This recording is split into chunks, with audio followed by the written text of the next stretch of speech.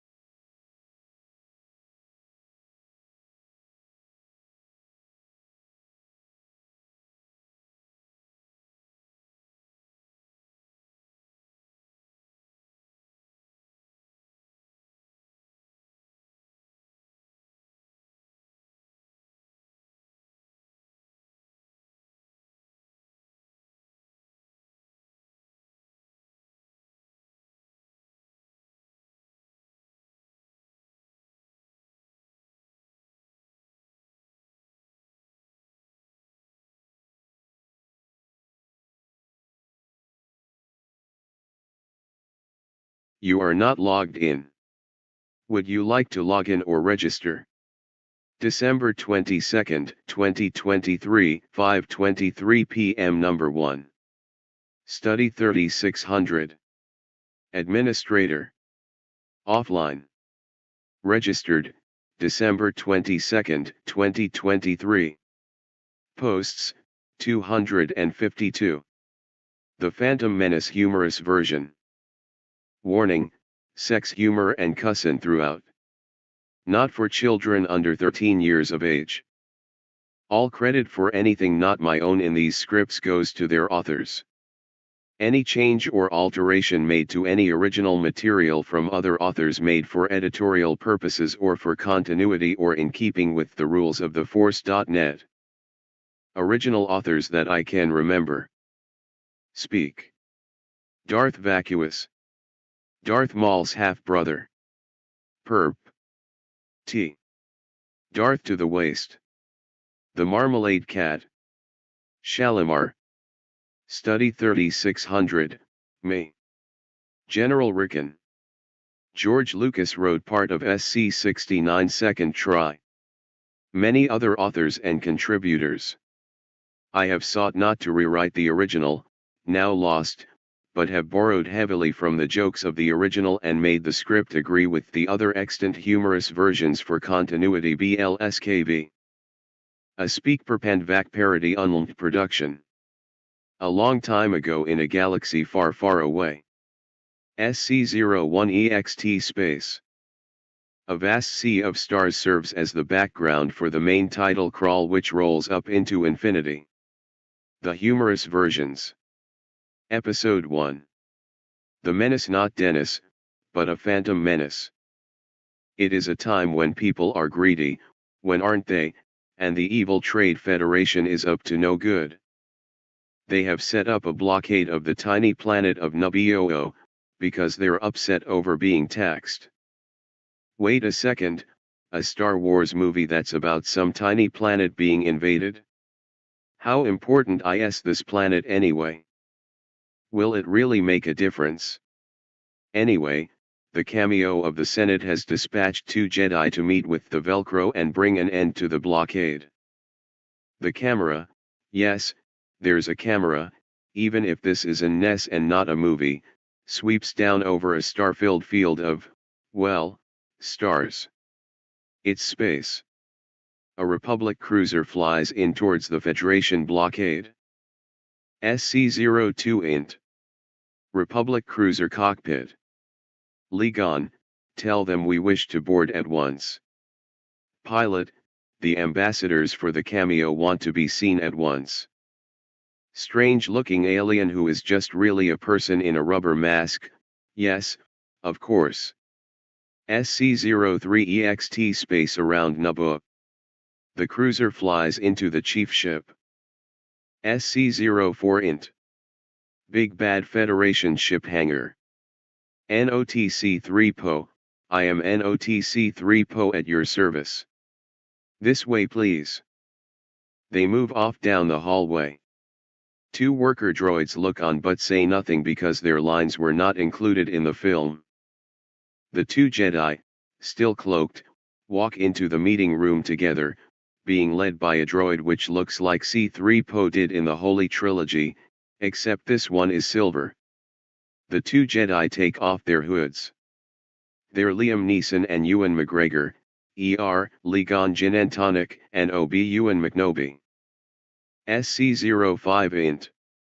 Big Bad Federation ship conference room. Obi-Wan, I have a bad feeling about this.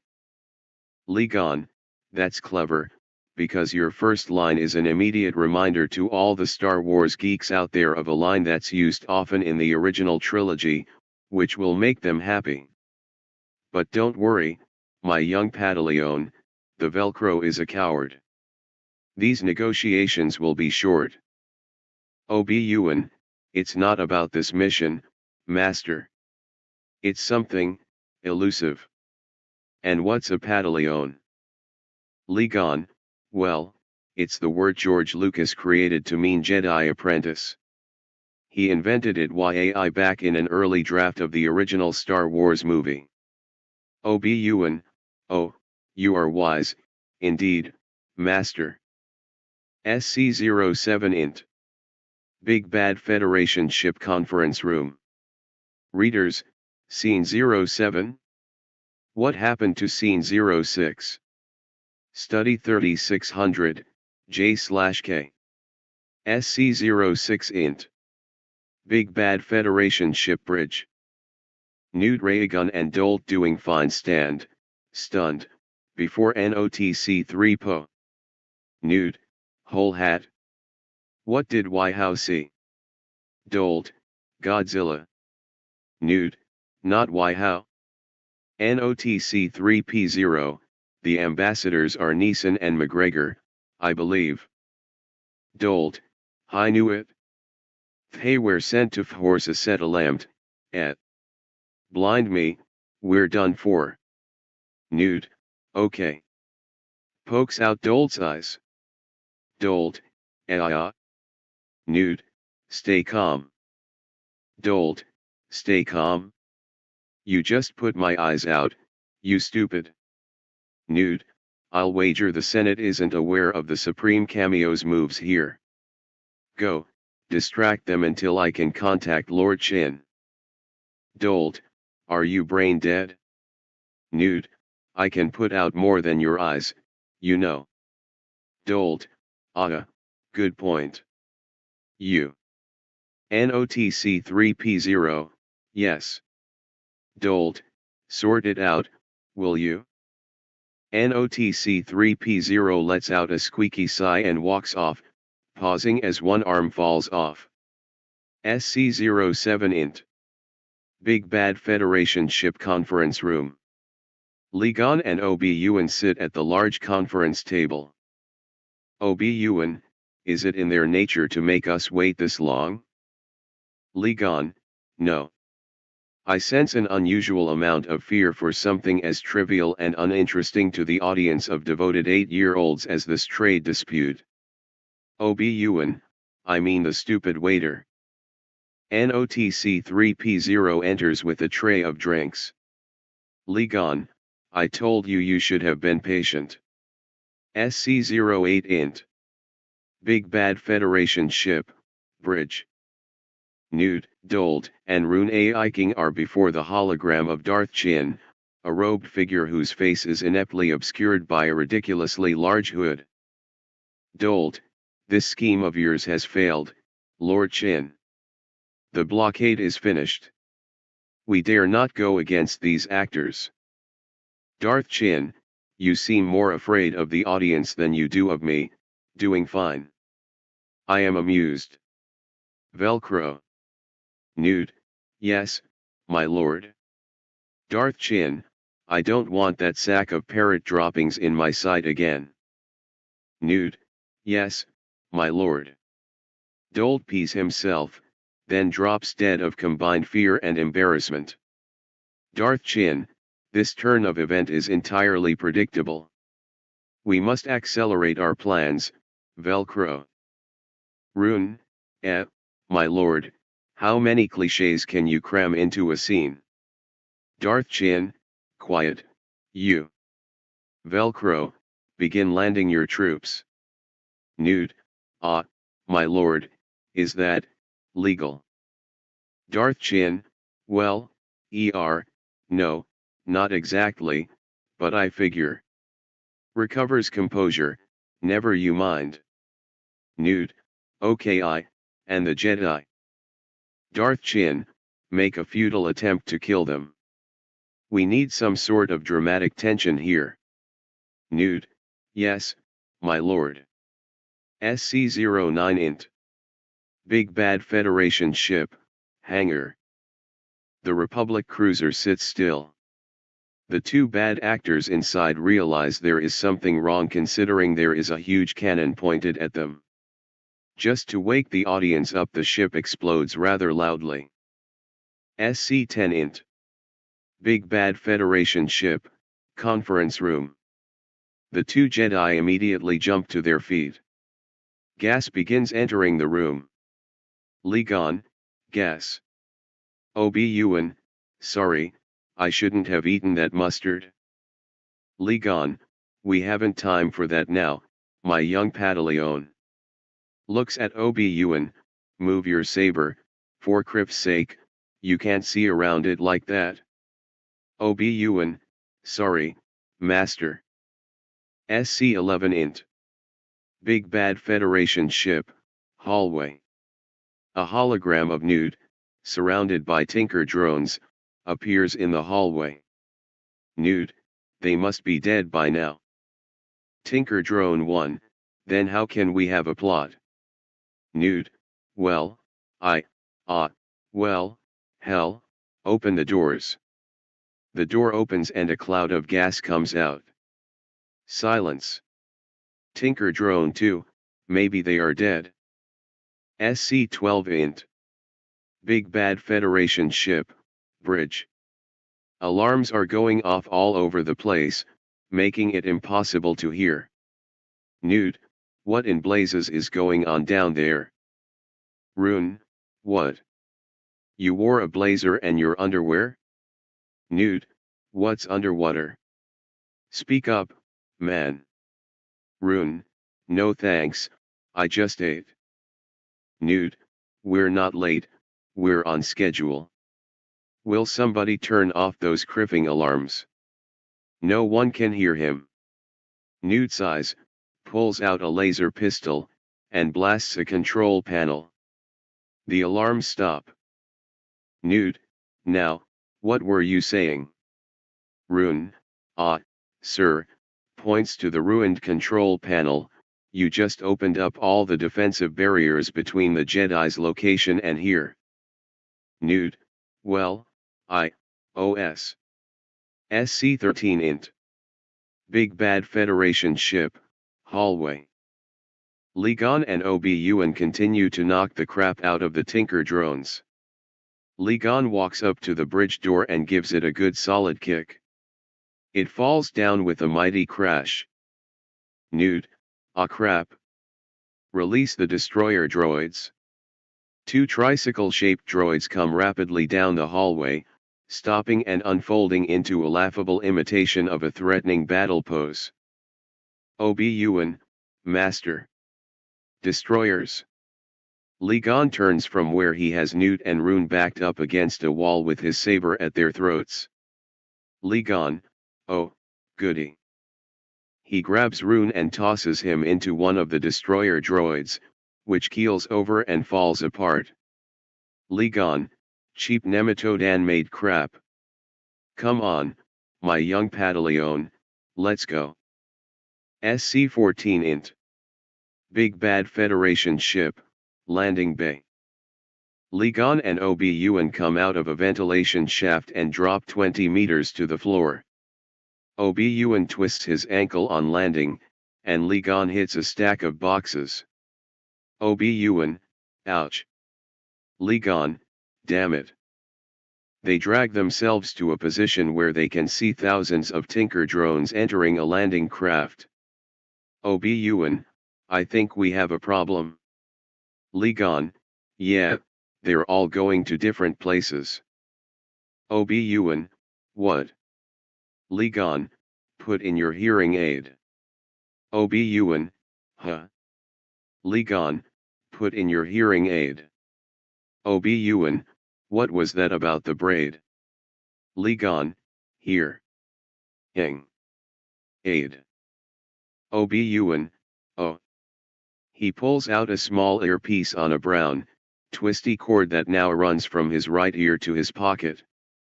Ligon, that's the last time I pick a Padawan who's into heavy metal. Obi-Wan, it's an invasion army. Ligon gives him a look. Obi-Wan, okay, a rather pathetic invasion army, to be sure, but still an invasion army. Ligon, this is an odd play for the Federation. Stow aboard a ship, we'll meet down on the planet. Obi-Wan, but why on earth would we want to do that, Master? Ligon, to keep the plot moving. Voiceover, the attack cruiser for Naboo and points west will be departing from platform 9 3/4 in 5 minutes. All passengers. SC-15 int. Big bad Federation ship, bridge. What now, sir? We're receiving a transmission from the planet. Rune, it's Queen Padmé Barry Amidala or whatever they're calling her this week herself. Nude, at last we are getting results.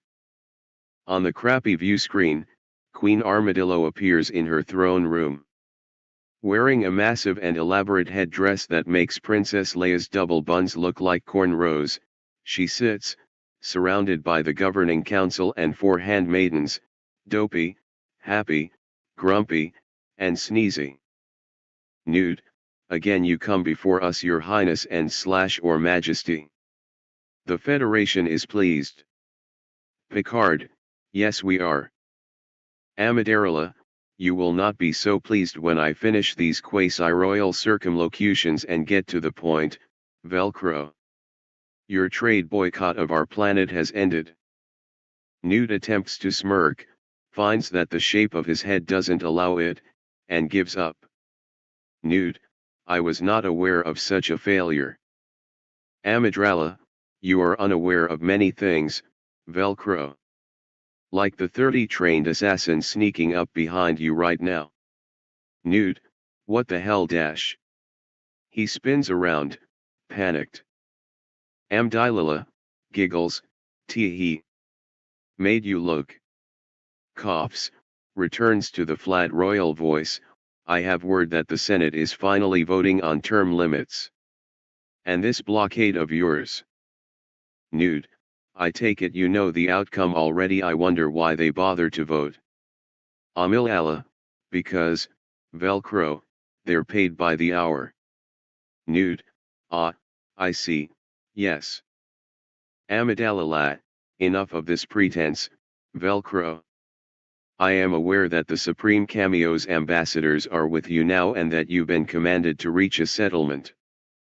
Nude, breaking into a cold sweat, I know nothing about any ambassadors, especially not 2 Jedi being played by an Irishman and a Scot.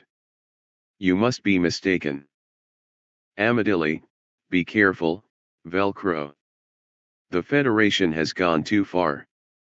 Picard, no we have not. Nude, Your Majesty, Highness, or whatever, we would never do anything without the approval of the Senate unless we were commanded to by a mysterious dark figure in a robe. You assume too much. Amidala, we will see.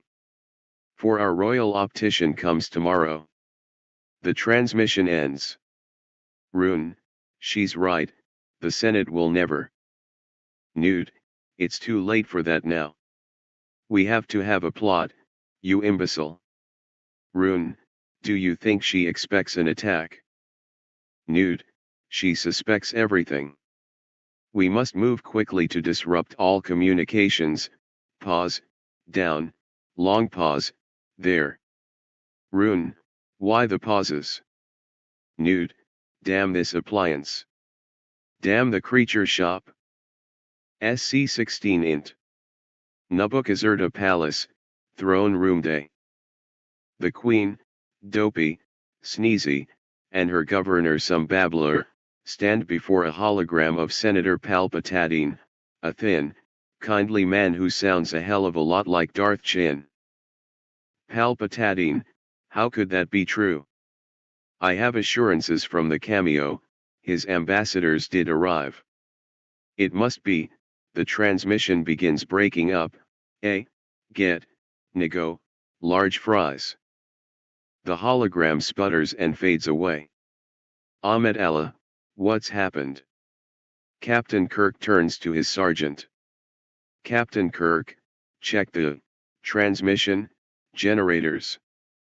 Babbler, a communications disruption can only mean one thing. A plot device. Ahmed Allah, actually, there's a lot of things it could mean, but the Federation would not dare go that far. Picard, ha. Cap Shatner, the Senate would revoke their trade franchise, and then they'd be finished. Amidala, we must continue to rely on negotiation. Babbler, if you say so, President Carter. We've lost all communications. And where are the cameo's ambassadors? If this is a consular ship, where are the ambassadors?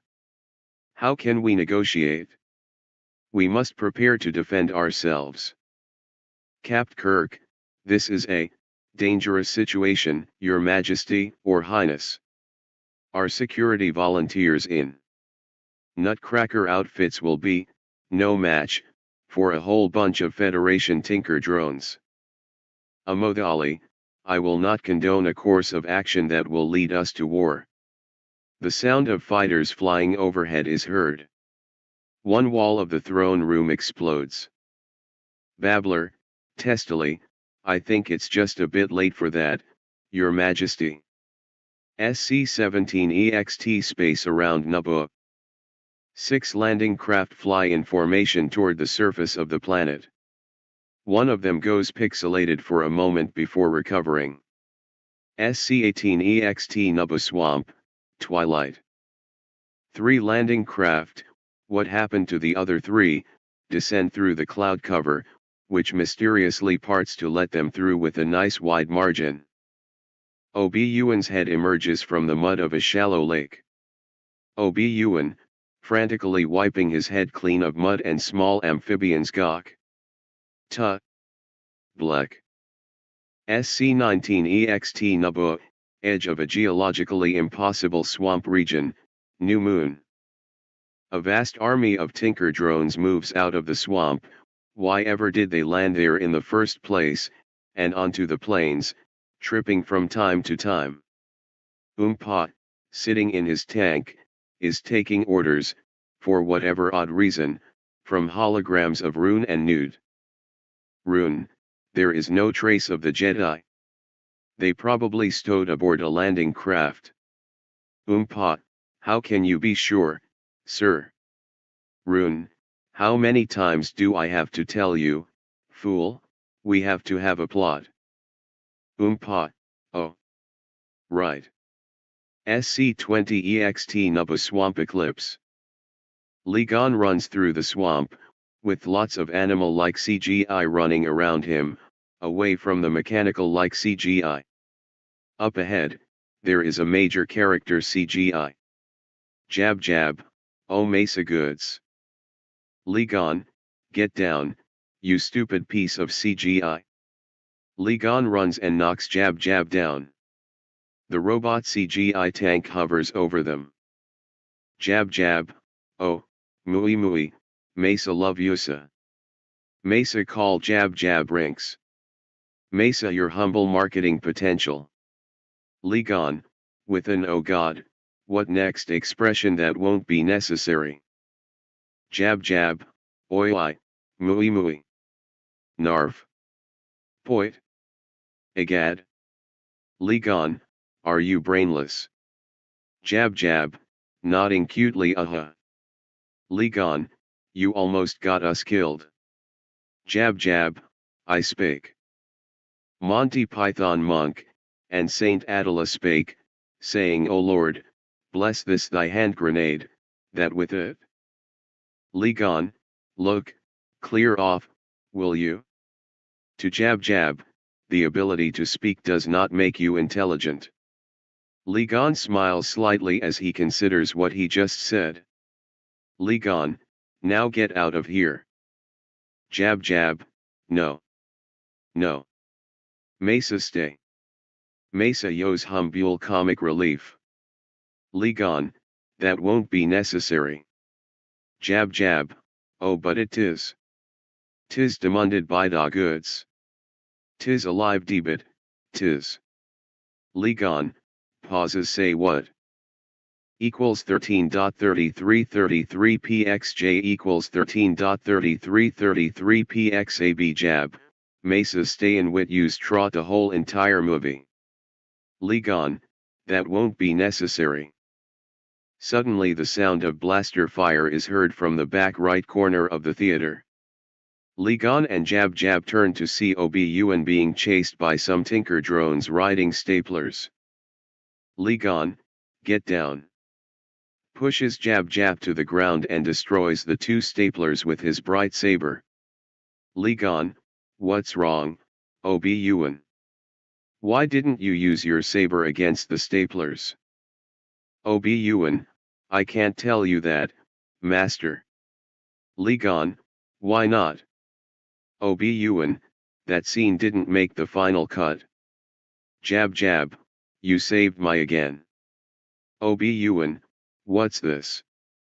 Ligon, a non-existent character voiced by Ahmed Best. Let's get out of here. They move off. Jab Jab, excuse me. They keep running, Jab Jab trying to keep up. Jab Jab, excuse me. They continue running. Jab Jab, hey Yusa. They stop running. Ligon, impatiently yes. Jab Jab, I know a safe place yous can go, but I can't take you there. Glub Glub City. 'Tis a hidden city. I can never go back. Ligon, then why are you telling us about it? Jab Jab, so Yosa can say funny things to scare Mesa. Ligon, you hear that? Jab Jab, yeah.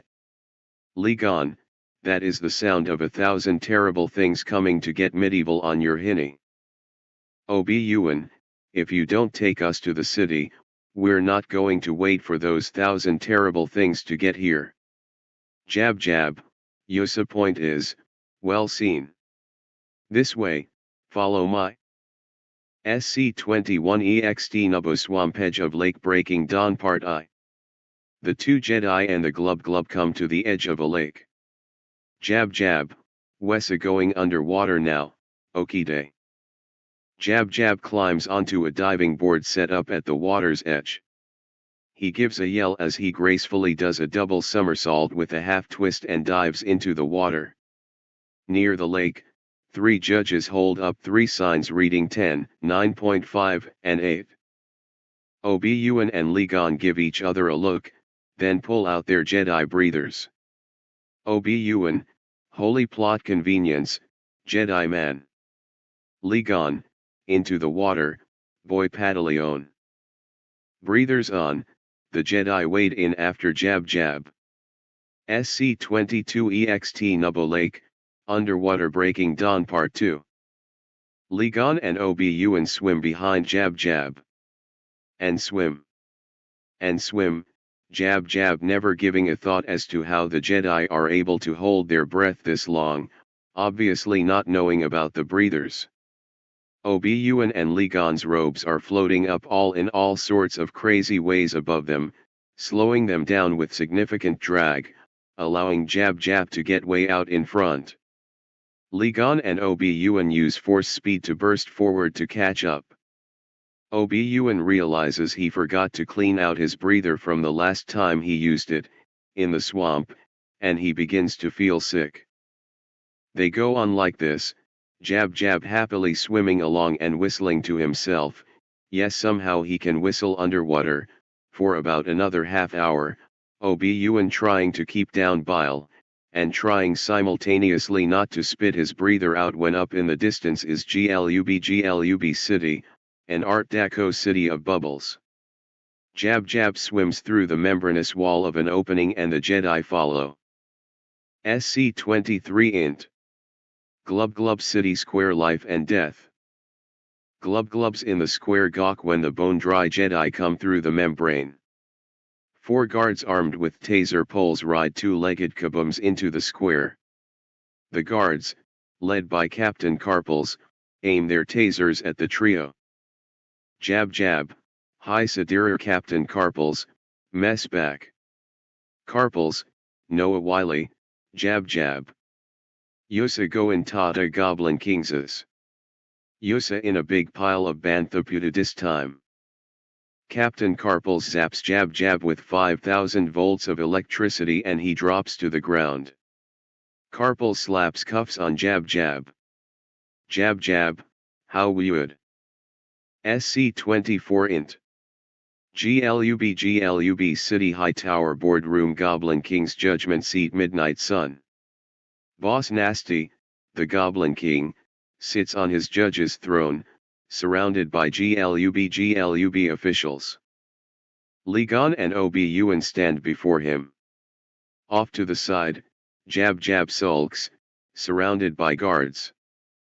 Boss Nasty, I know who you are, Thorin, son of Thrain, son of Thrur, king under the mountain. Only you don't have a mountain, which makes you nothing, really. You know, there's a price for your head.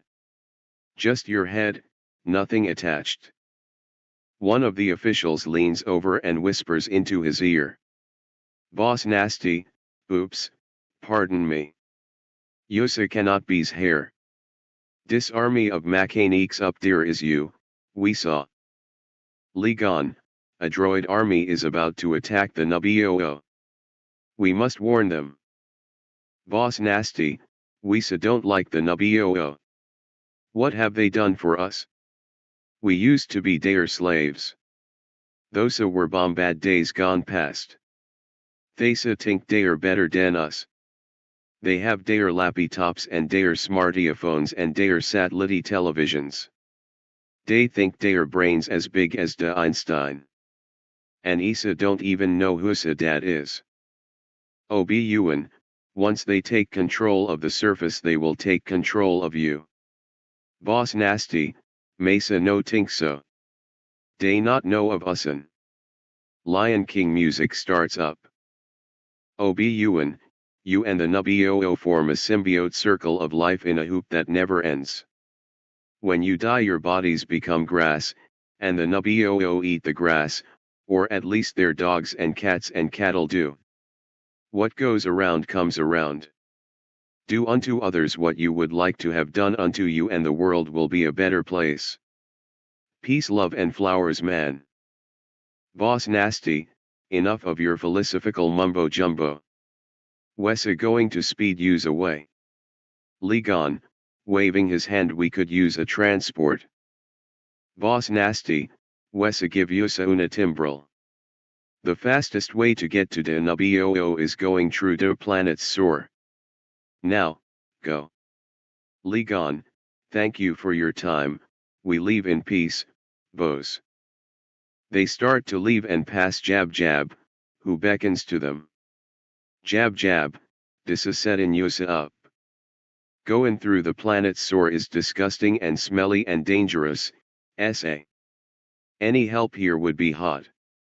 Obi-Wan, Master, we're short on time. Ligon, what is to become of Jab Jab ranks here? Boss Nasty, Hessa to be sliced up and fed to the fishies for breaking the no combaki rule, but so as not to upset the little kids in the audience, Wessa say Hessa to be, punished. Ligon, I saved his life. he owes me what you call a life debit. Your gods demand that his life belongs to me now. Boss nasty, rinks, use hausa huvsa nafsa lifey playy with disan hisan nisan? Jab jab, nods huh. Boss nasty, begone with him. Good riddance, SA. Jab jab is released, and as the three start to walk away, Obi-Wan looks at Ligon. Obi-Wan, master, what's a timbrel? Ligon, a small hand drum. Hopefully, they are using the name to mean some type of submarine. Let's go. Jab jab, count me out of this one. Better dead here than deader in the sore. Ye gods. What Mesa sayin'? SC-25 EXT Glub Glub City, underwater sub-future. A circular hoop with a head of parchment stretched over it and bells and jangles fixed at intervals around it bursts out of the membrane of the Glub Glub City hangar bay, leaving the glow of the settlement in the distance. SC-26 int. Timbrel cockpit underwater. Obi-Wan is in the co-pilot seat. Jab jab guides the craft. Jab jab, dis is nutsin. Obi-Wan passes him a package of complimentary peanuts. Oh, want one? Whack. Ligon thwacks his pantaleon upside his head. Obi-Wan, master, why do we keep dragging these pathetic life forms along with us? Here, take over. Whack. Ligon, he's a humanoid, with intelligence, just like you. He's not a pathetic life form. Jab jab, hey, where Wessa goin'? Obi-Wan, nastily, why don't you tell us? You're the navigator. Whack. Ligon, the force will guide us. Jab jab, oh maxi big da force. Voice of Darth Vader, you bet your sweet ear flaps it is. Jab jab, wassa dat? Ligon, some heavy-handed foreshadowing. Jab jab, well dat smells stinko if. Whack. Ligon, don't strike our navigator. My apologies, jab jab. Obi-Wan, some navigator. He got us lost. Whack. Obi-Wan grumbles. Whack. Ligon, don't grumble. I don't like grumblers. Obi-Wan, sighs, so why were you banished? Jab jab. Jab jab, because I'm clumsy. I boomed the gasser, then I crashed into the Goblin King's hay blibber. Long story short. Obi-Wan, run that by me again? You were banished for what? Jab jab, booming the gasser and crashing into the King's hay blibber. Obi-Wan, oh, never mind. As the sub sloshes its way through the sore, a large fish starts to follow them. Suddenly there is a loud crash, and the little drum lurches to one side, jangling and ringing its bells fiercely. Ligon looks around and sees a huge, luminous opera anglerfish has hooked them with its long gooey tongue. Ligon, damn the fishies. Full speed ahead. Instead of full ahead, Jab Jab turns the craft upside down and reverses it, then the sub flies into the mouth of the creature. Obi-Wan then angrily wrests the controls from Jab Jab and the timbrel is released, and turned right side up. Jab Jab, Wessa free. Obi-Wan, no thanks to you. Whack. As the sub zooms away, they see a larger set of jaws munching on the opera anglerfish. The jaws belong to the incredible sandy leviathan.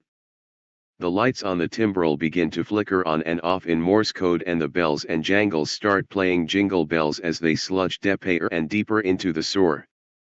Ligon, you know I could think of a pretty brilliant one-liner to use here, but, nah, forget it. SC-27 int Big Bad Federation Battleship Bridge. Newt and Ruin stand before a hologram of Darth Chin.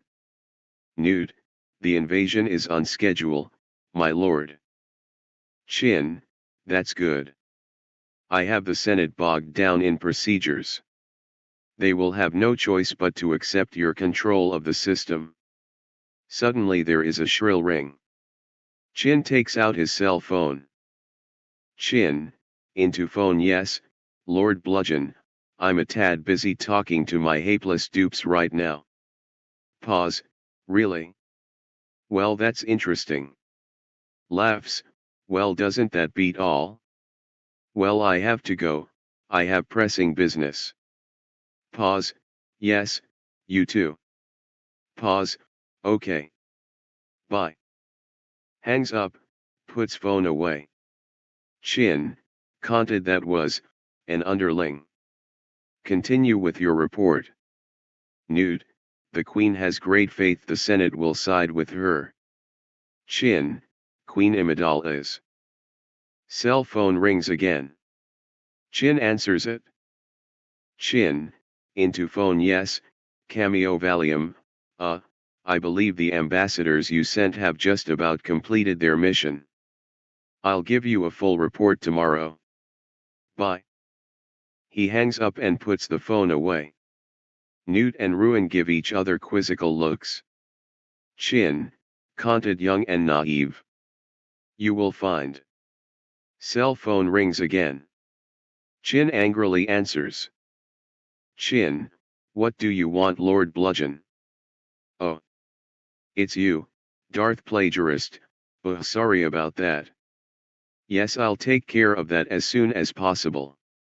Yes, I will do that too. Okay. Bye. He hangs up, puts phone in robe. Chin, Conti, controlling her will not be difficult. You have done well. Nude, thank you, my lord. Darth Chin fades away. Ruin, you didn't tell him about the missing Jedi. Nude, what are you, nuts? Let's wait till we have something to report. SC-28 int. Timbrel cockpit underwater. Sparks are flying, and water is leaking into the cabin, and the whole sub is going generally haywire. Then the sound of the power drive drops. Obi-Wan, we're losing power. Unintelligible screaming from Jab Jab. Li Gan places his hand on Jab Jab's shoulder. Li Gan, relax. Jab Jab is knocked part of the way out. Obi-Wan, I don't think you overdid it, Master. Obi-Wan places his hand on Jab Jab's shoulder and knocks him completely out. With Jab Jab out of commission and silent, Obi-Wan is able to concentrate enough to fix the power.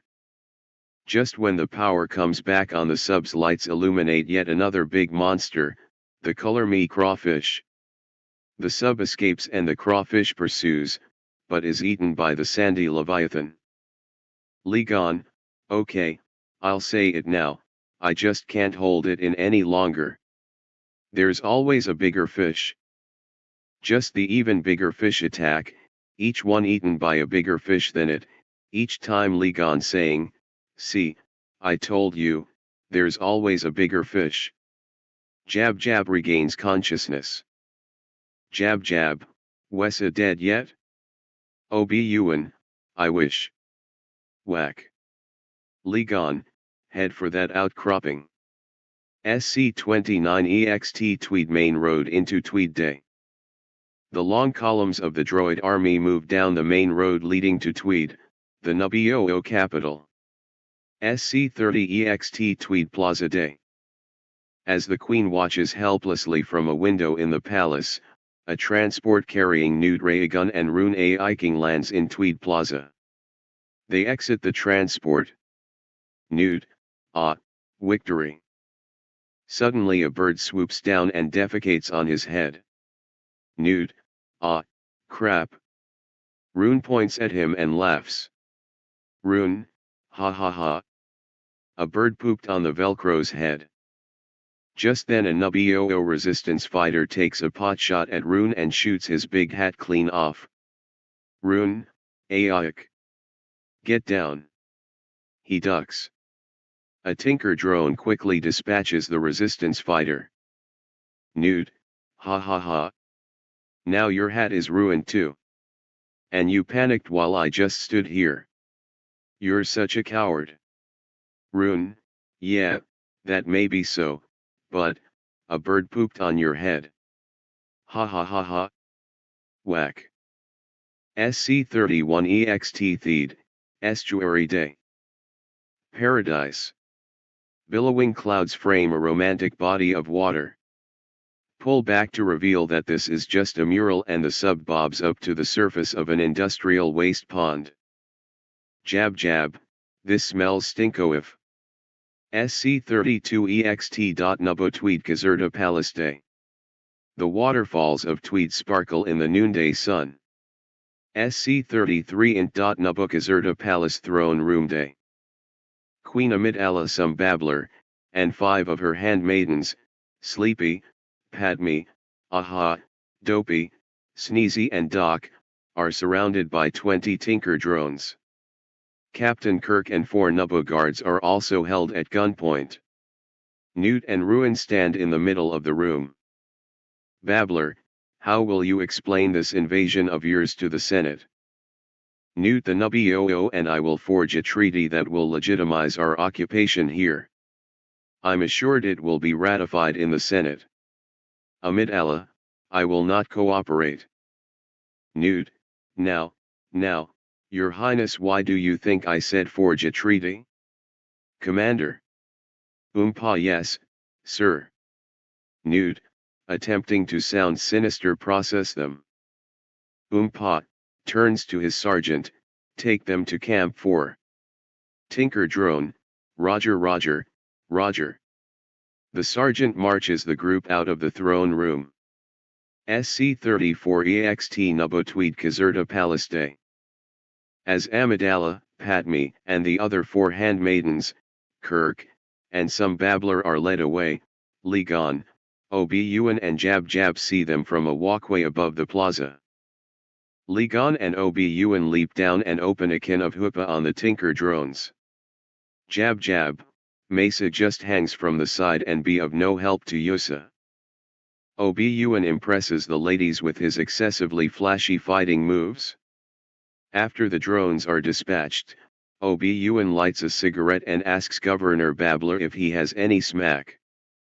Jab Jab, Yusa Jedi Bombad. Ligon, we should leave the streets, Your Highness.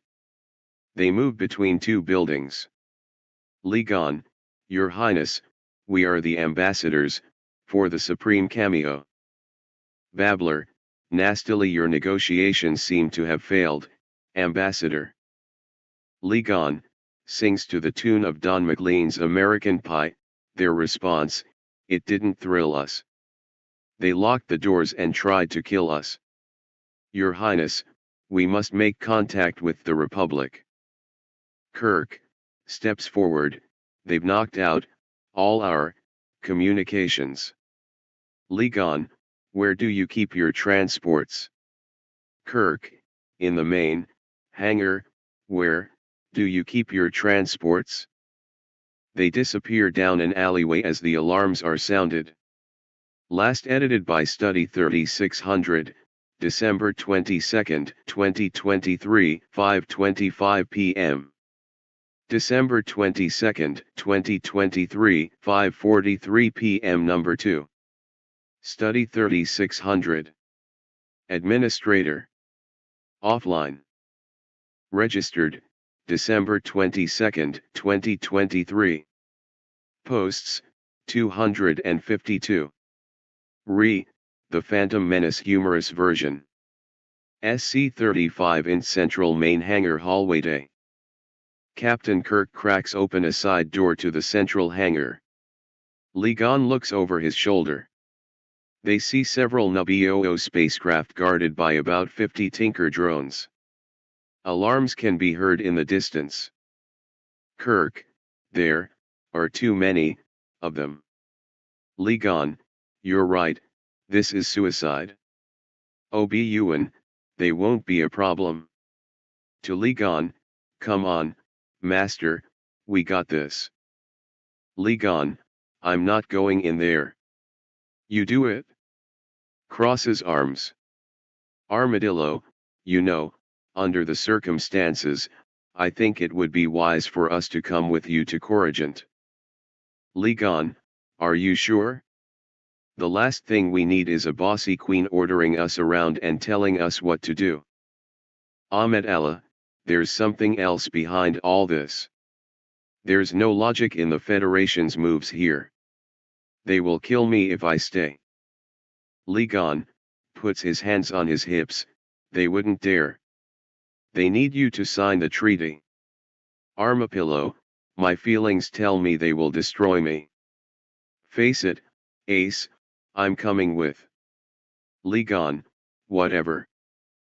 Captain Kirk, Your Highness, this place is too dangerous, getting out of here will not be easy. Babbler, I will stay here and make phony transmissions from the planet so that the trading convention can somehow know of your whereabouts even if you don't even respond. SC-36 in Central Hangar Nabude. The door opens to the main hangar. Obi-Wan, Jab Jab, Captain Kirk, 2 guards and 2 handmaidens, Dopey and Sneezy, followed by Queen Armarillo, head for a sleek, chrome spacecraft that looks suspiciously like an State Route 71 Blackbird. Some babbler and 3 handmaidens, bashful, overly shy, and prudish, stay behind with Ligon. The handmaidens begin to cry as some babbler watches them approach the ship. Dopey, come on, pat me, we can't have this movie without you. Another handmaiden, pat me, comes dashing into the hangar. Pat me, I was in the hangar's bathroom. Even handmaidens gotta go sometimes. I'm coming, already. Kirk, we need to free those pilots. Obi-Wan, I'll take care of that. Kirk, who will get the others to their ship? Obi-Wan sighs, I'll take care of that first. Obi-Wan leads the group to the ship. Guard droid, where are you going? Obi-Wan flashes card before droid's eyes, I am the chief inspector in charge of inspections for the Office of Inspectors, ambassador of ambassadorship, and I am taking these people to Kurupomp. Guard droid, where are you taking them?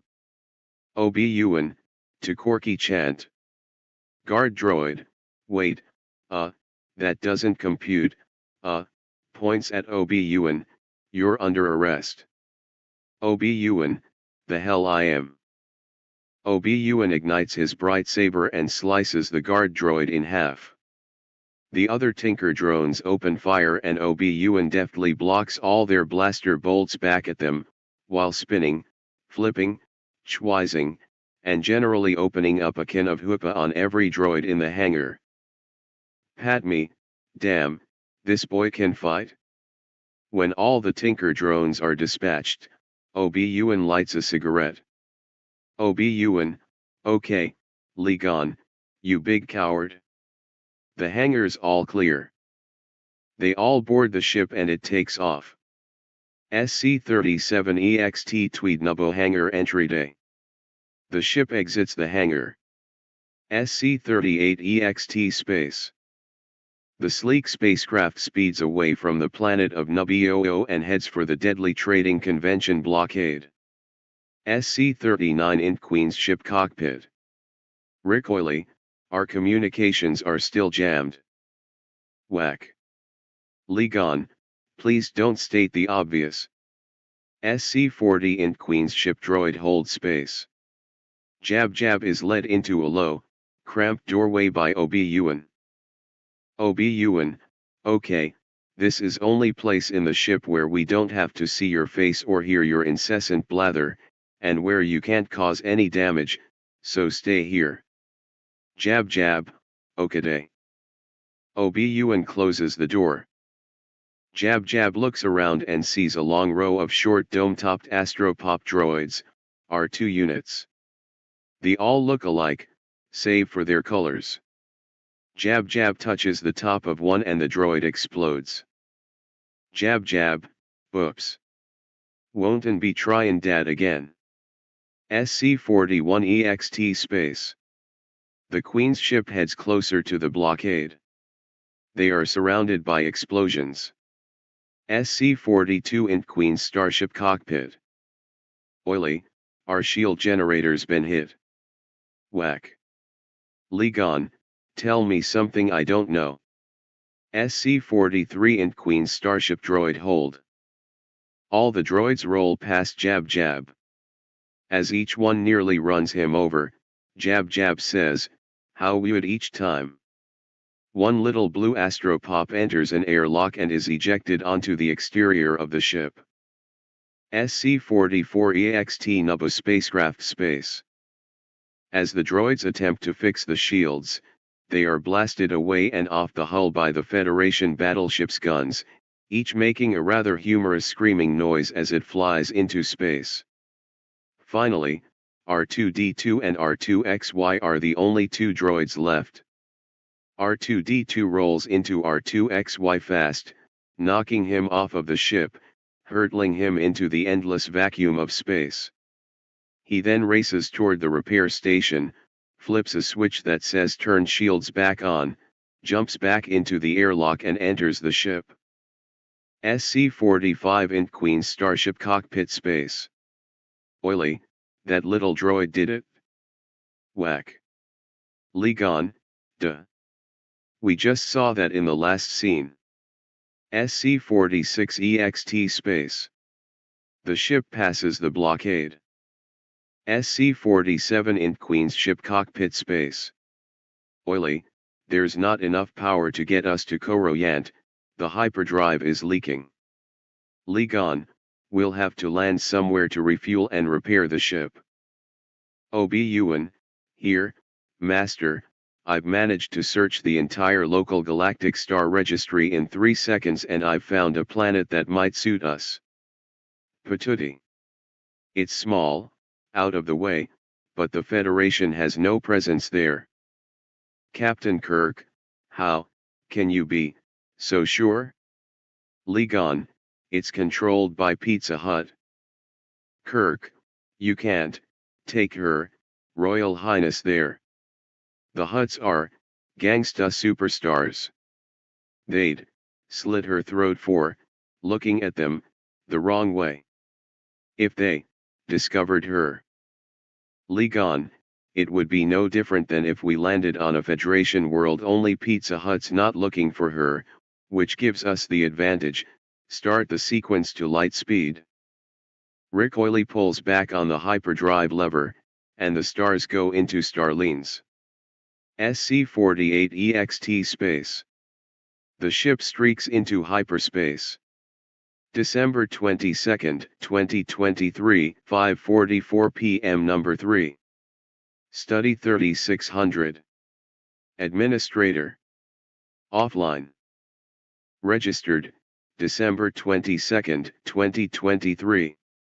Posts, 252. The Phantom Menace Humorous version. SC-49 int Nabukazerta Palace Conference Room Day. A hologram of Darth Chin is talking to Rune A. King and Newt Raygun. We listen in. Chin, and Queen Amidala, has she signed the treaty? Newt, she has, disappeared, my lord. One Nubby-OO cruiser got through the blockade. Chin, sucks in frustration, I want that treaty signed. Newt, it is impossible to locate her ship. Chin, not for a bit. Whack. GL, it's not for a Sith. Get your menacing lines straight. Chin, ERM, right. Not for a Sith. Another hooded figure fades in beside Chin.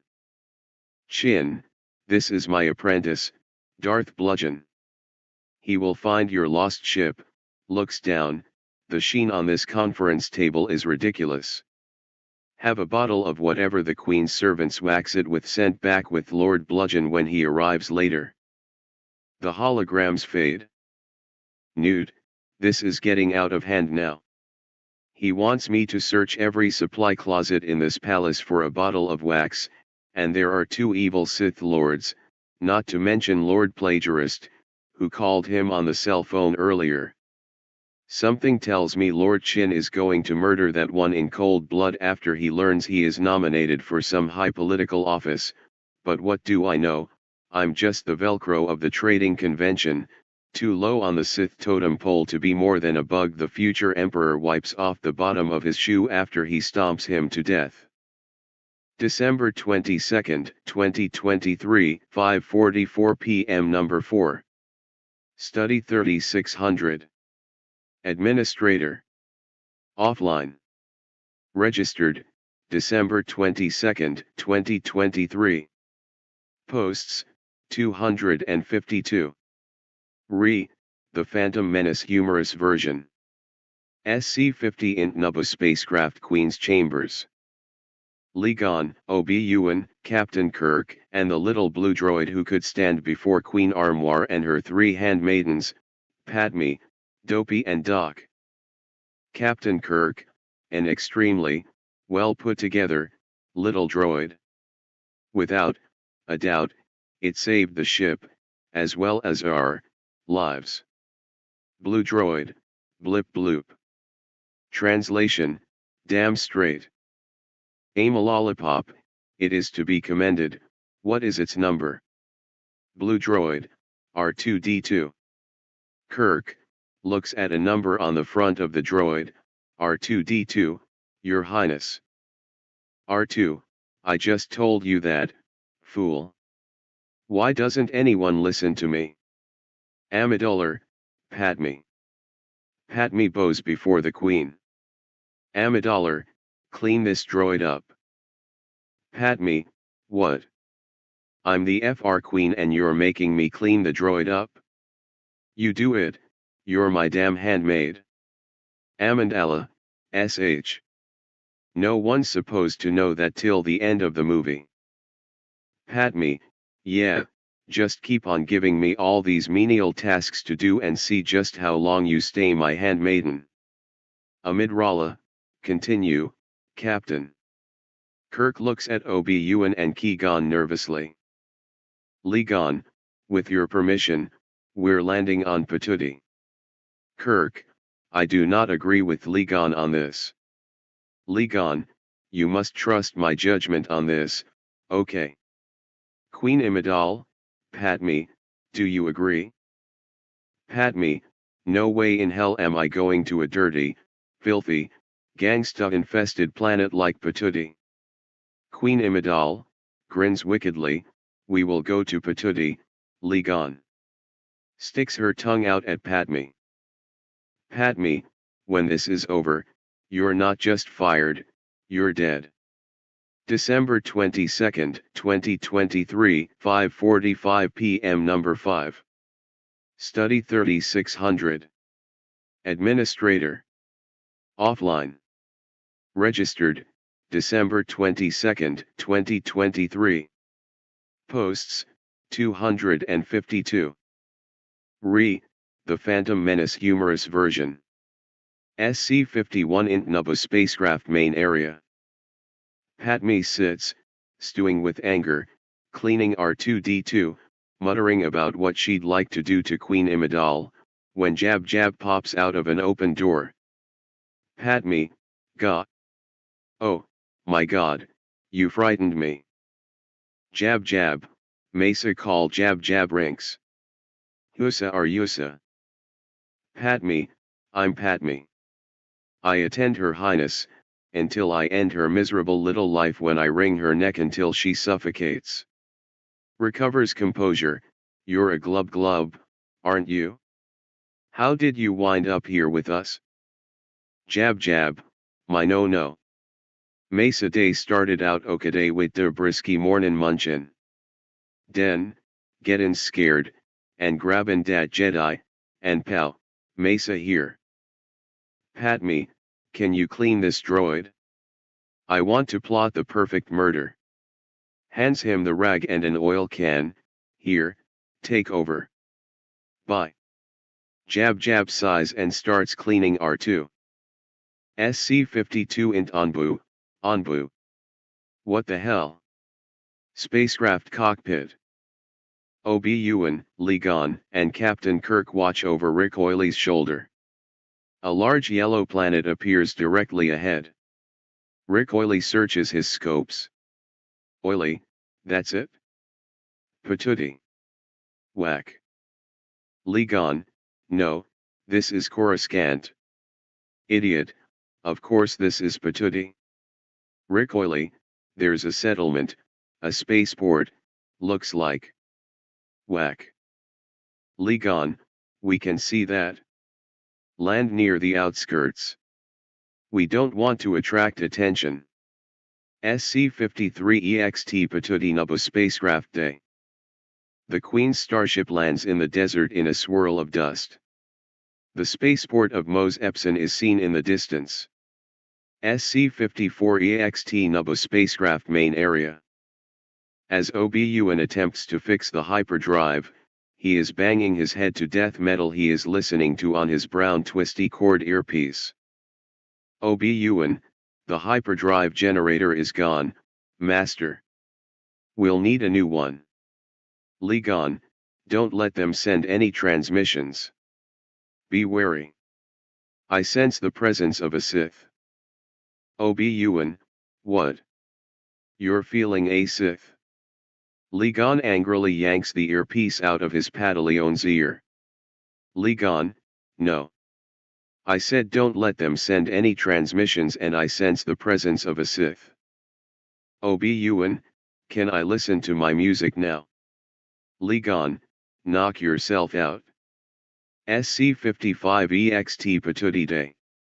Ligon starts his trek across the desert. For some odd reason, taking along Jab Jab and R2. Ligon, it's Arizona hot out here. Good God, I preferred it back in the Queen's ship.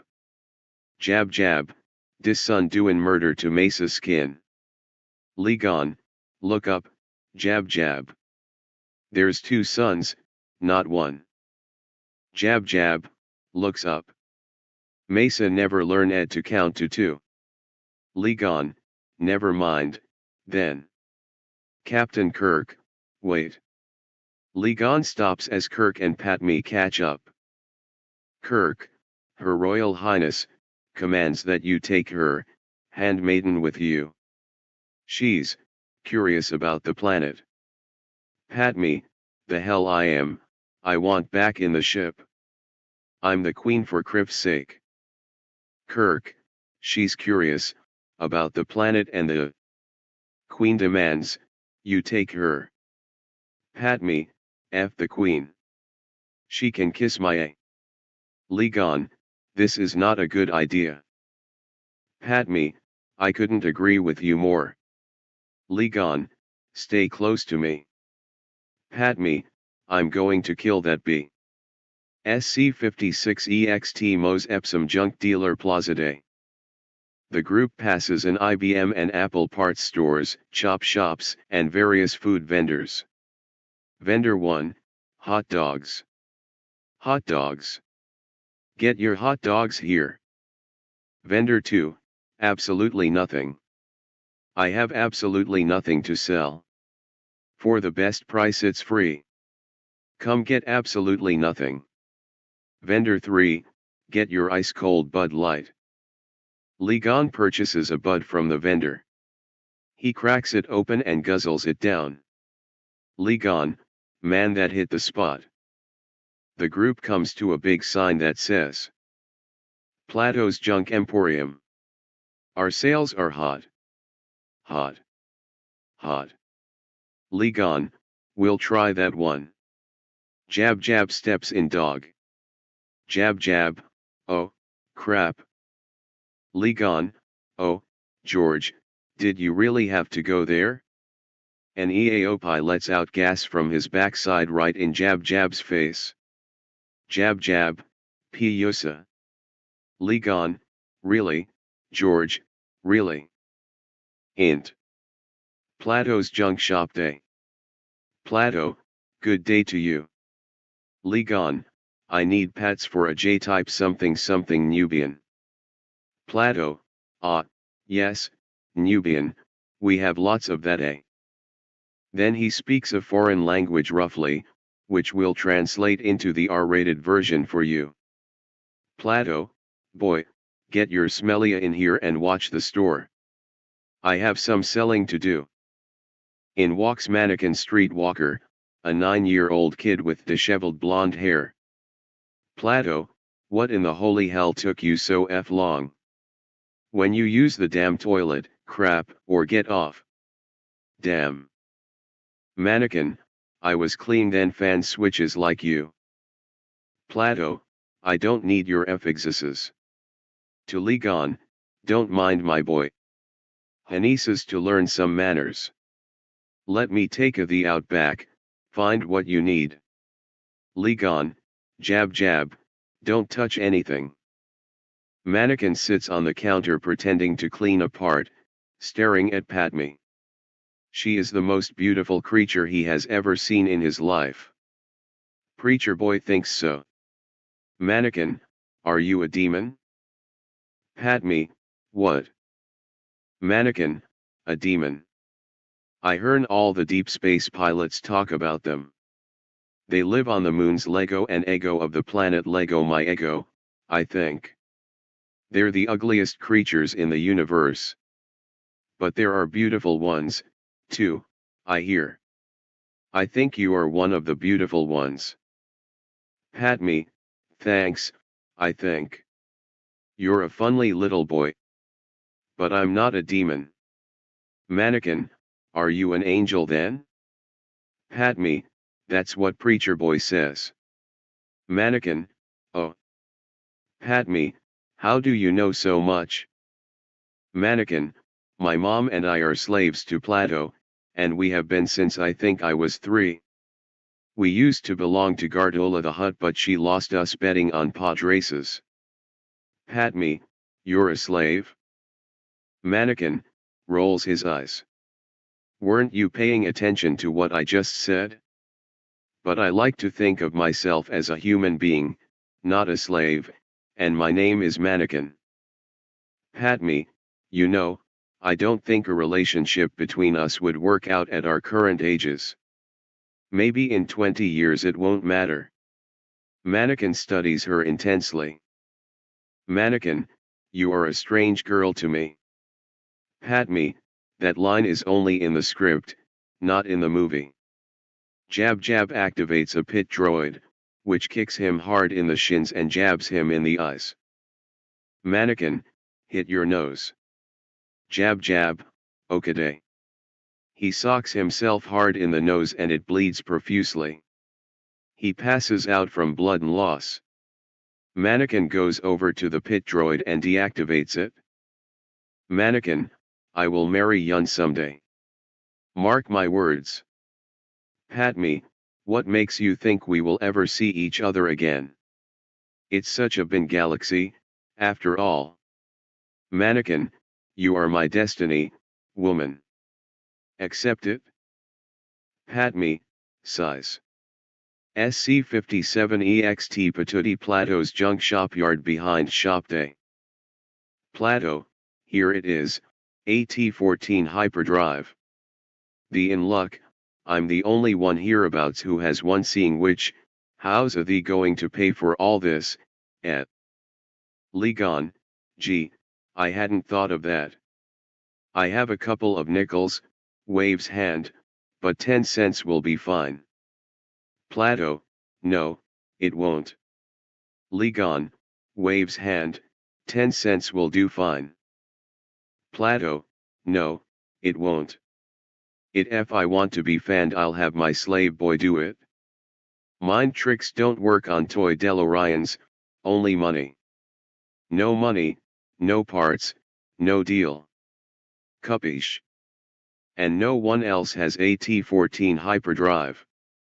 I promise you that For another hour, Ligon keeps waving his hand in front of Plato's face, saying over and over that 10 cents will do fine. Eventually, Plato walks back to his store. Meanwhile, Mannequin and Patmi have been in deep conversation, finding out all about each other. Ligon comes in behind Plato. Ligon, I tell you, you have to take my 2 nickels, it's all I got. The nickels will be fine. As the nuclear counter reaches 0, Jab Jab, who has managed to knock over every junk display in the store.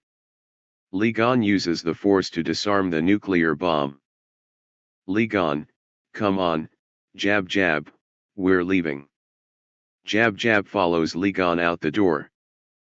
Patmi gives Mannequin a long, loving look. Patmi, it was nice to have met you, Mannequin. Mannequin, you never told me your name. Patmi mouths the name Patmi to only Mannequin. We see it. Mannequin grins. Mannequin, it was nice to have met you too. See you in 20 years. Plato, Outlanders. Think I can make a profit if I sell my best parts for chump change. Mannequin, they seemed nice to me. Especially Patmi. Plato, clean the toilets with your only toothbrush, and you can go home. Mannequin, yippee-ki-yay. Hot damn, I'm getting out of this hellhole.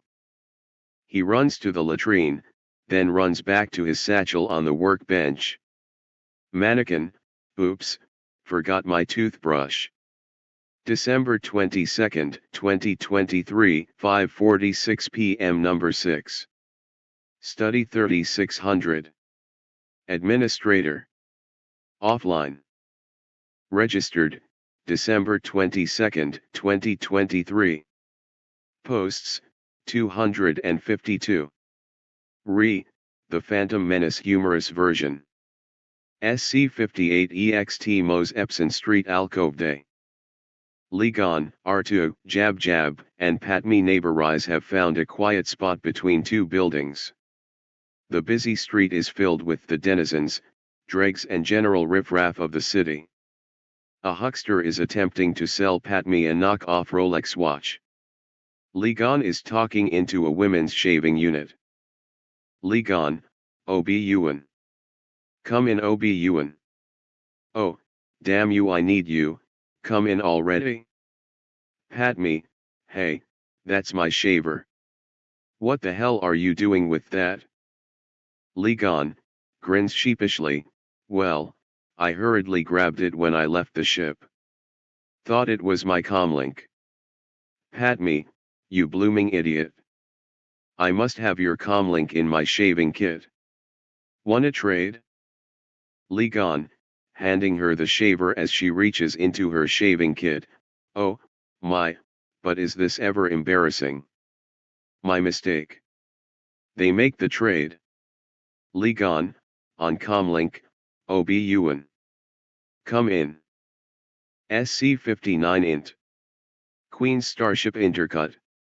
OB Ewan, hey, the local television service carries 1,118 porno channels. I'm a little indisposed right now, master. What is so urgent? Ligon, we're in a bit of a tight spot here. We need a whole lot of cold hard cash on hand pronto. Is there any of Patmi's the Queen's goods she could part with that we could trade off for, say $20,000 or more? OB Ewan, you interrupted Cindy Crawford classic trysts for this? We don't even have anything close to that on board this vessel. Patmi's oldest handmaiden is 21, I'm sure she could offer her services to the locals for the amounts you're talking about, other than that you're royally screwed. Patmi, have you been sleeping with Bashful? OB Ewan, I admit it. And she's not very bashful at all, I'm afraid. She's more than willing. Ligon, shut it, OB Ewan. Another solution will present itself. Ligon out. Jab Jab, Noah Wiley. De being Hugh about Skawazi. Wessa be wobbed and quenched. Patmi, what the hell did you just say, Jab Jab? Jab jab, the beings hereabouts. Whack. Pat me, now try again. Jab jab, size, the beings hereabouts. Whack. Jab jab, size again, hereabouts caw crazy. We will be robbed and CW crunched. Pat me, there, much better. Legon, not likely. We have nothing of value. That's our problem. Pat me, there's always bashful. Legon, no, we'll try something else, thank you. Pat me, whatever. December 22nd, 2023, 5:46 p.m. Number 7. Study 3600. Administrator. Offline. Registered, December 22nd, 2023. Posts, 252. The Phantom Menace Humorous version. SC60 EXT Mos Epson Marketplace Day. Legon, pat me, jab jab, and are to move out into the street. They walk behind an ugly alien with a fat, bulbous head, sebulbous. Out of his back pocket sticks a big fat wallet stuffed with cash. Jab jab, ever the dirty rotten scumbag of a thief he is, attempts to pick his pocket. Alien vendor in a cheap rubber mask, Dai Wana Wanga? Trying to steal a poor man's whoopee uppy. Sebulbus looks behind him at Jab Jab, who has managed to sneak his wallet 3/4 of the way out his back pocket into his grubby hand. Sebulbus spins around and clocks Jab Jab one, and shoves him to the ground and jumps on top of him, raising a fist. Sebulbus, you little s. You wanna steal my hard-earned dough? I'm gonna. Mannequin, from out of nowhere, careful, Sebulbus. This one's a big-time outlander. I'd hate to see you diced before our next race. Sebulbus, getting off Jab Jab and facing Mannequin down. Next time we race, boy, it will be the end of you. Mannequin, yeah, it'd be a pity if you had to pay for me. Legon, were you following us around, you little perverted stalker? Mannequin, yeah. I can't take my eyes off of Pat me, and I'm hoping I get a chance to. Well, anyway, would you mind lifting your outer robe just a little? I have a sneaking suspicion about you. Legon, no can do. Now leave us alone. Mannequin, just leaving. December 22nd, 2023, 5:46 p.m. Number 8. Study 3600. Administrator. Offline. Registered, December 22nd, 2023. Posts, 252. The Phantom Menace Humorous version. SC61 EXT Patootie Desert Spaceship Day. Obi-Wan stands outside the something Nubian as the wind picks up and whipples his Jedi robes around.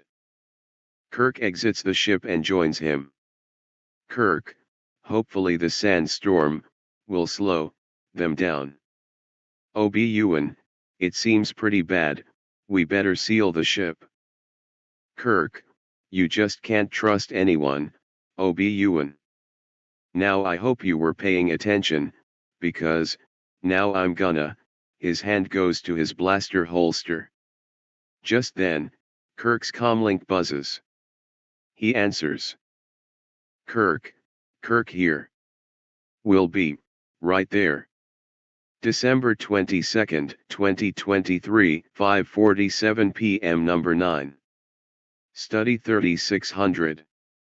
Administrator. Offline. Registered, December 22nd, 2023. Posts, 252. The Phantom Menace Humorous version. SC62 EXT Mos Epsom Street Fruit Stand Day. The group stops at a fruit stand run by a jolly but very poor woman named Aunt Jemima. Mannequin, to Legon, Here, try this personality fruit. It's really sweet. Ligon, you again.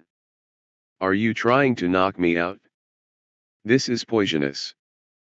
Mannequin, no, I'm not trying to knock you out, so pat me and I can carry you back to my slave hovel, giving me an excuse to hit on pat me more, and so you can meet my mom who desperately needs a man in her life, and so I can get a peek under your outer robe to see if you are carrying a bright saber. How dare you accuse me of having an ulterior motive? Ligon, no thanks. I'll pass. Jemima, oh, my sandstorm senses are tingling, Manny. You'd better seek shelter. Mannequin, cool. I get an excuse to bring you all to my hovel anyway. Sandstorms are really dangerous. The communal storm shelter is full of perverts anyway, so you guys might as well come to my place. Come on, you'll love it.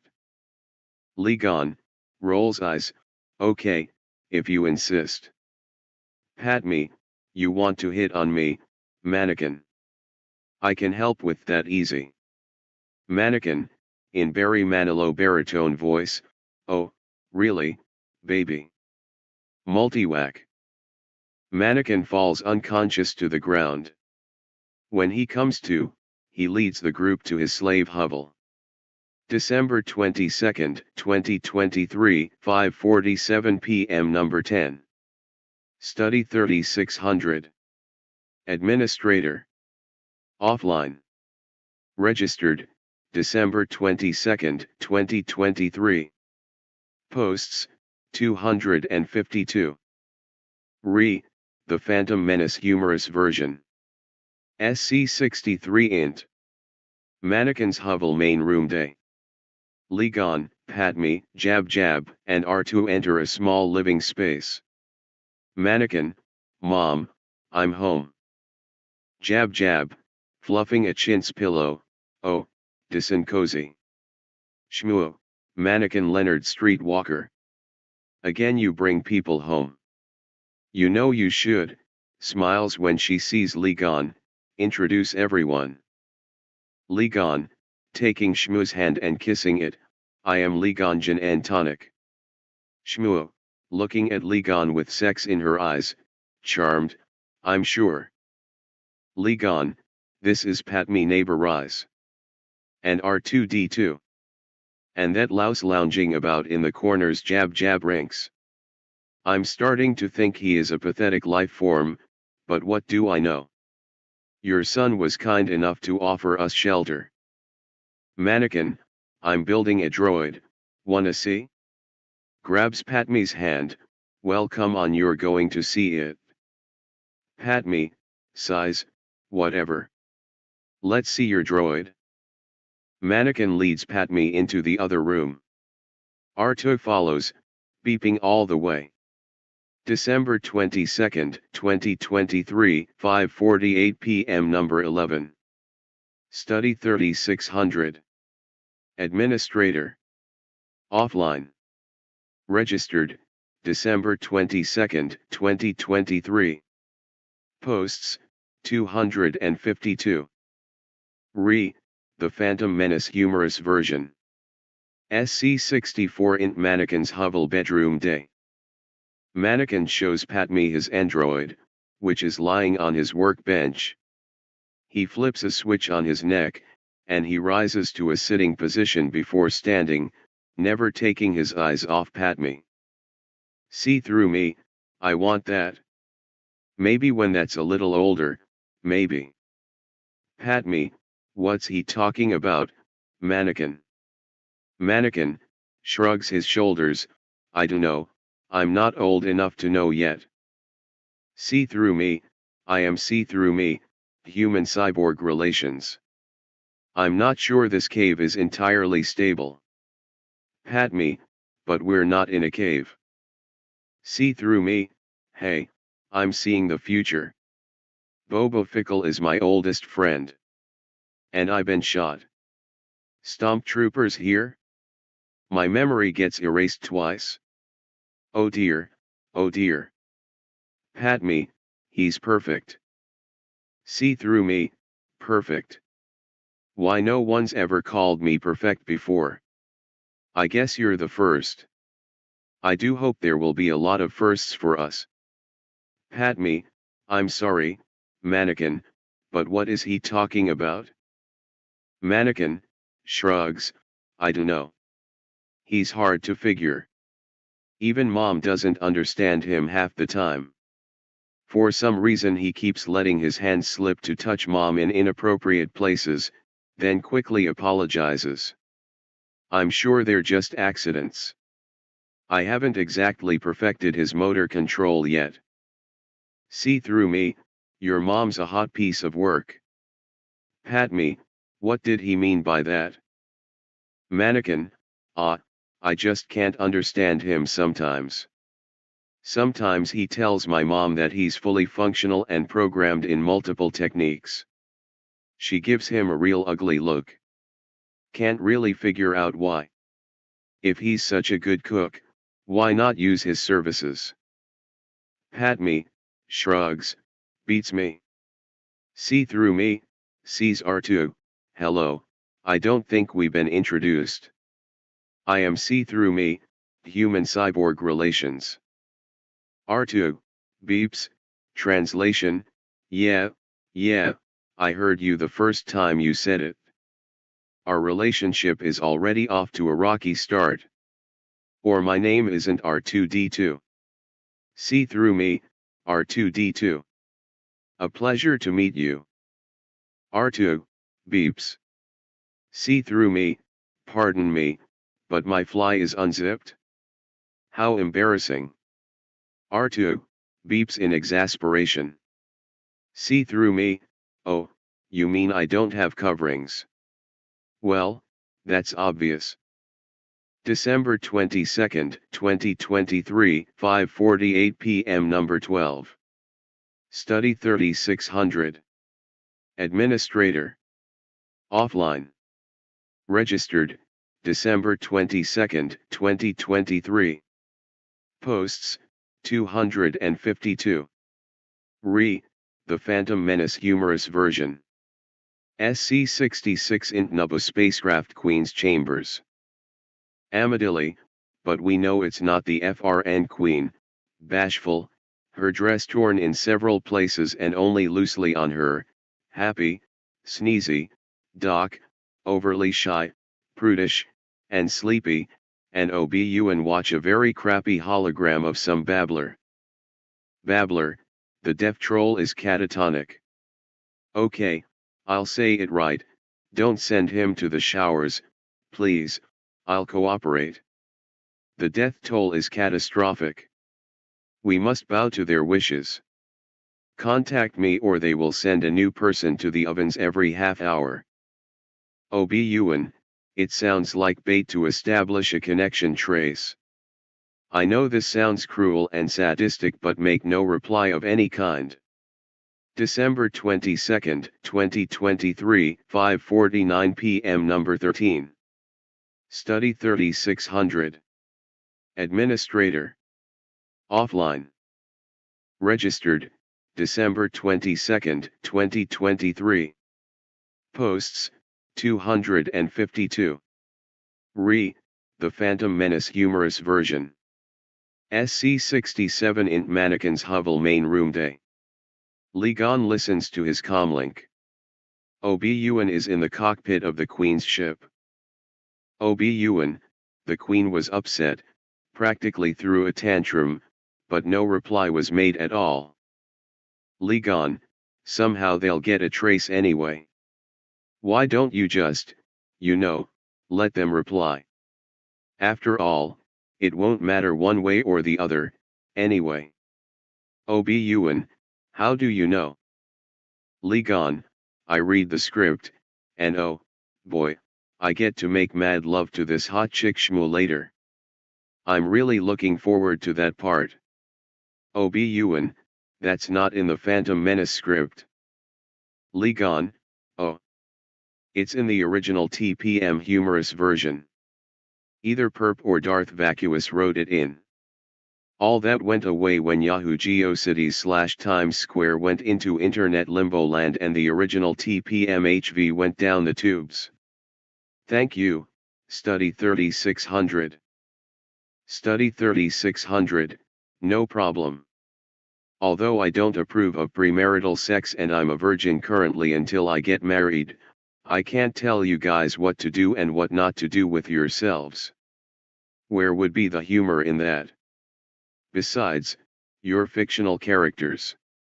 And I'm the author, and as you know, your lovemaking will be off-screen, implied, not shown, because I refuse to write smut. Ligon, really, you're the greatest. Study 3600, hey, might as well enjoy your one night of wild, passionate lovemaking, because you know what happens near the end of the script. Ligon, yeah, don't remind me. December 22nd, 2023, 5:49 p.m. Number 14. Study 3600. Administrator. Offline. Registered, December 22nd, 2023. Posts, 252. The Phantom Menace Humorous version. SC68 EXT Corey Upton tent balcony overlooking city night, finally night? What a concept. Night for a change. Darth Chin and Darth Bludgeon look out over the vast city. Bludgeon, Patootie is sparsely populated. If the trace was correct I shall find them quickly, Master. Legions of Star Wars fans, how could they have gotten a trace? Chin, ignoring them, move against the Jedi first, then you will have no problem taking the Queen to Naboo. You have been well trained, my young apprentice. They will be no match for you. Bludgeon, at last we will reveal ourselves to the Jedi. Chin, no, I don't think we want to spend years in prison for indecent exposure. Bludgeon, that's not what I meant, and the fans did raise a valid concern. Whack. Bludgeon, ah. Hey, your hand is bleeding. Chin, oh, if it weren't for those damn horns. December 22nd, 2023, 5:50 p.m. Number 15. Study 3600. Administrator. Offline. Registered, December 22nd, 2023. Posts, 252. The Phantom Menace Humorous version. SC69 int. Mannequins Hovel Dining Area Day. Shmuo, Ligon, Mannequin, Jab Jab, and Patmi are seated around a table eating Pizza Hut pizza. The labels on the boxes and bottles are clearly visible. Ligon, taking a big bite of his pizza, mmm. Now I know why New Yorkers have such big mouths, it's to cram in all that delicious flavor. Turns to the camera, smiles, and now, for a limited time you can get a big New Yorker deal, 3 large 5-topping pizzas and 3 2-liters of Pupsa for just $11.95 plus tax. Shmuo, you said it, Ligon. Hurry in before the offer ends. Carry out or delivery, all major credit cards accepted except Capt Ital 1. Sorry, Mace Windy. If that's what's in your wallet, pizza don't take it, anyways, all slaves have a transmitter inside their bodies.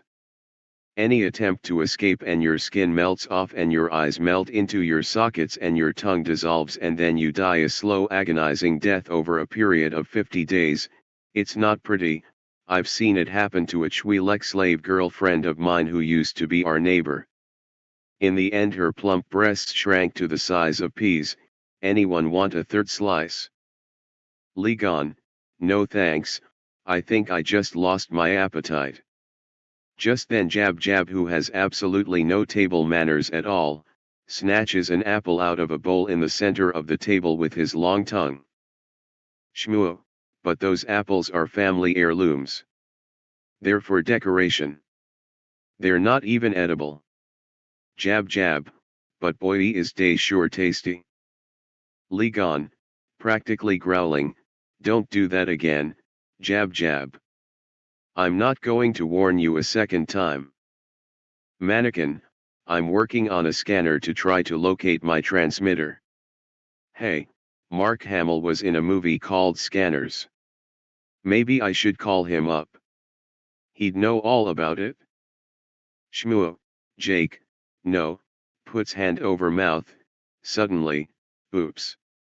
Blushes. Padme, I can't believe there's still slavery in the galaxy. The Republic's anti-slavery laws. Shmoo, the Republic doesn't exist out here. We must struggle to survive on our own. Sometimes, well, winks at Ligon, I'm forced to use what I got. Ligon, hubba, hubba, dinner's not even over, girl. Padme and Mannequin exchange a quizzical glance. Mannequin, well, anyway, have you ever seen a pod race? Ligon, they have pod racing on Mal, you shouldn't stare. Very fast, very dangerous. Mannequin, I'm the only human being who can do it. Ligon, you must have Jedi reflexes if you race pods. Just then, Jab Jab attempts to snatch another faux apple with his tongue.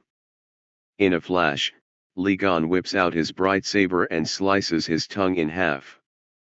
Jab Jab, with your shining weapon, you have severed my tongue. Listen to me, I can barely speak, you thoughtless barbarian. Mannequin, you're a Jedi, aren't you? Ligon, hiding bright saber behind his back, whatever makes you think that? Mannequin, rolls eyes, you carry a laser sword. Only a Jedi carries that kind of weapon.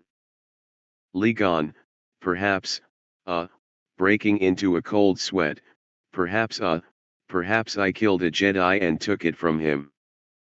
Mannequin, no one without force powers, except maybe General Greedy and some bounty hunters and Mandalorians, can kill a Jedi. Ligon, maybe I used to be a Jedi. Mannequin, I don't think so.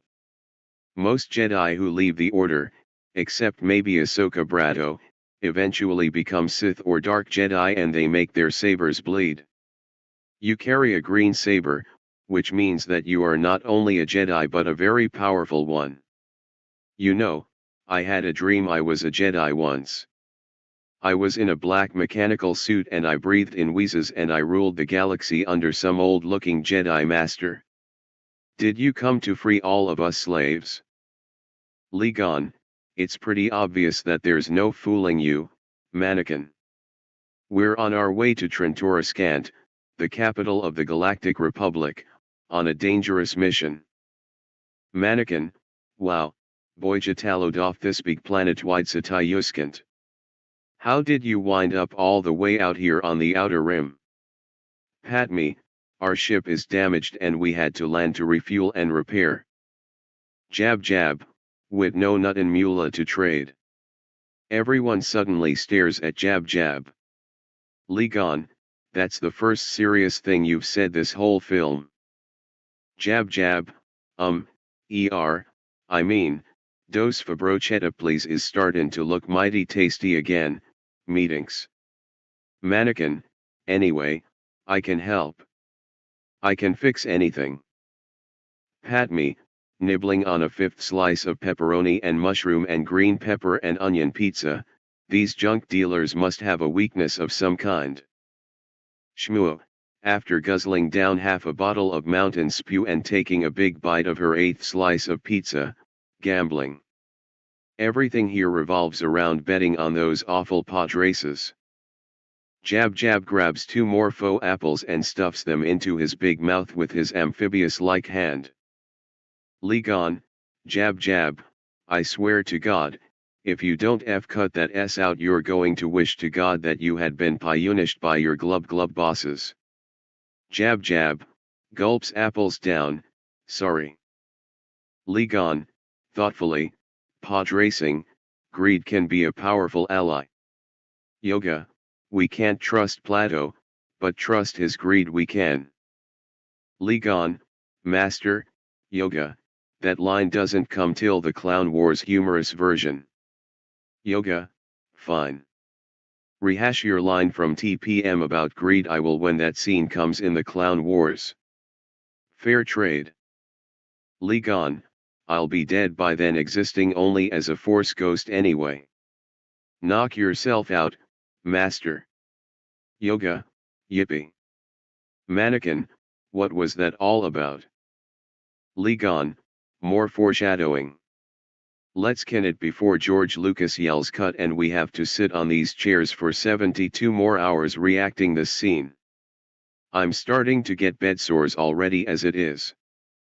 Shmoo, this has been a very long scene. I do wish there was another way to covey this information instead of the long a 7-minute pointer scene. I've been eating the same pizza for 72 hours straight. One can only hold down so much pizza before one starts to puke. GL, cut. December 22, 2023, 5:51 p.m. Number 16. Study 3600. Administrator. Offline. Registered, December 22, 2023. Posts, 252. The Phantom Menace humorous version. SC69 Take 2. SC69 Int Mannequin's Hovel, Main Room, Day. Ligon, Mannequin, Shmoo, Jab Jab, and Patme are seated around a makeshift table, having dinner as the wind howls outside. Jab Jab slurps his soup rather loudly. Everyone looks at him. He turns a little brighter red. Shmoo, all slaves have transmitters placed inside their bodies somewhere. Mannequin, I've been working on a scanner to try and locate them, but no luck. Shmoo, any attempt to escape. Mannequin, and they blow you up, poof. Patme and Jab Jab are horrified. Jab Jab, how weird. Patme, I can't believe there is still slavery in the galaxy. The Republic's anti-slavery laws.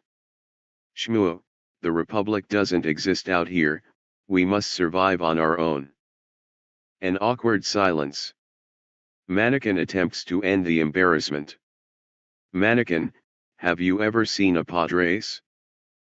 Patme shakes her head no. She notices the concern of Shmoo. Jab Jab snatches some food from a bowl at the other end of the table with his tongue. Ligon gives him a dirty look. Ligon, they have pod racing on Malastair. Very fast, very dangerous. Mannequin, I'm the only human who can do it. Shmoo looks askance at her son. Mannequin, conted, Mom, what? I'm not bragging. It's true. Plato says he's never heard of a human doing it. Ligon, you must have Jedi reflexes if you race pods. Mannequin smiles. Jab Jab attempts to snare another bit of food from the bowl with his tongue, but Ligon, in a flash, grabs it between his thumb and forefinger. Jab Jab is startled. Ligon, conted, don't do that again. Jab Jab tries to acknowledge with some silly mumbling. Ligon lets go of the tongue, and it snaps back into Jab Jab's mouth. Mannequin, I was wondering, something. Ligon, what? Mannequin, well, you're a Jedi Knight, aren't you? Ligon, what makes you think that? Mannequin, I saw your laser sword. Only Jedi carry that kind of weapon. Ligon leans back and slowly smiles. Ligon, perhaps I killed a Jedi and stole it from him. Mannequin, I don't think so. No one can kill a Jedi Knight. Ligon, I wish that were so. Mannequin, I had a dream I was a Jedi. I came back here and freed all the slaves. Have you come to free us? Ligon, no, I'm afraid not. Mannequin, I think you have, why else would you be here? Ligon thinks for a moment. Ligon, I can see there's no fooling you, leans forward, you mustn't let anyone know about us, we're on our way to Coruscant, the central system in the Republic, on a very important mission, and it must be kept secret. Mannequin, Coruscant, wow, how did you end up here in the Outer Rim? Padme, our ship was damaged, and we're stranded here until we can repair it. Mannequin, I can help. I can fix anything. Ligon, I believe you can, but our first job is to acquire the parts we need. Jab jab, with no nothing mula to trade. Padme, these junk dealers must have a weakness of some kind. Shmuo, gambling. Everything here revolves around betting on those awful races. Ligon, pod racing. Greed can be a powerful ally, if it's used properly. Mannequin, I built a racer. It's the fastest ever, there's a big race tomorrow, on Bunta Eve. You could enter my pod. It's all but finished. Shmuo, Mannequin, settle down. Plato won't let you. Mannequin, Plato doesn't know I built it. To Ligon, you could make him think it's yours, and you could get him to let me pilot it for you. Ligon looks to Shmuo. She is upset. Shmuo, I don't want you to race, Manny, it's awful. I die every time Plato makes you do it. Mannequin, but Mom, I love it, and they need help, they're in trouble. The prize money would more than pay for the parts they need. Jab jab, Wesa ina pity bad goo. Ligon, your mother's right. Is there anyone friendly to the Republic who might be able to help us? Shmuo shakes her head no. Mannequin, we have to help them, Mom, you said that the biggest problem in the universe is no one helps each other. Shmuo, Mannequin, don't. Jab jab belches. There is silence for a moment as they eat. Padme, I'm sure Qui-Gon doesn't want to put your son in danger. We will find another way. Shmuo, no, Manny's right, there is no other way. I may not like it, but he can help you, he was meant to help you. Mannequin, is that a yes? That is a yes. The storm continues to rage outside the slave hovel. Liam Neeson and the others get up, rubbing their backsides. Natalie Portman, Maya is going to be sore for weeks. I thought George was going to make us eat more pizza. IDVE puked all over the table. Jar Jar, my tongue. It grew back. Praise ye goods. Jake Lloyd, I liked eating all that pizza. I want more. George, can we have more? Pernilla August, I have so many bed sores. I won't be able to sit down on a chair for months. GL, that's much better. And, next scene. December 22, 2023, 5:51 p.m. Number 17. Study 3600. Administrator. Offline. Registered, December 22, 2023. Posts, 252.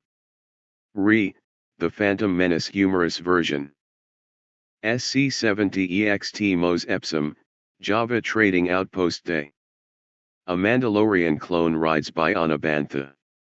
He looks at two Javas.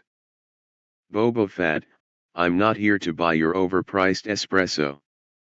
Please tell me where the impaling poles do their business. Java 1, how the hell should we know? They never buy our coffee. Java 2, have a good day. SC71 EXT Mos Epsom Junk Dealer Plaza Day. The storm has passed. Street people, hucksters, hookers, and swindlers hang around the town square as the vendors clean up the mess and rebuild their food stalls. Jab Jab sits on a box picking his huge nose, pulling gigantic boogers out in front of Plato's Junk Emporium, watching all the activity with growing vacuousness. R2 is standing next to him. Patme stops Ligon as he is about to enter the shop. Patme, are you sure?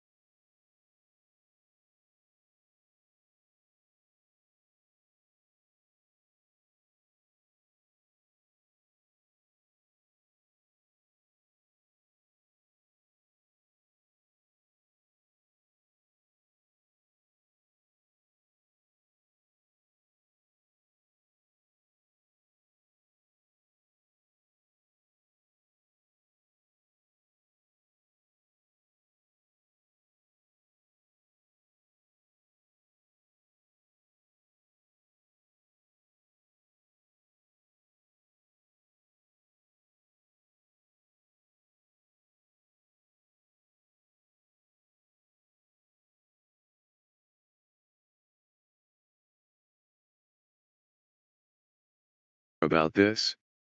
Trusting our fate to a boy we hardly know? The Queen will not approve. Ligon, the Queen doesn't have to know. Pat me, I'm the Queen, damn it, you know damn well I don't approve. Ligon, right now, you're just the Queen's handmaiden. Deal with it? Ligon turns and starts into the shop. June 10, 2024, 11:05 a.m. Number 18. Study 3600. Administrator. Offline. Registered, December 22, 2023. Posts, 252. The Phantom Menace Humorous version. SC72 in Plato's Junk Emporium, Day. Plato and Mannequin are in the middle of an animated discussion in Humorous. Plato, putt golf balls. Mannequin, no, bat baseballs. Plato, McClunky. Maybe the key is cheese. Anakin, bananas, bananas. Ligon walks in, and Plato and Mannequin join him. Plato, the boy tells me you want to sponsor him in soirees. How can you do this? Not with 10 cents, I think. He laughs. Ligon pulls a small hollow projector out of his pocket and flicks it on. A hologram of the Queen's spacecraft appears in front of Plato. My ship will be the entry fee. It's in good order, except for the parts we need. Plato, not bad, Nubian. But what will the boy ride? He smashed up my pod in the last race. Should take some time to fix it. Mannequin, it wasn't my fault, really. Sebulbus mooned me and I flicked him off and lost control of the pod. I actually saved about a third of the pod, well, a quarter of it anyway. Plato, if my slave boy didn't have excuses he wouldn't talk at all. Ligon, I have acquired a pod in a game of chance, the fastest ever built. Plato, I hope you didn't kill anyone I know for it. Laughs, did you? Ligon, I don't think so. Plato, okay, just so we're clear on that, so, you supply the pod and the entry fee, I supply the boy and we split the winnings, 50-50, I think. Ligon presses forward towards Plato, if it's going to be 50-50 I suggest you front the cash for the entry. If we win, you keep all the winnings, minus the cost of the parts I need, if we lose, you keep my ship. Plato thinks about this. Mannequin tries not to be nervous. Ligon, conted, either way, you win. Plato, deal. They strike hands, to Mannequin, in Humorous, subtitled, Your Friend is a Damned Fool, methinks. Last edited by Study 3600, June 23, 2024, 5:35 p.m. June 23, 2024, 5:46 p.m. Number 19. Study 3600. Administrator. Offline. Registered, December 22, 2023. Posts, 252. The Phantom Menace Humorous version. SC-73 EXT Naboo spacecraft, Patootie Desert, Day. Obi-Wan stands outside the Naboo spacecraft, speaking into his comlink. Ligon is on the back porch of the hovel.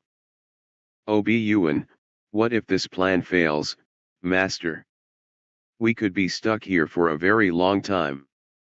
All the porn I'm viewing is a plus, and all the hot sex with Bashful, but a man can only handle so much. Ligon, a ship without a power supply will not get us anywhere, and there's something about this boy. June 23, 2024, 6:14 p.m. Number 20. Study 3600. Administrator.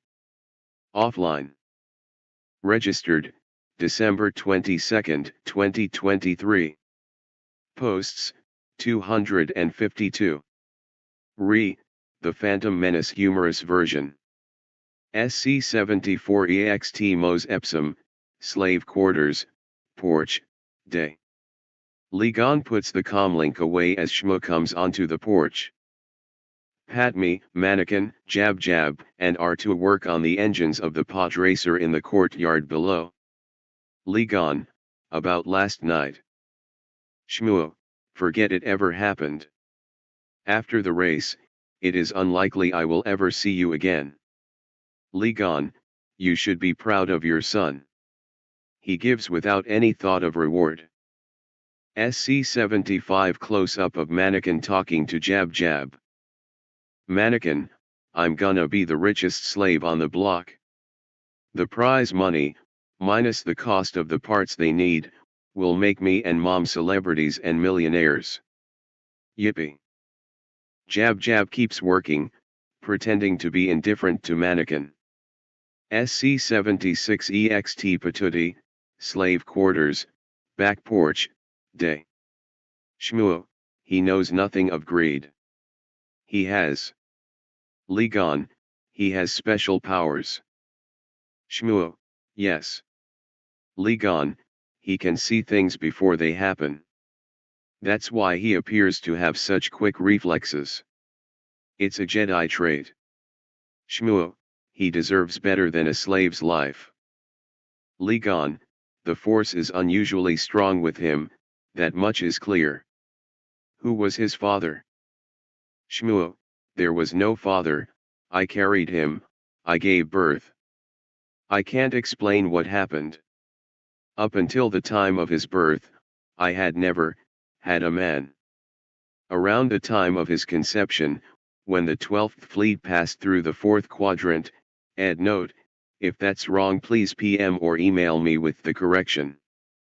Thanks study, I was a frequenter of social parties hosted by Gardola the Hutt.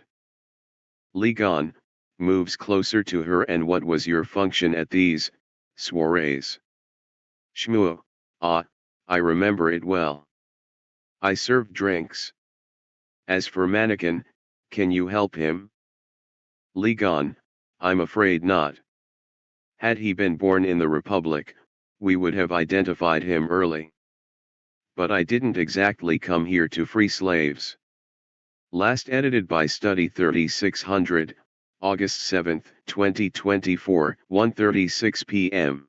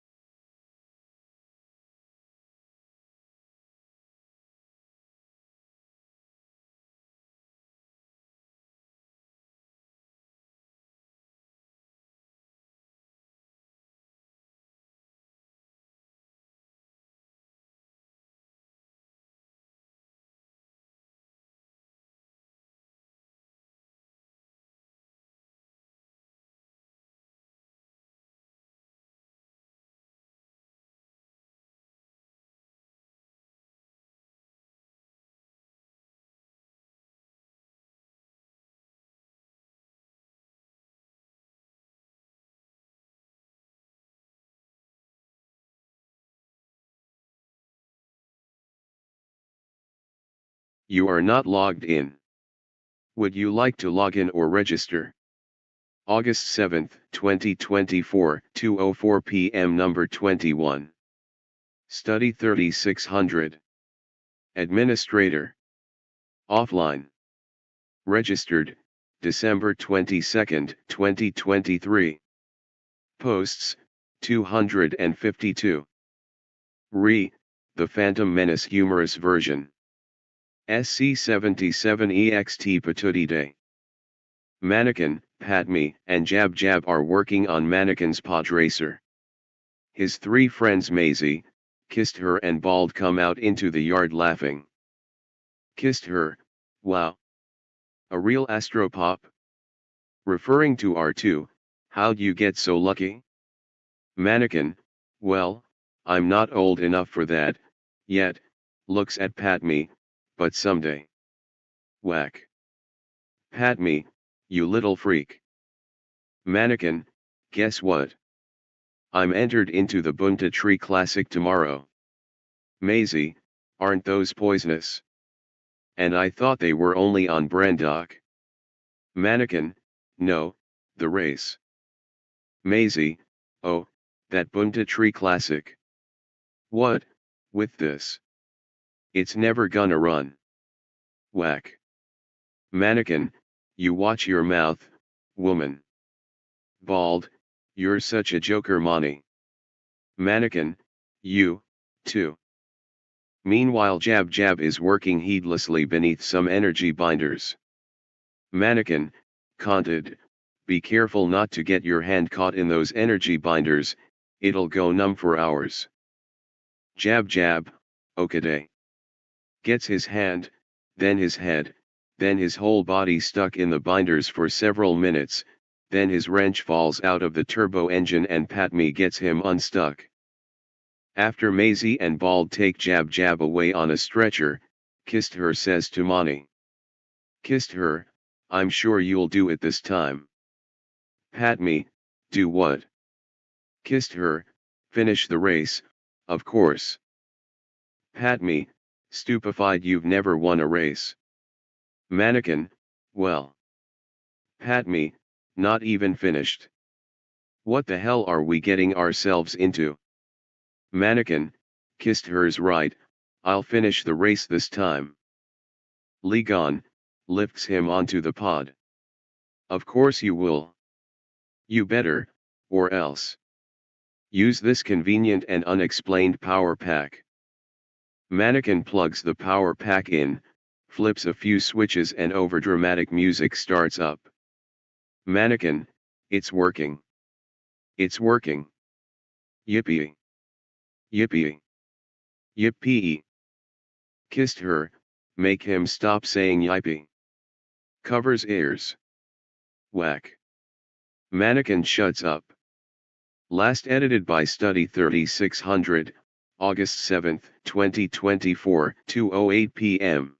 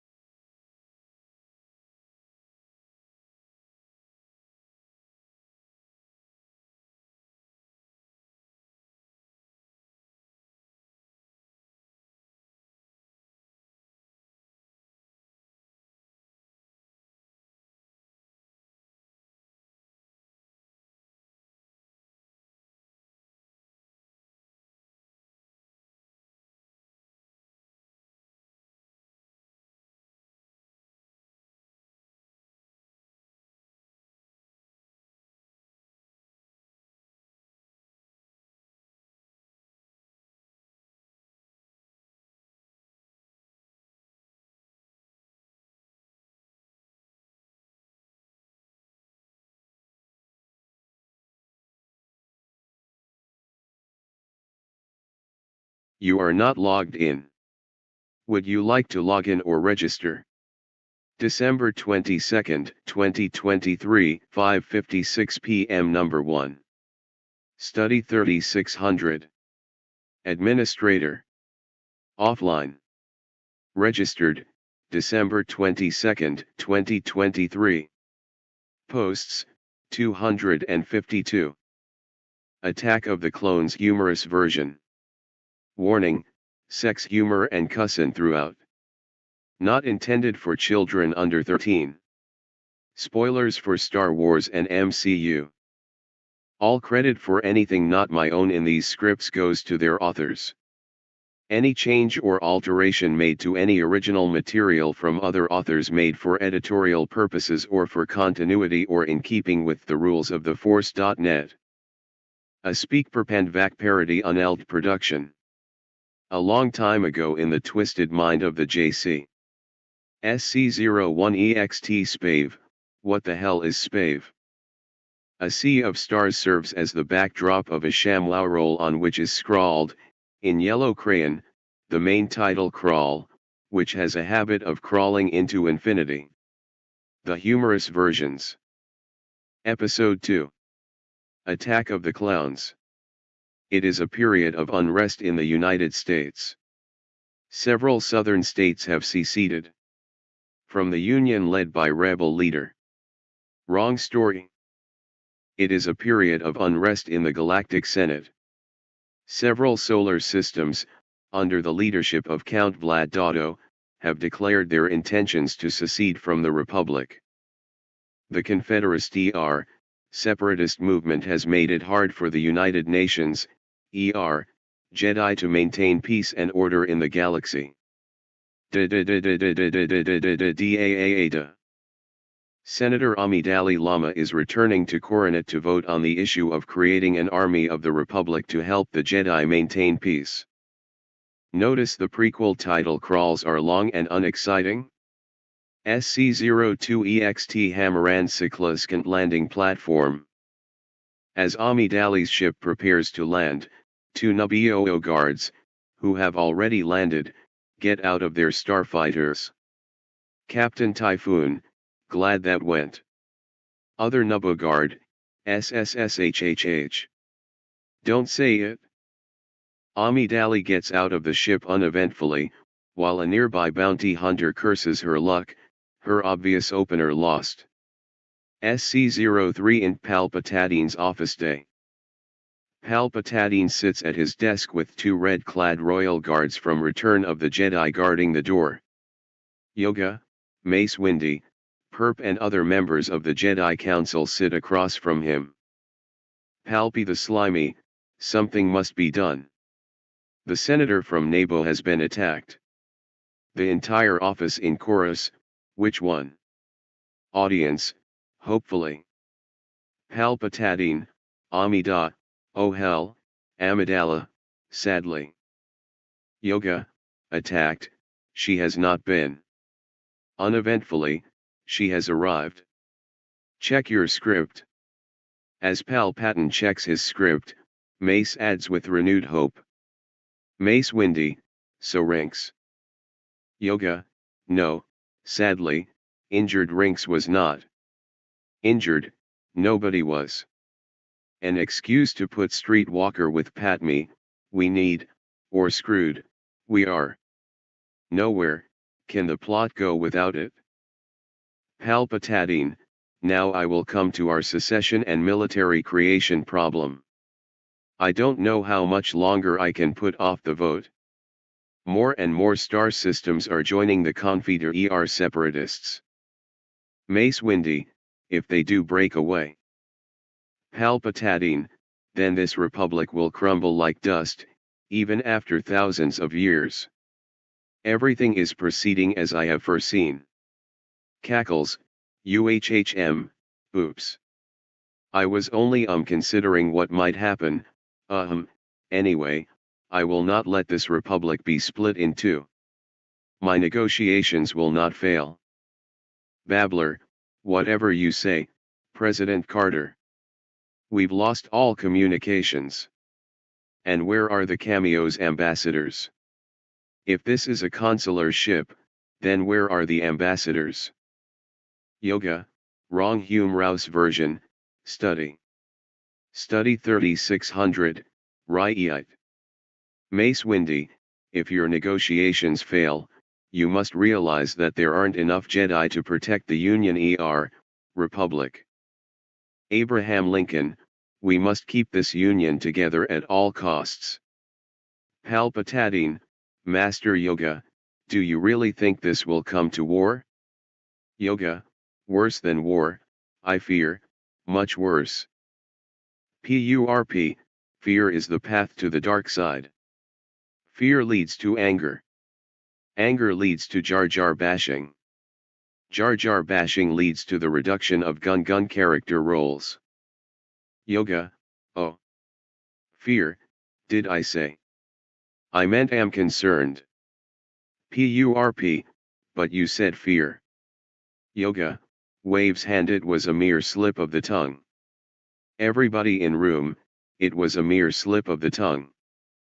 Yoga, to himself, oh my own force strength I know not. To everyone the dark side clouds everything. Impossible to see, the future is, but I am sure of never mind. Palpatine, sure of what? Yoga, nothing. Palpatine, does it concern me? Yoga, no, some other guy who is dashing and good with a saber.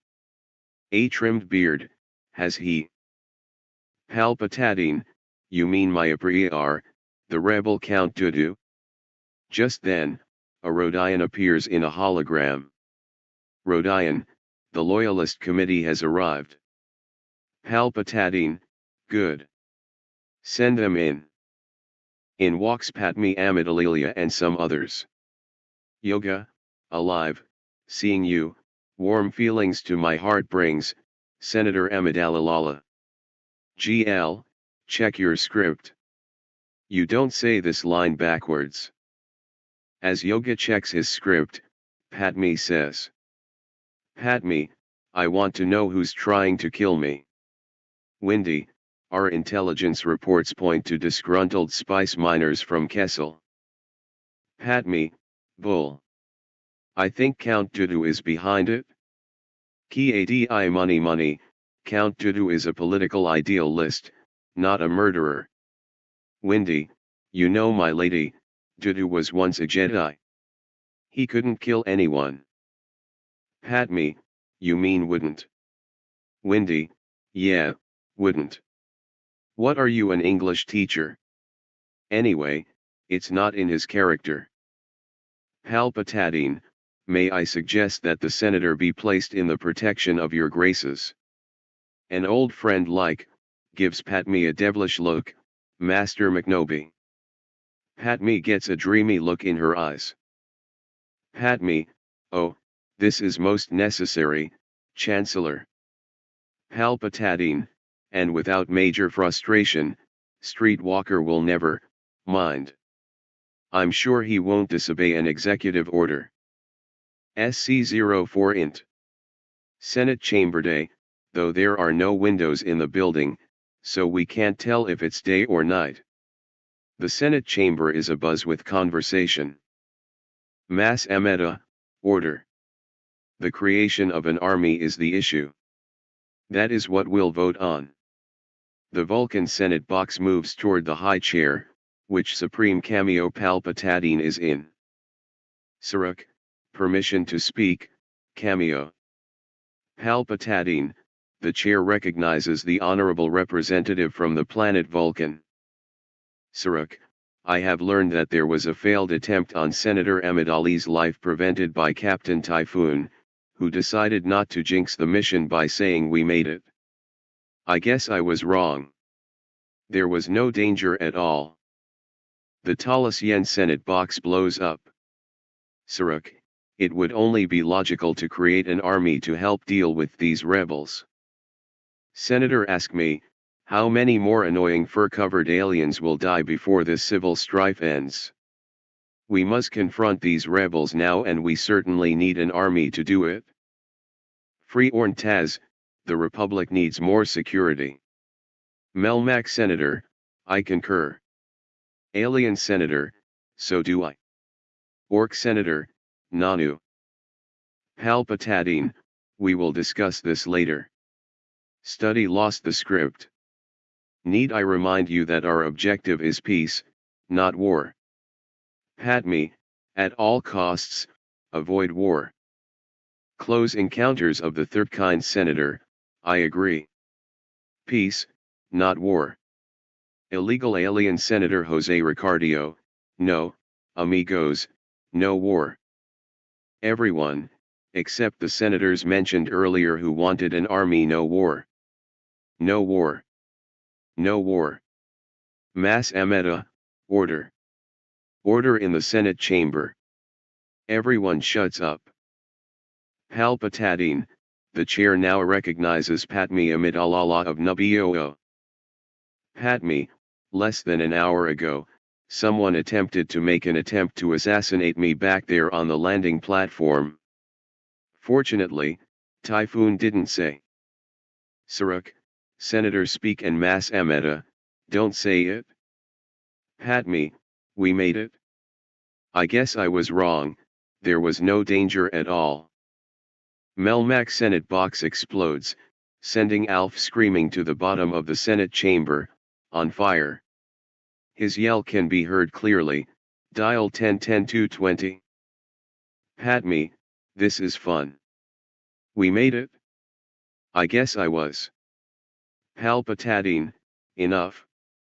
Amidala, cut the crap and continue your speech. Padme, oh yeah, het. Calms down, I believe this security measure was also the target. I have led the opposition to create an army, but there is somebody in this body who will stop at nothing to assure its passage. Palpatine, nervous, you've got nothing on me. I have rights. I have powerful lawyers. How dare you accuse me of being a Sith Lord? Padme, embarrassed, oh, not you, right, dash of course not, wait, she scrutinizes him, hard to say. Palpatine, waves his hand, it isn't me. Padme, it isn't me. Palpatine, under his breath, good enough.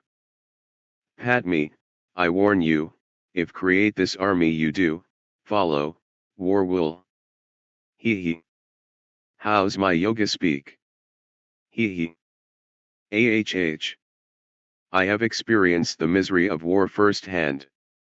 It looks cool in a movie, but it's ABCH. All the senators are asleep. Padme, wake up. Wake up. Lives will be lost. Vote down this measure, which is nothing less than a declaration of war. Everyone wakes up.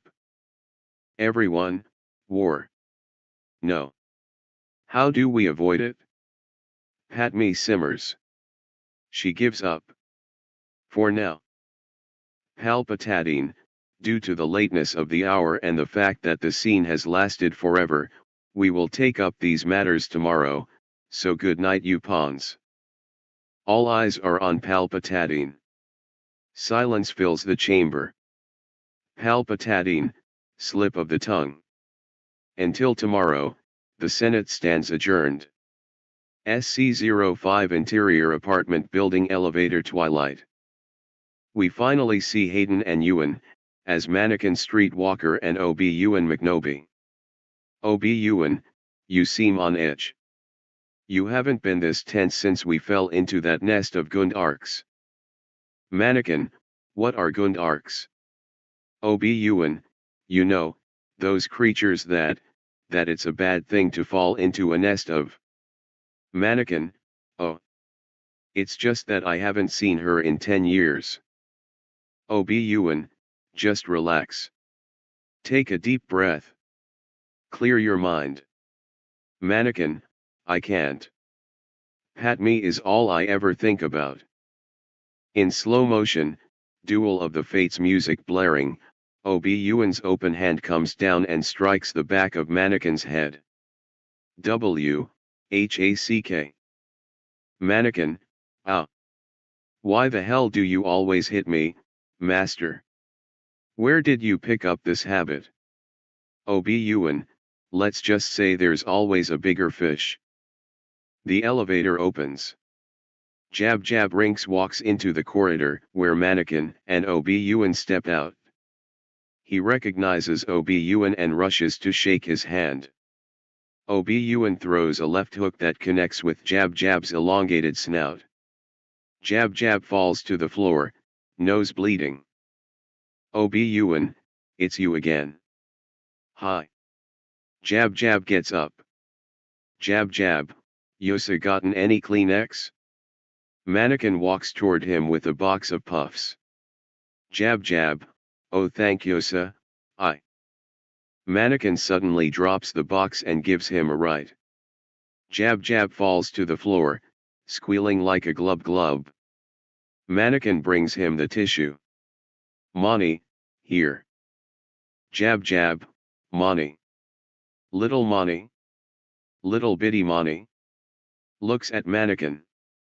No. Yosa biggin. Yee. Money. Mannequin gives his a tremendous force push and sends him careening down the hall and down a flight of stairs. SC06 int. Padme's apartment still twilight. Jab Jab, with a cast on his left arm and a neck brace looky here senator. Disajedi arrivin.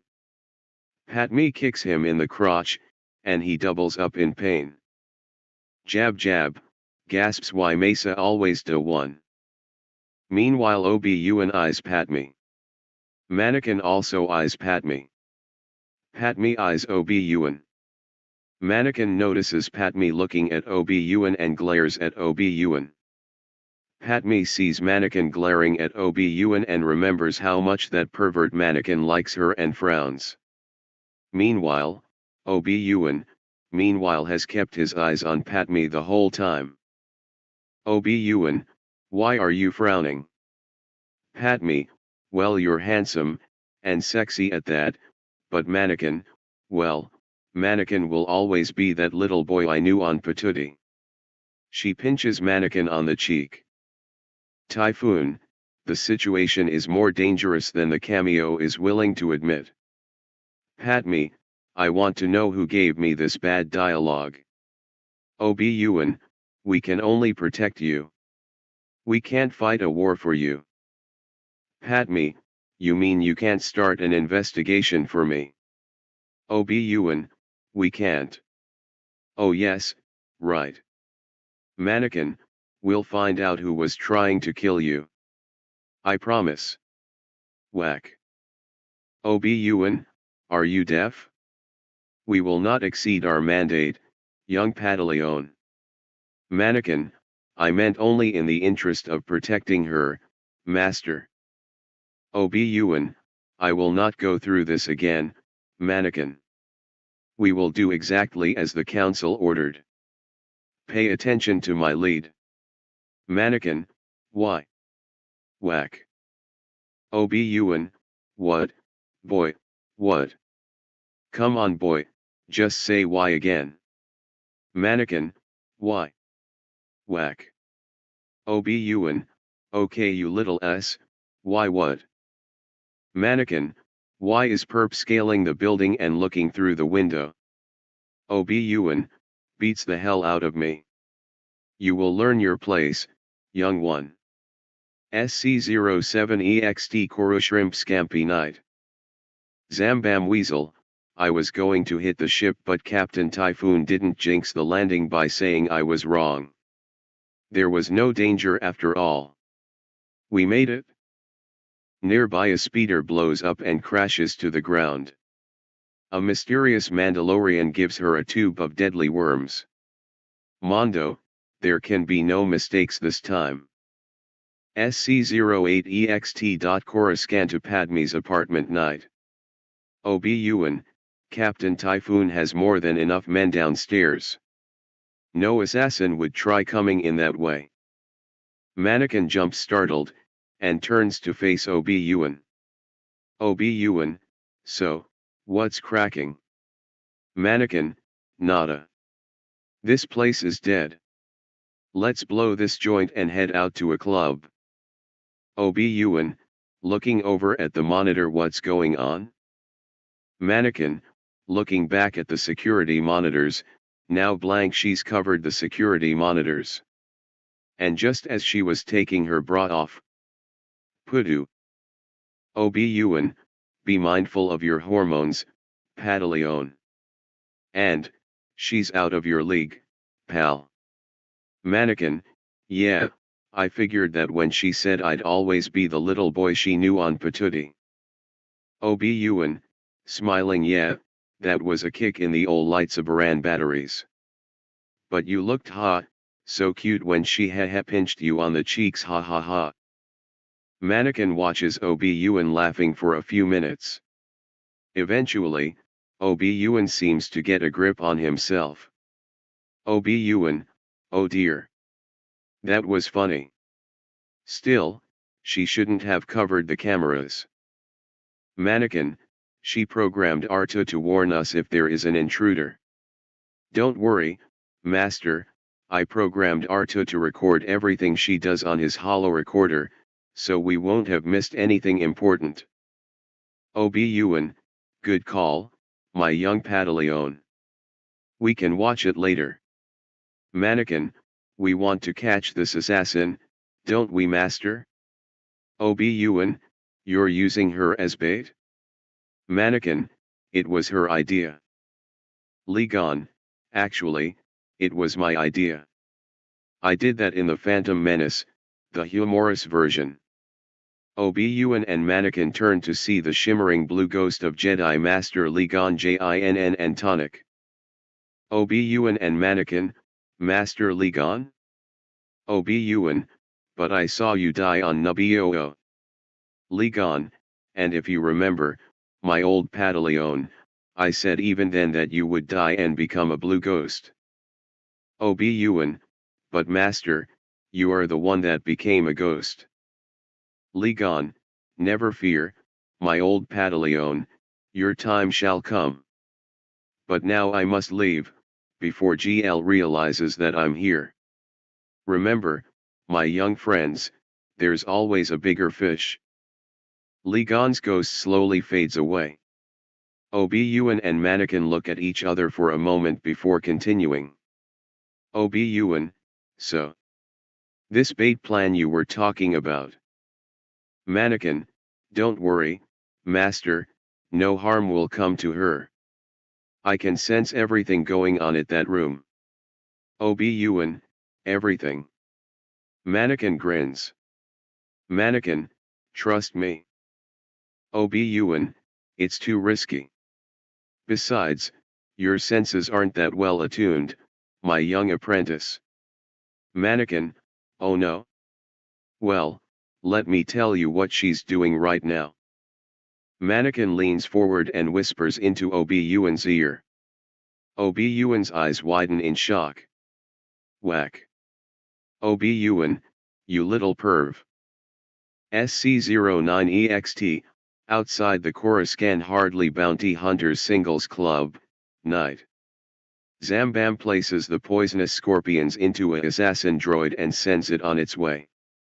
SC10EXT, balcony outside Patmi's apartment, still night. Mannequin looks out into the night sky. He looks tired. Ob-Ewan, you look tired. Mannequin, I don't sleep well anymore. Ob-Ewan, because of your mother? Aw, does the Whittle Padaleon miss his mommy? Mannequin looks sad and nods reluctantly. Mannequin, I don't know why I keep dreaming about her. Ob-Ewan, well, you know what Freud would say about that. Mannequin looks confused. Mannequin, Freud. Ob-Ewan, never mind. They look at each other. Mannequin, I felt it too. SC11 int. Amidala's room night. Mannequin rushes in with his lightsaber and kills the worm things, waking Patmi up with a start. Ob-Ewan tears through the window and grabs the probe droid. Mannequin, to pat me. Are you okay? Pat me, oh, sure. A lightsaber at close range, right next to my face. Better than Botox, I hear. SC12 int. The living room of Patmi's apartment night. On the holovid screen, Zeribo O'Reilly's nightly news discussion show is on. Topic: the secession of the Republic. Guest: and so, I think the Republic isn't perfect, but it's worked for 1,000 dash. O'Reilly cuts him off. O'Reilly, we have received word that there's been an attempt on Senator Amidala's life, and Jedi Knights are now in pursuit of a suspect bounty hunter. Since we here at Phlox News know which side our ratings bread is buttered on, we are now abandoning serious discussion of the issues of the day in favor of live coverage of the chase. Cut to, Garofal Riviablo, giving live pursuit of the chase. Or chasing the pursuit. Or covering the chase/pursuit. Whatever. Inexplicably, the audio track is overlaid with the sound of a helicopter. He is following Obi-Wan, who is hanging on for dear life to an assassin droid. Assassin droid, Sith probe droid noise from TPM. Obi-Wan, hey, take that back. Assassin droid, Raspberry. Obi-Wan, well, Imperial code from ESB. The droid runs into a building on purpose, smashing the fingers on Obi-Wan's left hand. Obi-Wan, sucking his fingers and using his free hand to hold on. Damn you little, whistle, click, toot. The probe droid zaps Obi-Wan, causing him to nearly lose his grip. Obi-Wan, okay, I take it back. Riviablo follows the chase. Riviablo, well, oh really, that would be either Anakin Skywalker or, looks at paper, Otis 1 Kenobi * dangling from the probe droid dash. Yes, I believe it's Kenobi hanging on dash. Meanwhile Mannequin has found a car and is dodging in and out of traffic, his radio on full blast turned to WWHGY, 187,878 GM, galactic modulation, a hard rock station, banging his head and making the Hail Satan sign. Mannequin, wait, I'm supposed to be helping my master. Wait, screw him, I am having fun. Oh, right, pat me. He swerves the car around and speeds off. As he flies around, another car pulls up beside his car, and two hot alien chicks start winking and licking their lips at him. Mannequin watches, panting. He winks back. The girls giggle. The probe droid whizzes past him, Obi-Wan clinging to it. Obi-Wan, Mannequin UAH. Get the hell over here and save me. Mannequin, oh, yeah, be right with you. He pulls out a pad and pen from the glove compartment and scrawls his number. He rips off the sheet and hands it to the ladies. Mannequin, call me. Winks again. He continues on his way, then. Mannequin. The traffic light in front of him is red. Obi-Wan whizzes past him again. Obi-Wan, screw the light and get your over here. Mannequin pulls out of traffic, follows Obi-Wan, and loses him again. Zambam sees Obi-Wan coming and aims her rifle at the droid. Meanwhile, Mannequin sees a huge Victoria's Secret ad that leaves nothing to the imagination. The woman is completely naked and holding her bra and panties in front of her with her forearms. High above, Zam shoots the droid. It explodes and Obi-Wan falls. Riviablo, oops, he's just fallen off, let's go in for a closer look. Whoa, someone almost crashed into me there. I'm Garofal Riviablo. Mannequin ogles the ad as Obi-Wan falls headfirst into the back seat. Obi-Wan, what took you so long? Mannequin, I couldn't find a speeder I like. And some nut in a news hover van almost crashed into me. Anakin turns around, and smiled and waves at the camera, with predictable comments. Obi-Wan, why do I have the feeling you're going to be the dash, sees ad, mannequin, stop looking at Victoria's Secret ads and follow that bounty hunter. Mannequin, still looking at the ad, what bounty hunter? Obi-Wan turns mannequin's head around. Obi-Wan, the female one with the rifle that's getting away. Mannequin turns his head back to the ad. Mannequin, later. Whack. Whack. Obi-Wan, now. Mannequin sulks and obediently takes off after Zam. Obi-Wan, if you spent as much time working on your saber skills as you do ogling women, you would rival Master Yoga as a swordsman. Mannequin, I could take on 2 yogas. Obi-Wan, bull. Mannequin, I could take on Yoga, Dudu, Vacuous, Ligon, Windy, Bludgeon, Marcus and you all at the same time without even breaking a sweat.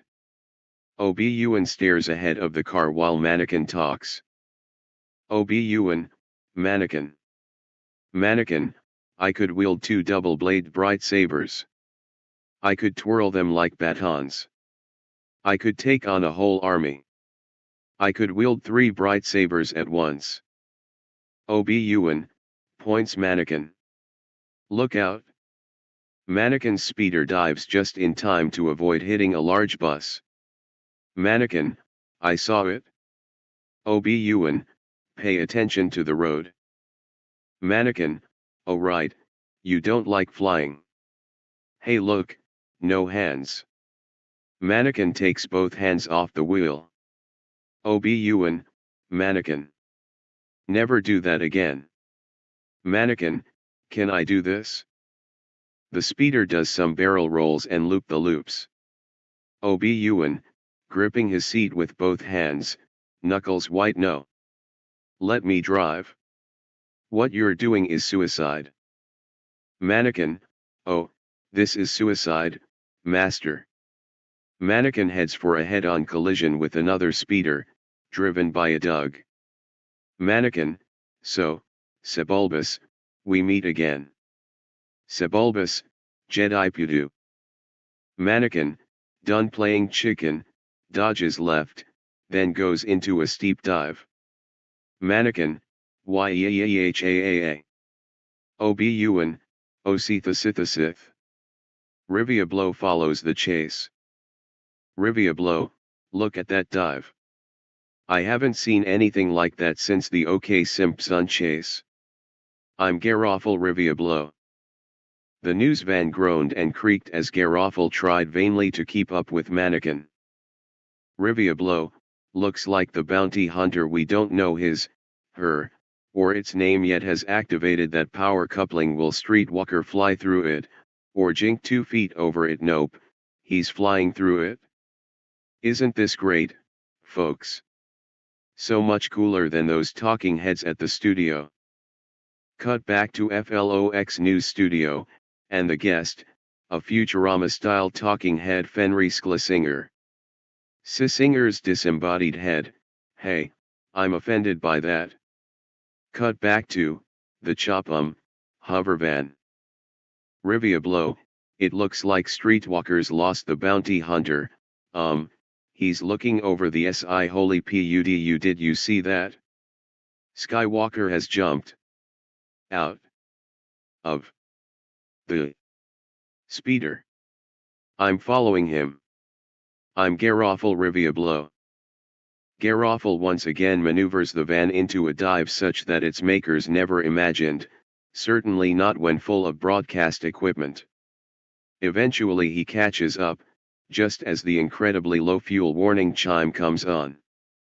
Rivia Blow, Streetwalkers grabbed hold of the bounty hunter's speeder. Look. He's gone around to the front. Is that his lightsaber? Yes it is. He's slashing at the driver with his lightsaber. Good. Hot pursuit, I love it. Whoa, he's lost his lightsaber. At that moment, the saber comes crashing through the news van windshield, narrowly missing the camera, and out the back window. Unseen by the camera, Obi-Wan catches it perfectly and places it on the passenger seat of the speeder. Then he shoots effortlessly past the news van. We rejoin Garofal's commentary. Rivia blow, looks like Canobla Canbobi whatever just passed me and whoops, did you see that? The prey just crash landed. I'm going down to look. I'm Garofal Rivia blow. Obi-Wan safely parks the stolen speeder near a fire hydrant. An instant after he gets out, Garofal crashes the news van into the commandeered speeder, falling off the platform. Well and truly out of fuel, Garofal falls several hundred levels to where the YJKs would find his bones and his vehicle, decades later. Zambam runs through the streets, knocking passers-by out of her way. Mani struggles past panhandlers asking for quarters. Zam knocks Obi-Wan down as she runs into a nightclub. Mani, master, she ran into that club. Obi-Wan, yes, I know. Obi-Wan holds out Mani's bright saber. Obi-Wan, you dropped this. Mani snatches the bright saber out of Obi-Wan's hand, avoiding a lecture. Mani, thanks. Doorman, that'll be 7 credits apiece. Mani, I don't have any money on me. Obi-Wan sighs heavily as he pulls out his wallet and pays the cover charge. This is coming out of your allowance, young one. You'll put me in a mud hut in the middle of nowhere yet.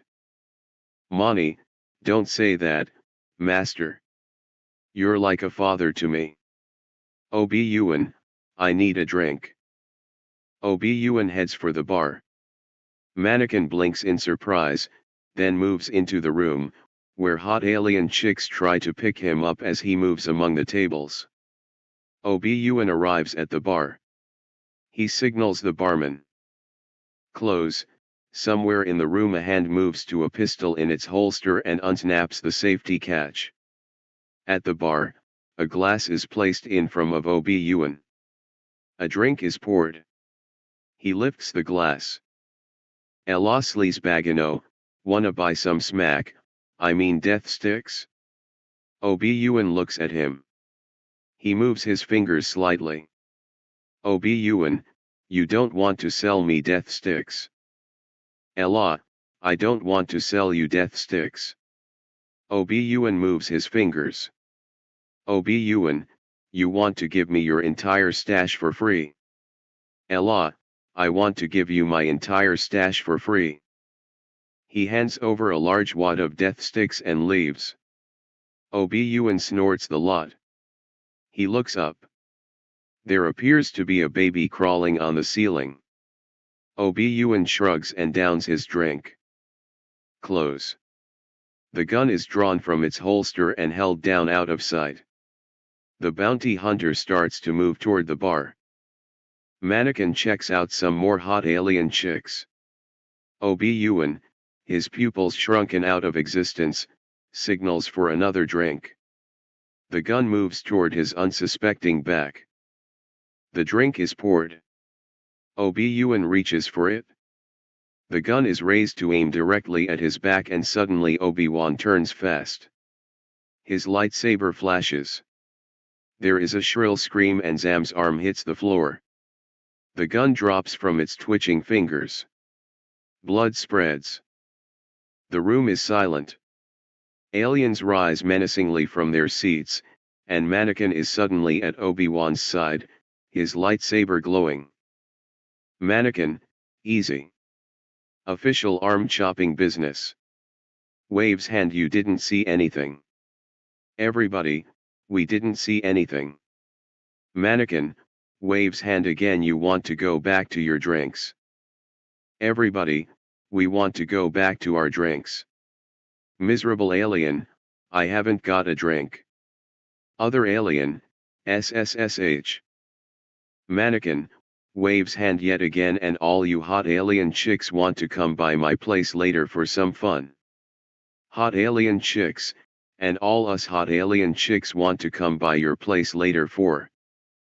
OBUN, mannequin. Mannequin, sorry, master. Slowly, the aliens sit. Conversation resumes. On stage, the performers pick up their routine. OBUN and mannequin lift Zam and carry her out. SC12EXT alley outside nightclub, night. OBUN and mannequin carry Zam out into the alley and lower her to the ground. OBUN tends to her wounded shoulder. Zam glares at mannequin, even though OBUN is the one who just cut her arm off. This girl needs to get her priorities straight. OBUN, do you know who you were trying to kill? Zam, the senator from Naboo. OBUN, who hired you? Zam, half the galaxy, practically. Hell, you two both chipped in 20 credits, as I recall. Mannequin looks at her more closely. Monty, hey, I thought you looked familiar. OBUN, oh, yeah no, I meant the other senator. The chick. Zam, oh, this is about her? Monty, well, you did just try to kill her. Zam, no, I didn't try to kill her. The bugs did. OBUN, beg pardon? Zam, I had to use bugs. You see, I can't kill her unless she says it. Monty, says what? Zam, I guess I was wrong. There was no danger after all. There is a sudden FTZZZ sound. Wow. Great descriptions, George. Zam twitches. Zam, damn, he's good. She dies. There is a VO-ish from above. Quality writing. Really? OBUN and Monty look up to see an armored rocket man fly overhead. Monty starts humming the Elton John song Rocket Man. Monty, Rocket Man, do. Whack. Monty, ow. OBUN, stop that. He reaches into her neck and pulls out a small, wicked-looking dart. OBUN, toxic dart. Monty, how do you know it's toxic? OBUN jabs some random guy walking past with the dart. He gasps and falls dead. Monty, gotcha. Obi-Wan would get increasingly grumpy as this footage was repeated 75,000 times over the next several weeks, his name never corrected. Not even once. Not that Garofal Riviablo ever did anything non-vainly. SC13 int. JC Chamber, Day. OBUN and mannequin stand in the center of the council chamber. The members of the Jedi Council are seated in a circle surrounding them. Yoga, bounty hunter track down must you, OBUN. OBUN, could you talk, forward. Whack. Yoga, already been through this, we have. Talk forward, I cannot. Use your damn ears, I'm not that hard to understand. Everyone stares at Yoga. Yoga, can't it mean, I do, use your damn ears, you must. Easy to understand, I am. Whack. Mace Windy, whatever. Just find out who this bada mofo works for, G. OBUN, what about Senator Armadillo, or whatever, she's still in danger. Yoga, handle that, your Padaleon will. OBUN, but, his abilities have made him, well, arrogant. Yoga, come later in the movie, that line does. Impossible to say it now. Mannequin, and what's up with you always talking about me like I'm not even H. Whack. OBUN, oh, be quiet, both of you. Mace Windy, mannequin, take the senator back to her home planet of Naboo. She be Safa there. Mannequin, won't the assassins just follow us? Duh. Mace, ULLL have to use, long pause with dramatic music, public transportation. Mannequin, NOOO. That's not true, that's impossible. He falls down. Everyone just stares. Mannequin, can't sorry. How am I supposed to get her to come with me? She came here to Coral Chant to vote on something that has not been adequately explained, and I'm sure she'll want to stay until the vote is held. Yoga, until caught this killer is, do whatever the hell we want, she must. Mannequin, you mean, I could use the mind trick to make her strip off her clothes and make her lay on the bed as I. GL, ahem. OBUN, a well-conceived plan. But there's great risk. Yoga, do it myself, I would, but old am I, and creepy would it be.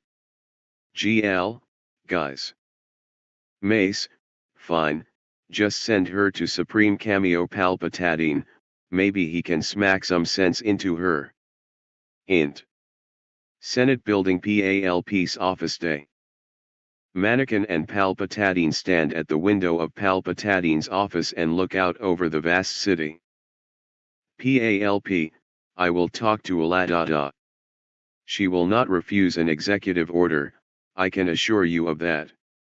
Mannequin, thank you, Your Excellency. PALP, rise, my friend. Mannequin, I'm not even kneeling. PALP, I sense that now you would like to continue your search for young streetwalker. Mannequin, what the hell are you? PALP, and so, my young Padaleon, they have finally given you an assignment. Mannequin, why did you call me that? PALP, what? Mannequin, you're Padaleon. PALP, I meant Praselton. Mannequin, Prasel. PALP, your patience has paid off. Mannequin, your guidance more than my patience. Palpatine, you don't need guidance, Mannequin. In time you will learn to trust your feelings. Then you will be invincible. More powerful even than Yoda. No one will be able to stop you. You will rule over all the galaxy. You will be even more powerful than me. Mannequin, shivering thank you, Your, Excellency. He nervously backs out of the room, whilst PALP keeps shouting about power and galactic domination. SC-14 int. Temple of Doom-Atrium, guess what time it is, you guessed it, still day. OBUN, my Padaleon is a perverted A.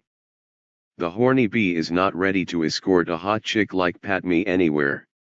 It's like putting Bill Clinton in a room alone with 3 gorgeous interns and expecting his Washington Monument to stay in his pants.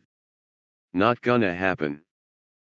Yoga, decided the council has. If screw around he does, kick his the council will. Perp has dibs on the area between the shoulder blades and Kiadi's got the solar plexus. Join in this beating you can, Master McNoby. First come, first serve. Decided we have to give it in advance.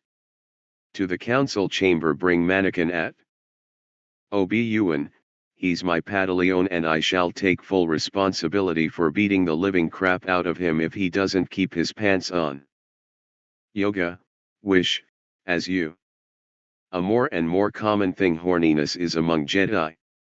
Windy, if the prophecy is true, your apprentice will be the only one who can bring balance to the Force. Everyone looks at Windy.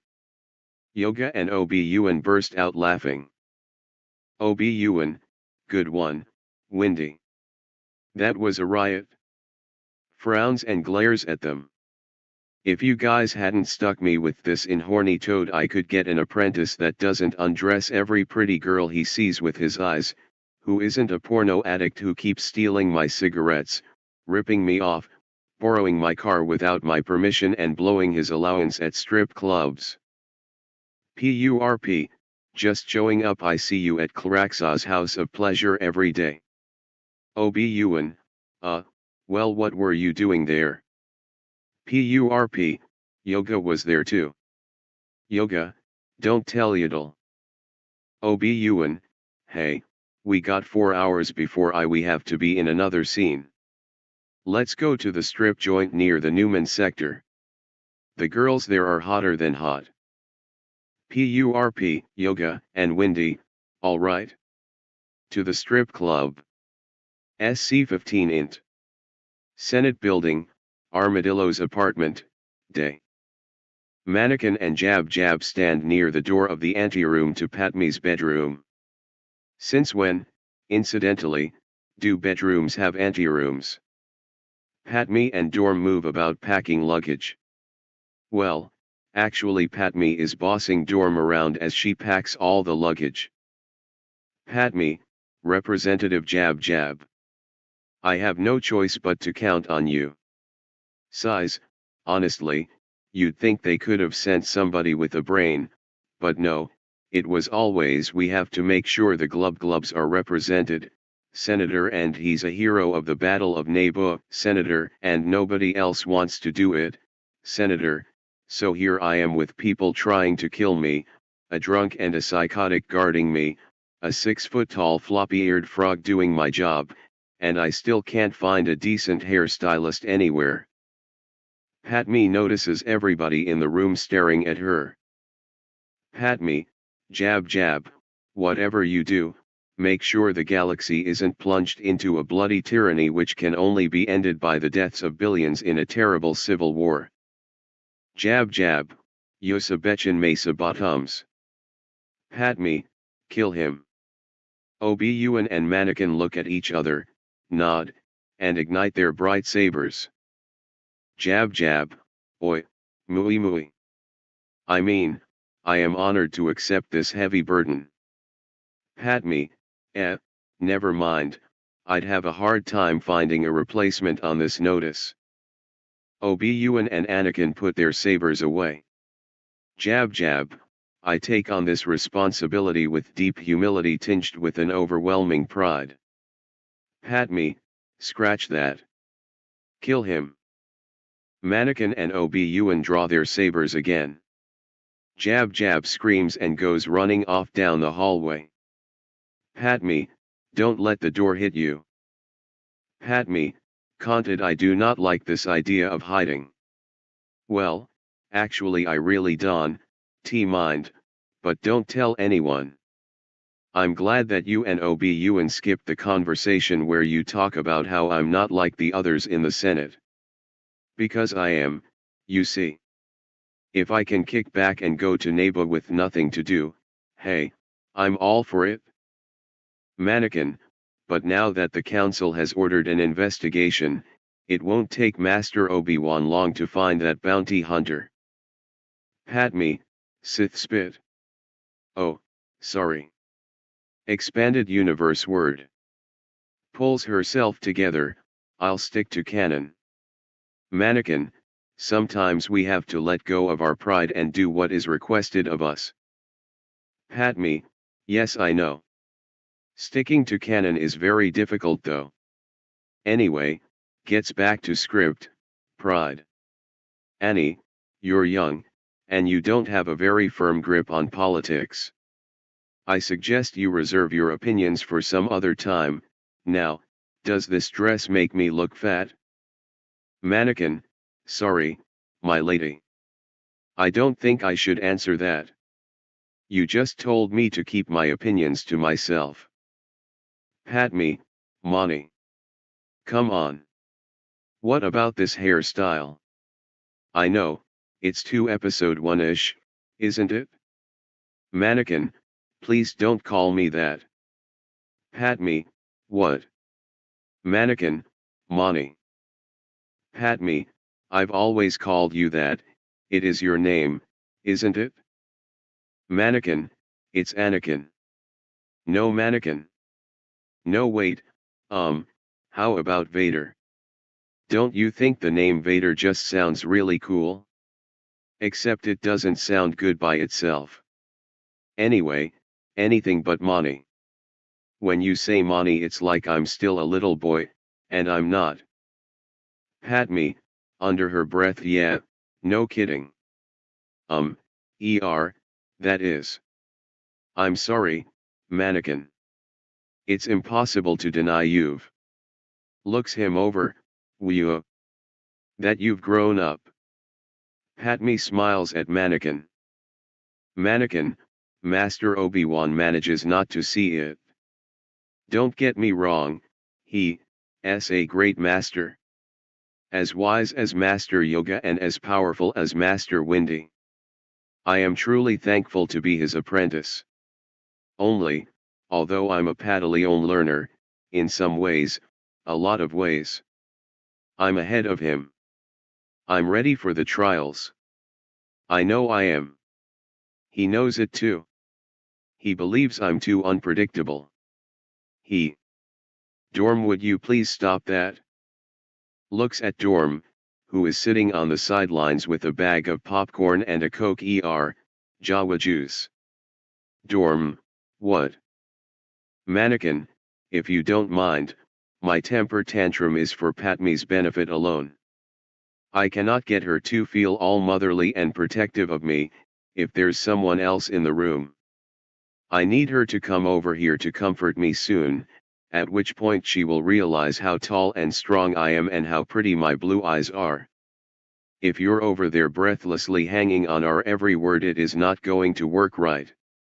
She will feel uncomfortable. Dorm, grins, sorry pal, I paid for my ticket already, and I sat in line for 3 months in Seattle with those other guys to get here. I had to beat 50 other people at Star Wars trivia for this chance. I bet you don't even know what shape the Death Star detention CORRIDers were. Mannequin walks over to her and whispers something in her ear. Dorm, oh that's right. Well, I guess you would know then. But still, I'm not leaving. Mannequin, oh fine. Where was I? Padme, Obi-Wan feels you're too unpredictable. Mannequin, oh yeah. Coughs and poses, other Jedi my age have gone through the trials and made it.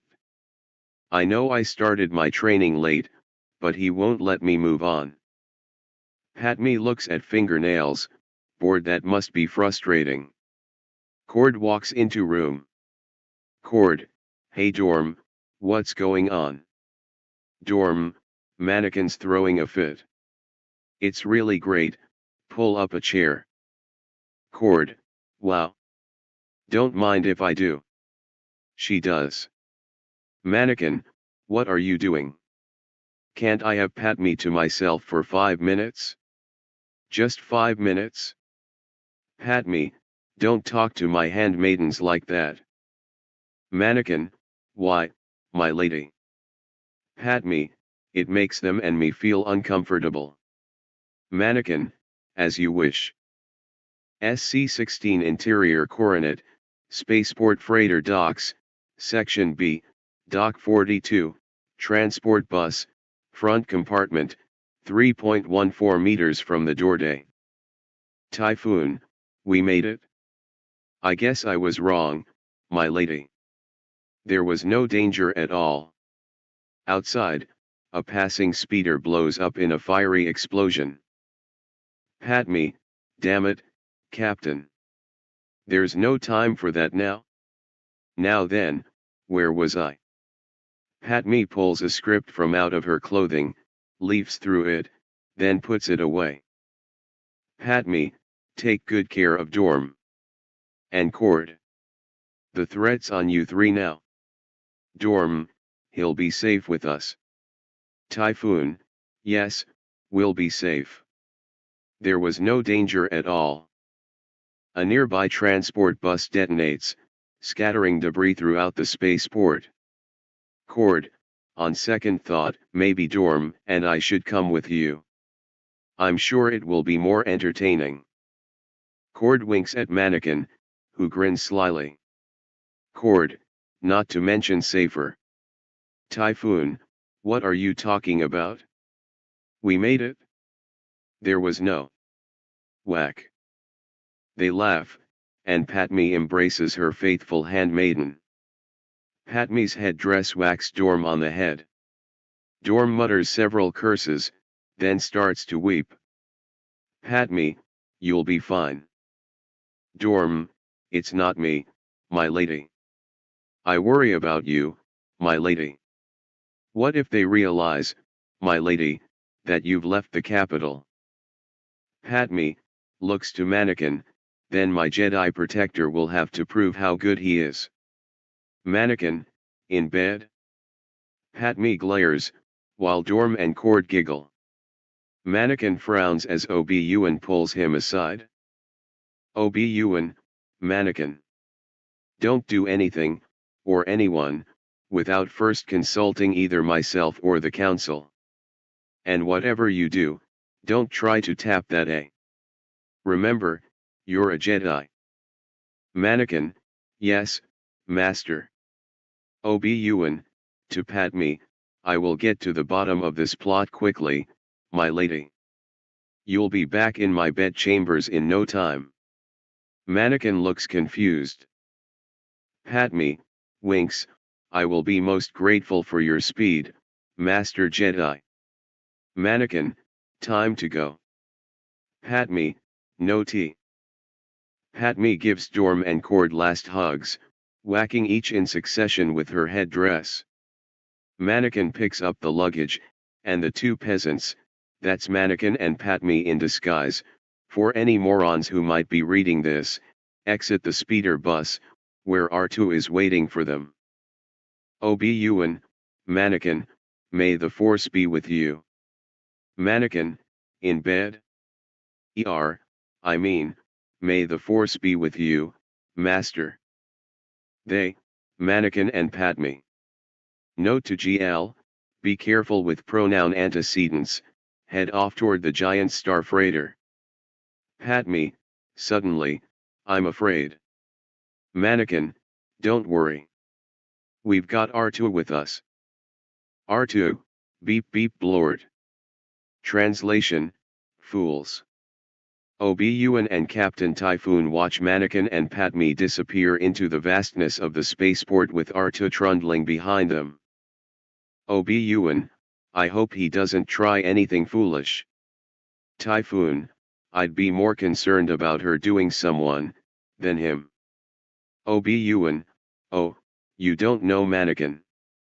Typhoon, but it seems that you do know Padme. Obi-Wan, winks, oh, I certainly do. But Mannequin, well, you wouldn't believe what I caught him doing with 3 Twi'leks the other night. Typhoon, what genius came up with the idea of sending those two off together anyway? Ye gods. Oh, by the way, I forgot to mention that we made it. I guess I was wrong. There was no danger at all. Up in the sky, a large space station can be seen exploding in the distance. Obi-Wan, damn you. Obi-Wan pulls out his copy of the script, leafs through it, and grins. Obi-Wan, it appears that this is your last scene. Takes out his bright saber, slices Captain Typhoon in half. Obi-Wan, good riddance. SC-17 int. Temple of Doom analysis cubicles late day. Obi-Wan walks up to an analysis cubicle, and sits down in front of a console. An SP-4 analysis droid comes to life and sees the dart. SP-4, it's a poison dart and I have no idea where it came from. That'll be 50 Republic dactyries. Obi-Wan, handing over the money. Hey. You didn't even examine it yet. SP-4, next. There are 10 people behind Obi-Wan. SC-18 int. Dex's Diner evening. A waitress droid is carrying plates of half-eaten food. There is a counter with stools and a line of booths along the wall by the window. A Calp is in one of the booths, sharing a malt. A number of customers are eating, including a half-man/half-dog creature. The jukebox is playing Duke of Earl. The song switches to 16 Candles. The waitress droid comes up to him. Waitress droid, you want the soup or the special, Han? Obi-Wan, the special, please. By the way, I'm looking for Dex. Tell him it's his old friend Obi-Wan, and, he pulls out 100 credits and puts it on the waitress's tray. Do it now. Waitress, seeing bribe, oh certainly, Mahe. The half-man/half-dog creature's tail is up the waitress droid's skirt. Barf, hey, I'm sorry, that thing has a mind of its own. Bell Mooks, you rip off Spaceballs one more time and I'm suing the entire Jedi Council. Suddenly, Bell Mooks retches. He keeps retching uncontrollably and falls to the floor. An alien chest burster pops out of his chest, dons a hat and a cane, and starts singing. Hello my honey, hello my darling, hello my ragtime gal. Send me a kiss by wire. Baby, my heart's on fire. If you refuse me, honey, you'll lose me. Then you'll be left alone. Oh, baby, telephone. And tell me I'm your own. Obi-Wan, what did that acclaimed parodyist have? Waitress, the special. Obi-Wan, check please. A really fat ugly alien sits down at Obi-Wan's booth. Dex, Obi-Wan. Obi-Wan, hey, Dex, my old crack dealer. Dex, I can get you a real good deal on some real hardcore stuff I picked up on the Outer Rim.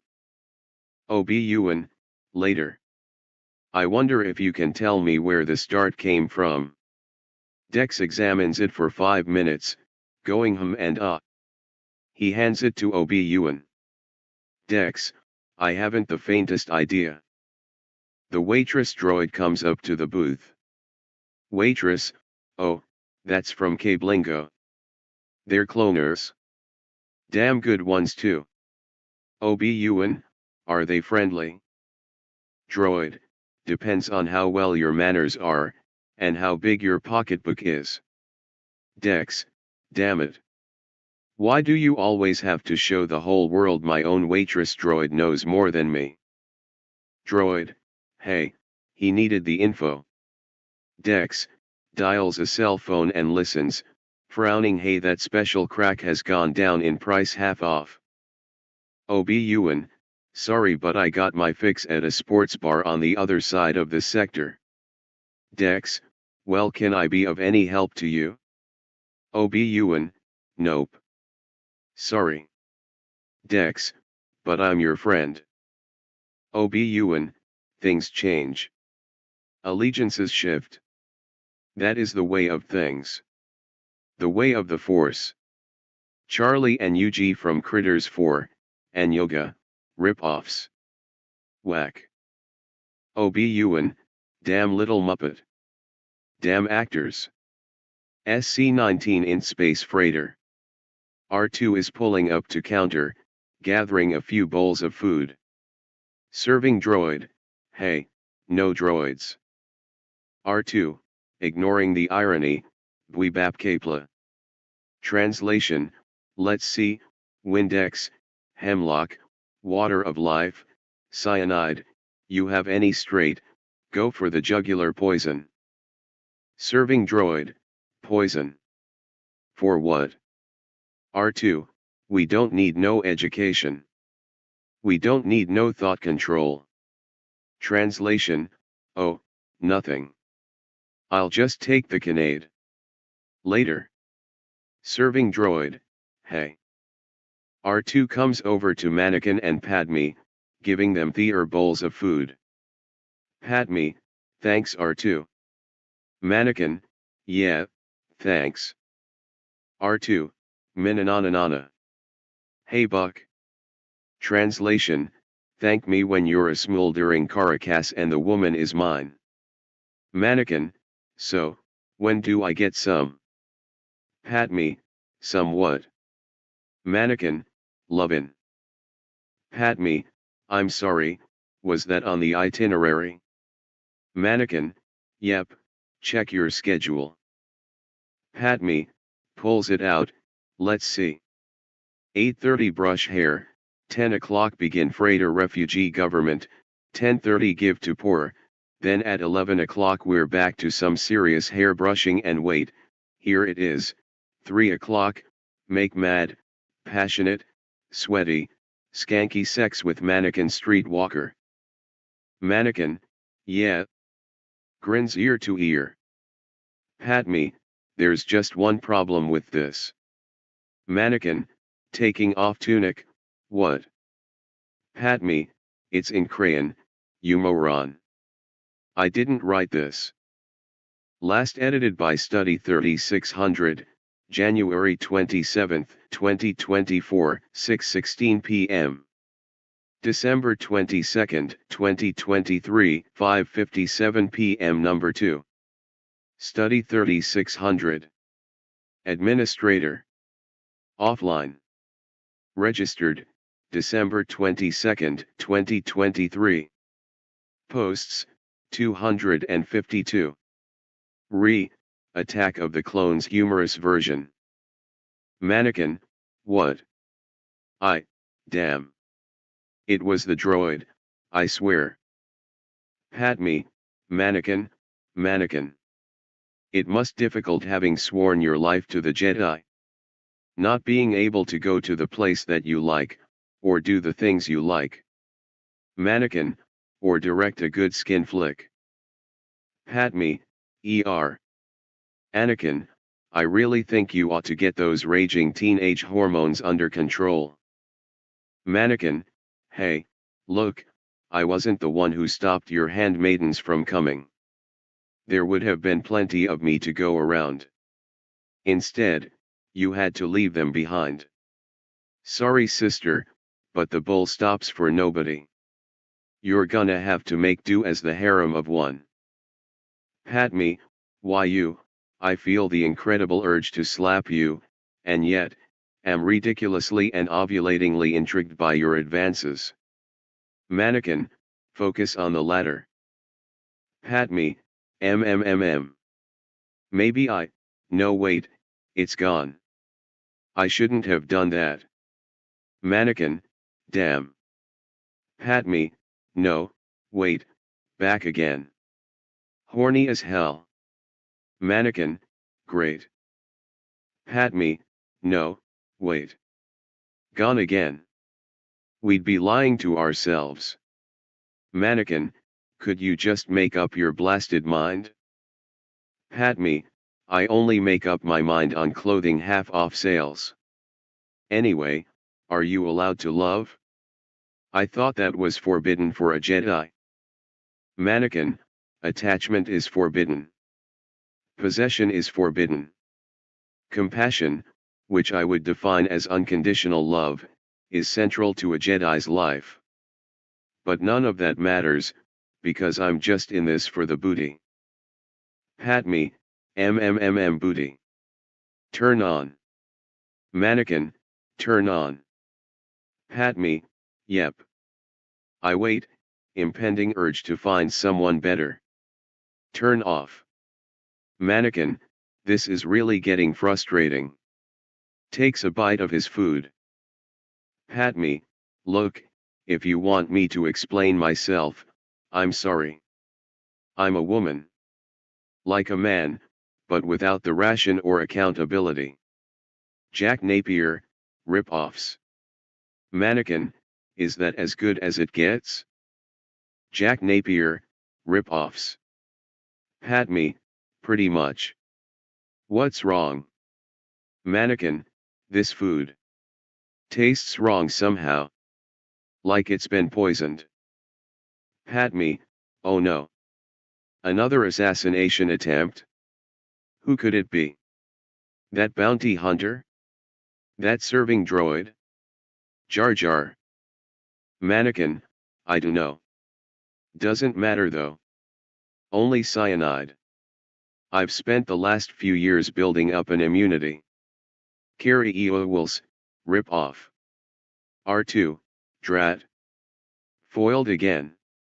Translation, drat. Foiled again. SC20 int. Boardwascant Temple of Doom yet still day. Meanwhile in the Jedi Council. Yoga, eagerly I await Master Obi-Wan's report. Windy, that MF mannequin better keep his. Yoga, went through this we have. For a different purpose this post is.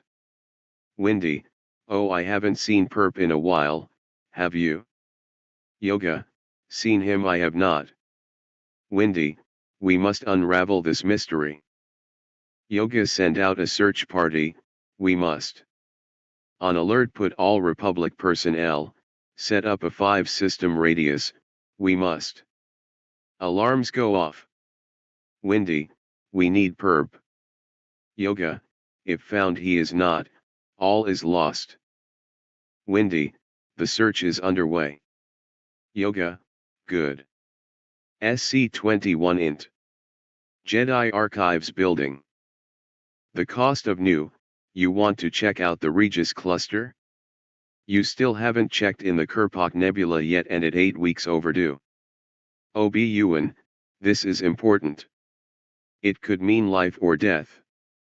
The cost of new, that's what you said about the Hatmer sector, the Bridget Quadrant and the Kilroy system. You owe over 800,000 credits in late fees, and you keep charging it on your Sith Express.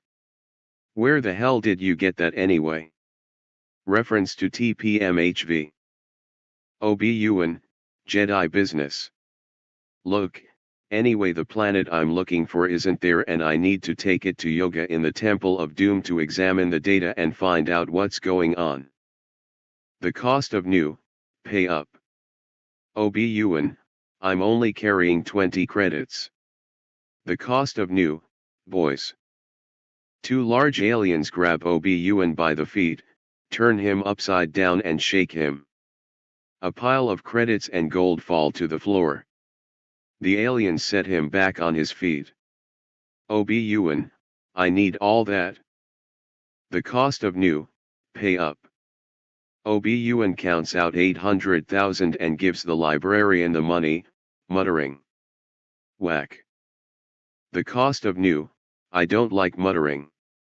Besides, your Regis cluster system does not appear on our records.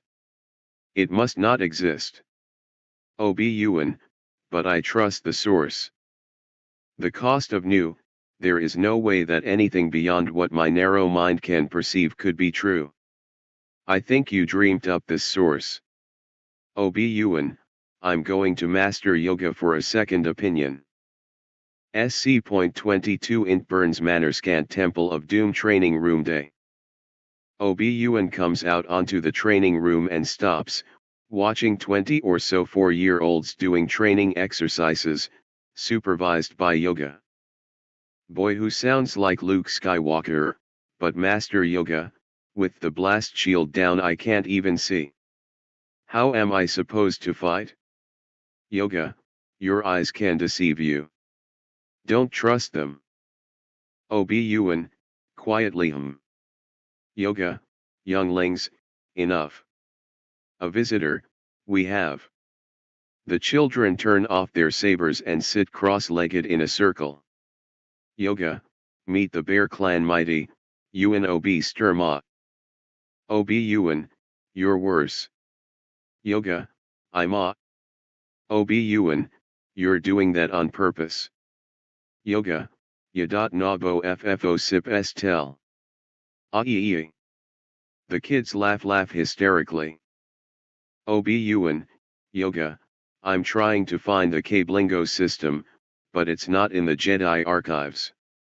I have the section it's supposed to be in right here, in the Regis cluster. Yoga, Nisarabmi wo. Sa Nabo Ritsum, 10 Alpat Sol. Obi-Wan, is this payback for using your famous future deathbed line earlier? Yoga, more or less the damn Muppet thing. Anyway, Liam, the shades. Alec, the candles. Harrison, the music. Now, Nabo, put your data ball on the reader. Obi-Wan, puts it on. Yoga, now close your eyes and think of your happy place. Go to the center of your place and find Nabo's missing planet, we will. Obi-Wan fumes. Jedi child Mark, almost getting it, but not quite. I believe it's time for the peace pipe, Master. Yoga, the peace pipe. Natalie, Jake, go get the peace pipe. Carrie, start the drums. Soon Natalie and Jake carry the long, elaborate peace pipe and pass it to Mark. Mark takes a long puff and blows smoke rings. Mark, someone has erased the Cablingo system from the archives, and the person who did it was getting fuzzy. Nat and Jake pass the pipe back to Mark. He takes another puff. Mark, still not getting it. He is allowed one more puff. Mark, damn. I lost it. Yoga, the mind of a child. Correct he is, Nabo erased your planet has been. Only a Jedi could have erased those files. Hey you two, give Uncle Yoga a puff. And get me my donuts and Surge. Hoo-ha. It is sage, by the way, not a drug. He takes a puff, guzzles down his Surge and eats 5 Bavarian cream-filled donuts. Yoga, hooh ha. Dark and mysterious this puzzle is. A wise Jedi once said, choose your friends wisely or they will steal your clothes and you will have to walk around naked. Obi-Wan, what the hell? Yoga, raises forefinger in air exactly. Woith the eb ekrof et yam, Nabo. Ewan, lost your mind, you have. Thanks for your help. SC23EXT, Nabo, City of Tweed, Day. Public transport, which looks basically like a bus with jet engines attached, comes into land at the Tweed spaceport. We see Padme and Mannequin walking up the steps of the Theed Palace. R2 is behind them, struggling to get up the steps. Mannequin carries 2 heavy suitcases, while Padme carries a small carryall. Padme, I wasn't the youngest queen ever elected, but now that I look back on it, I don't think I was old enough. I'm not sure that I was ready. Mannequin, muttering, I'm glad that you're not the queen anymore. I don't think I would be able to carry another suitcase filled with those stupid headdresses. Padme, scowling slightly, what? Mannequin, I said, it's a shame you're not queen anymore. The people you served thought you did a good job. Padme, well of course they did. I rescued them from the Trade Federation practically single-handedly, armed with nothing more than a hairdryer. Mannequin, hey, I was the one that blew up the droid control ship. Padme, sarcastically, oh whoop-de-doo for you. I already had captured the Velcro of the Trade Federation. The battle was already over. Mannequin, why I oughta. GL, hold it right there. In case you two didn't read the script, you don't get married until the end of the movie. So stop acting like a married couple and stick to your lines. Now let's take it from the people you served. Mannequin, bored monotone, the people you served thought you did a good job. I heard they even tried to amend the Constitution so you could stay in office. Padme, actually, I was relieved when my 2 terms were up. Mannequin, Padme, and R2 are magically transported halfway through the castle grounds, even though the conversation has gone no further. Padme, but then the new queen asked me to serve as senator, since Palpatine had become supreme cameo. She wouldn't let me refuse. Mannequin, well, I agree with her. The plot of this film needs you. SC-24 int, Nubotweet Kazerta Palace, Day. Padme, if the Senate votes to create an army, I am sure it will push us into a civil war, which will no doubt eventually lead to the formation of a galactic empire. Some babbler, it's unthinkable. There hasn't been a war since the formation of the Republic. Uproar from the fans of the extended Star Wars universe in the audience. EU fan, but what about the Sith War? What about all the tales of the Jedi comics? Whack. GL, my movie, my rules, sit down and shut up. Queen Jamtart, do you see any way through negotiations to bring the separatists back to the Republic? Padme, not if we want to make episode 3, no. My guess is they'll turn to the Federation and the Commerce Guilds for help. Picard, they seek our help? Make it so, number 1. Some babbler, it's outrageous. After 4 trials at the Supreme Court, Newt Reagan is still the Velcro of the Trade Federation. Queen Jamtart, we must keep our faith in the Republic. In the meantime, Padme, we must consider your safety.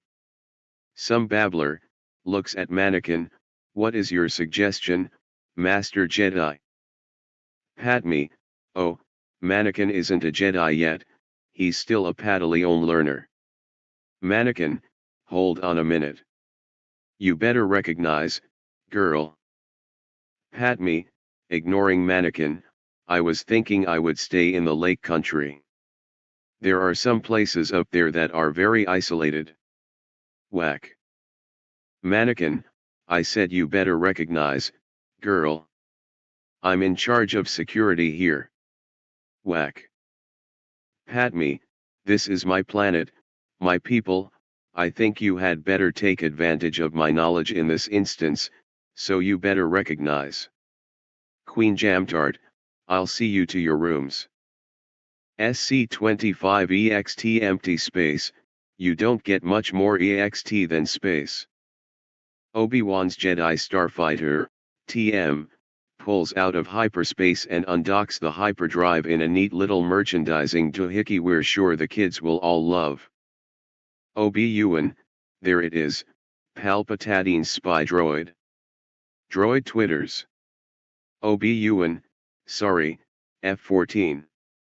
Where was I? Droid twitters. Obi-Wan, right, from the beginning. There it is F-14, Cablingo. Droid twitters. Obi-Wan, what? Oh wait, you're right, it's over there, pulls ship about in opposite direction. Starfighter pulls down over Kamino, flying through the rainy weather. Obi-Wan, wow, look at all that water. I'm getting a sudden surge of inspiration. Opens up glove compartment, pops in tape. Droid twitters. Obi-Wan, stop your pleading. I'm a fantastic singer. Didn't you hear me when I was playing Space Truckin' all the way over here? Music begins to play, and Obi-Wan sings along, actually horribly off-key, like a bridge, over, troubled water. I will ease your mind. Droid twitters louder and louder. Obi-Wan, that's not what Nicole said. Cockpit starts to fill with gas. Obi-Wan, hey, what's going on? F-14, is this carbon monoxide? Are you trying to kill me again? Droid twitters. Obi-Wan, tisk, tisk. Silly droid. Killings for Sith. Droid twitters, translation, not for long, if you keep singing. Starfighter docks, Obi-Wan leaps out. Obi-Wan, now sit tight out here in the rain and rust while I go find someplace dry for a day or so. Starfighter blasters shoot at Obi-Wan, narrowly missing him. Obi-Wan, F-14. Droid twitters. Obi-Wan, ha ha ha, silly rambunctious droid, enters city. looks around to see a very tall elongated alien walking towards him. Obi-Wan freaks out, ah. What the dash is that? Runs back, hits face onto closed doors. Alien, welcome Master Obi-Wan, welcome to tapioca pudding. I am no we. Obi-Wan stops trying to get away, what? Welcome where? No we, tapioca pudding. Obi-Wan, that's a food, not a place. No we, insistently, it can do both. Obi-Wan, okay, whatever. Wait, how do you know my name? No we been waiting for you a long time. We were beginning to think you wouldn't come. Obi-Wan, you're telling me. Hey, what's up with your face? No we, that's not a very polite question. Obi-Wan, I'm Scottish, we're not very polite people. No we, if you must know, it's a cross between a stormtrooper and a seal. Obi-Wan, Something about that name gives me the chills, as if it's going to somehow come back to haunt me. Seal, BRRR. No we, this way please. Int, tapioca pudding. No we leads Obi-Wan towards the ringmaster minister's chambers. No we, may I present lima bean soup? Ringmaster Minister of Cablingo. Ringmaster Minister, this is Master Jedi Obi-Wan McNobi. Lima bean, I trust you're going to enjoy your stay. Would you like some tapioca pudding? Obi-Wan, no thanks. Lima bean gestures to an empty chair. Lima bean, please. Obi-Wan sits. And now, to business. You will be delighted to hear that we are, pauses, on schedule. Obi-Wan, that's, cool. Lima bean, 200,000 units are ready. With 1 million more on the way. Obi-Wan, that's really good to know. Lima bean, please tell your master Sid Vicious, that his order will be met, pause, on time. Obi-Wan, I'm sorry. Master who? Lima bean, Jedi Master Sid Vicious is still a leading member of the Jedi Council, is he not? Obi-Wan, Sid Vicious killed himself in 1979, I have no idea what you are talking about. Lima bean, he did. Lima bean sits looking confused. After a moment, Noe walks up and whispers in his ear. He sits up, a look of realization on his face. Lima bean, my mistake. Scratch that. Tell your master Sofadafa, that his order will be met on time. Obi-Wan, Master Sofadafa. He was killed almost 10 years ago. Tragic really. A Bothan sat on him and he suffocated to death. Lima bean, I'm so sorry to hear that. But I'm sure he would have been proud of the circus we built for him. Obi-Wan, suddenly perking up, circus. Lima bean, yes. A clone circus. And I must say, one of the finest we've ever created. Obi-Wan, sounding hopeful, tell me, Ringmaster Minister. When my master first contacted you about the circus, did he say who it was for? Lima bean, of course he did. This circus is for the Republic. But you must be anxious to inspect the units for yourself. Obi-Wan, hell, yes. Just try and stop me. The only question is, where do I buy peanuts? SC-26EXT Nubbo Lake Retreat Water Speeder Landing Platform late afternoon. A water speeder-driven pie patty cake, the retreat caretaker, docks at the island landing platform. Mannequin and Patmi disembark at the base of a beautiful island in the middle of a lake Wuyua. SC27 EXT Nubo Lake Retreat Lodge Garden Terrace late afternoon. Mannequin and Padme walk up some stairs, and stop at the balustrade, whatever that is. Padme looks at the wonderful scenery. Padme, when I was in level 3, we used to come here for school retreat. See that island? Hey, my face is up here, Mannequin. Mannequin, I was just reading what it says on your shirt, my lady. Babe in total control of herself. Very clever. Why aren't you wearing a beautiful dress? Padme, do you think I wanted people on that transport to know I was royalty? Mannequin, but it's been hours since you got off the transport. Padme, flow-eyed dresses that expose my entire back and long brown hooded robes just aren't my style. SC28 EXT Nubo Lake Retreat Lodge Garden Terrace late afternoon. Padme, are you going to use one of your Jedi mind tricks on me? Mannequin, they only work on people whose minds is like putty, ready to be molded into anything I desire.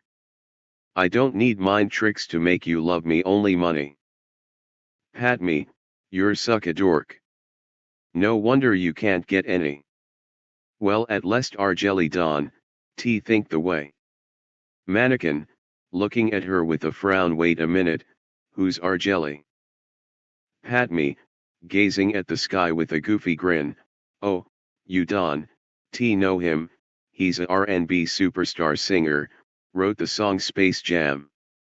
I was 12. We was both at the Grammys together. He was, a few years older than I, very cute, nasty, braids in his hair, he had a. Mannequin, cutting her off, all right, I get the picture, whatever happened to him? Padme, looking off into space, there was some charges against him, something about kiddie porn and movies he was into, but I went off to become a queen and he went off to, become a, inmate. Mannequin, maybe he was the smart one. Padme, you really Don, T like singers, or politicians for that matter, do you? Mannequin, I like 2 or 3, well up to and not including some of my fellows Jedi who's running for office on the DL, but the system sucks, and the low-life scum-sucking citizens are suffering because of it. Padme, I'm afraid to ask you, how would you have it work? Mannequin, easy. We tell these punka politicians, La Raza, essay, you know what's gonna happen when we come through. You either gonna get down, or you gonna lay down, believe me baby, they know what time it is when the NJO come up in here. Padme, looking bored, oh, really? Mannequin, getting excited, yeah, but check this out though, say you get a politician, right, and he feeling brave all of a sudden. You know, starts acting like he's Charles Bronson or something, you take the back of your bright saber and bash it through his nose, pushing it up to his brain. Then you try to design a punch to make his liver bleed. Believe me, after that, he'll let you know whether he wears ladies' underwear. Padme simple shakes her head in disgust as Mannequin continues. Mannequin, big smile on his face. Remember baby, when they're just laying there on the floor, with blood coming out of their eye sockets, and they're going, please, Monty, please, my reply would be, hey. You should have thought about that, before you spilled Palpatine's drink. Ha ha ha ha. Padme, you ruthless thug. That's not how it's supposed to go. Everyone has a right to disagree. Mannequin, no one has the right to do anything but obey the laws that was set up by our republic. Padme, that's crazy, and if they don't obey? Mannequin, getting pissed off, then we are authorized by the executive order of our beloved leader, to use any and all means to make these ASC the light and the glory of the Lord. Pat me, that sounds an awful lot like a dictatorship to me. Mannequin, flashing a mischievous little grin, nah baby, it's really a great democracy, you just don't know it. Pat me, you're making fun of me. Mannequin, sarcastic with a wide grin, I'm making love to you, there's a difference. Pat me, I don't think so. For one thing, you're a kid to me. For another, you're not even on my social level. My friends would think I was a trashy hoe, for sleeping with you. Mannequin, laughing, they already think that. So why not just be yourself? Pat me picks up a piece of fruit and throws it at him. The fruit hits him in the head. They get into a fruit fight. SC29 Int Nubbo Lake Retreat, dining room, late afternoon. Bambi places dessert in front of Patme and Mannequin. The dessert is a coconut custard pie for Patme and a low-fat chocolate donut for Mannequin, who looks at his plate with a large frown. Patme, trying to eat her pie, what's wrong with you? Mannequin, picking up the donut that looks stale, what do you think? Look at my dessert and look at yours. Patme, smiling, Mannequin, when we was back on consonant, Obi-Wan told me that you were on a strict Jedi diet, so I figured that. Mannequin, looking at her with a frown, wait a minute. When you and my master went into your bedchambers, all that you and him talked about was my diet. Patme, yeah, that and also about your trainin' and how you progressed, that's all. Mannequin, pissed off, that's all? You was alone with him in your bedchambers for 2 hours, what the hell kind of training takes 2 hours to talk about? You couldn't have thought that it takes 2 hours to say that all I like to eat is low-fat stale chocolate donuts. Patme, Mannequin, you, overreacting, there's nothing going on between Obi-Wan and I, okay. So take a chill pill. Splat. SC30 EXT Nubbo Lake Retreat, Lodge, Fireplace Alcove, Twilight. A fire blazes in the open hearth. Patme is sitting in front of it with a mean look on her face. Mannequin is sitting right next to her with a rather dumb look on his face, with sweat running down his face. Mannequin, looking sad and pitiful, listen, Patme, I'm really sorry for using the force to smash the pie in your face, I don't know what came over me. Can I tell you something? Patme remains silent with anger in her face. Mannequin, looking more pitiful and sad, can I tell you something? Patme remains silent with anger in her face. Mannequin, looking down, all right, I will ask you something. Patme, still not giving eye contact, Mannequin, don't even try it. Suddenly 3 men dressed in black tuxedos comes from behind the curtain and begins to do a 2-step dance like the singing group, the Allurementations. Singing background vocals parallel to Mannequin's words as soft love music plays in the background. Mannequin, getting down on one knee, looking at Patme, from the moment I first met you baby all those years ago. Singer number 1, singing, the moment I first met you. Mannequin, a day hasn't gone by when I haven't thought of you. Singer #1, singing, well. Mannequin, and now that I'm close to you again, I'm in agony, baby. All 3 singers, singing, while doing the 2-step dance, HSSS in AAA go NYYY. Mannequin, the closer I get to you, the worse it gets, you know all my friends used to tell me, Mannequin, why you such a fool, but you know what I tell them. Suddenly Mannequin jumps up and joins the 3 singers as they all sing in harmony. Mannequin / 3 singers, singing, that I am a fool for your love. Mannequin jumps back down to one knee looking back at Padme. Mannequin, talking again, you know, baby. I'm haunted by the kiss you never gave me. Singer number 2, singing, you should have done it, girl. Mannequin, my heart is beating, hoping that the lack of a kiss will not become a deep knife wound to my back with you twisting it deeper, laughing at me as you do it. All three singers, singing, murderer. Mannequin, you are the stuff men would sell their souls for. Singer number 3, singing, to the devil, Lucifer. Mannequin, you are tormenting me, what can I do, baby, I'll do anything that you ask, just. Mannequin suddenly jumps backs up and rejoins the group. Mannequin / 3 singers, singing, give me your love, darlin'. Give me your life, darlin'. Give me your heart, darlin', or this heart of mine will die alone. Padme, I will not give into this. Mannequin, we could keep it a secret. A smile creeps over Padme's face.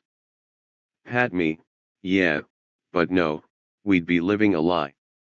Could you live like that, Mannequin? Mannequin, no, it would destroy us. Ghosts of Romeo and Juliet, yep, don't we know it? December 22nd, 2023, 5:59 p.m. Number 3. Study 3600. Administrator. Offline. Registered, December 22nd, 2023. Posts, 252. Attack of the Clones Humorous version. SC31 int. Cablingo tapioca pudding cloning facility. A whole mess of test tube babies are in a huge mechanism, and below, clones are in various stages of growth and development. Lima bean soup, would you like a steaming bowl of lima bean soup as I give you a tour of this cloning facility, Obi-Wan McNobi? Obi-Wan, no thanks. Lima, clones can think creatively. You'll find they are vastly superior to droids. They take any order without question. Obi-Wan, what if they receive conflicting orders? Lima, hasn't happened yet. Our growth acceleration programs help them to be grown in a matter of a few years, otherwise they would take a lifetime to grow. Aside from his pay, which is considerable, their original host only demanded one thing, a single, unaltered clone for himself. No growth acceleration, and no docility to make him less independent. Curious, isn't it? Obi-Wan, who is the original host? Lima, a bounty hunter named Mango Fett. Obi-Wan, where is this bounty hunter? Lima, oh, we keep him here. Obi-Wan, I would very much like to meet him. Lima, that can be arranged. Obi-Wan, hey, I got another question. Lima bean soup, go ahead. Obi-Wan, okay, here goes. In the Heir to the Empire trilogy, wasn't it established that if you accelerate the aging process of a clone, that it would become mentally unstable? Therefore aren't all these clone troopers a little EI? Lima bean soup, we Cablingoans make it a point to avoid the EU.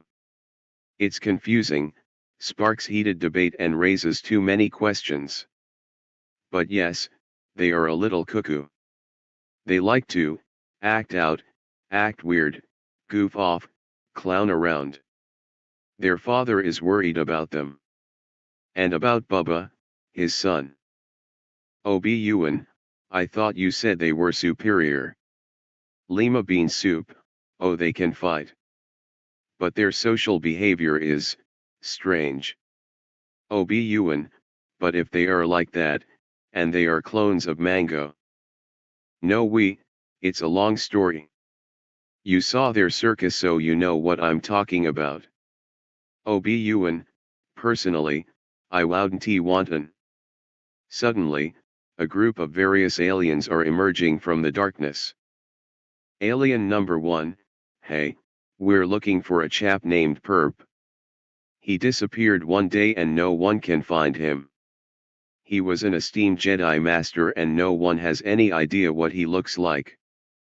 Alien number 2, hands Obi-Wan a slip of paper. If you ever see him, give us a subspace call, Wuja. Alien number 1, thank you so much. They all walk away. Obi-Wan, well, I must be going. I'll give the council your message. SC-32 int. Tapioca Pudding City, Clone Center, Commissary, Day. Lima Bean conducts Obi-Wan through a large eating area. Noe follows as the clones get into a massive food fight. SC-33 EXT Tapioca Pudding City, Parade Grounds, Rainstorm, Day. Noe, very excited, magnificent, aren't they? Obi-Wan nods slowly. Down below, clones are fetching their helmets, putting them on, and marching in formation. Noe walks up to Obi-Wan and Lima Bean Soup. Noe, I will take you to see Mango. SC-34 int. Cablingo static clean hallway Mango's quarters. Noe, Bubba, is your father home? Bubba, Dad, Noe's here. Out of the bedroom comes a man in a white terry cloth robe, barefoot, his hair wet from a recent shower. Obi-Wan, you must be proud of your clones, they are impressive, a bit loony, but impressive. Mango, I'm just a simple man trying to make my way in the universe. Obi-Wan, ever made it as far into the interior as Cormoni Scant? Mango, I'm just a simple man trying to make my way in the universe. Obi-Wan, recently. Hey, what's that in your closet? Mango, in Pacific Islander tongue. Hey Bubba, what did I tell you about leaving that FR closet door open? To Obi-Wan, I'm just a simple man trying to make my way in the universe. Bubba goes to close the closet door, and closes it. Obi-Wan, good day. He leaves. SC-35 EXT Cablingo open door just outside of facility. Lima Bean Soup, tell your council the 1st battalions are ready and remind them that if they need more troops it will take more time to grow them. Noe, thank you. Are you sure you don't want any tapioca pudding for your long journey home? Obi-Wan, no thanks. SC-36 EXT Tapioca City landing platform. Obi-Wan races to his fighter. He calls out to his F-14 unit. The unit beeps. Obi-Wan, scrambled eggs 2, care of the geriatric ward. Hurry. A little radar dish pops up, and begins transmitting a message. SC-37 int. Bagrik Fat Katsascant Temple of Doom Meditation Chamber evening. A hologram of Obi-Wan is live before Yoga and Mace Windy. These cloners are using a bounty hunter named Mango Fett to create a clone army. They claim Jedi Master Sophidafa put it in order for them almost 10 years ago. I was under the impression he was killed before that. Windy, they had no authorization from us. Bring the bounty hunter here.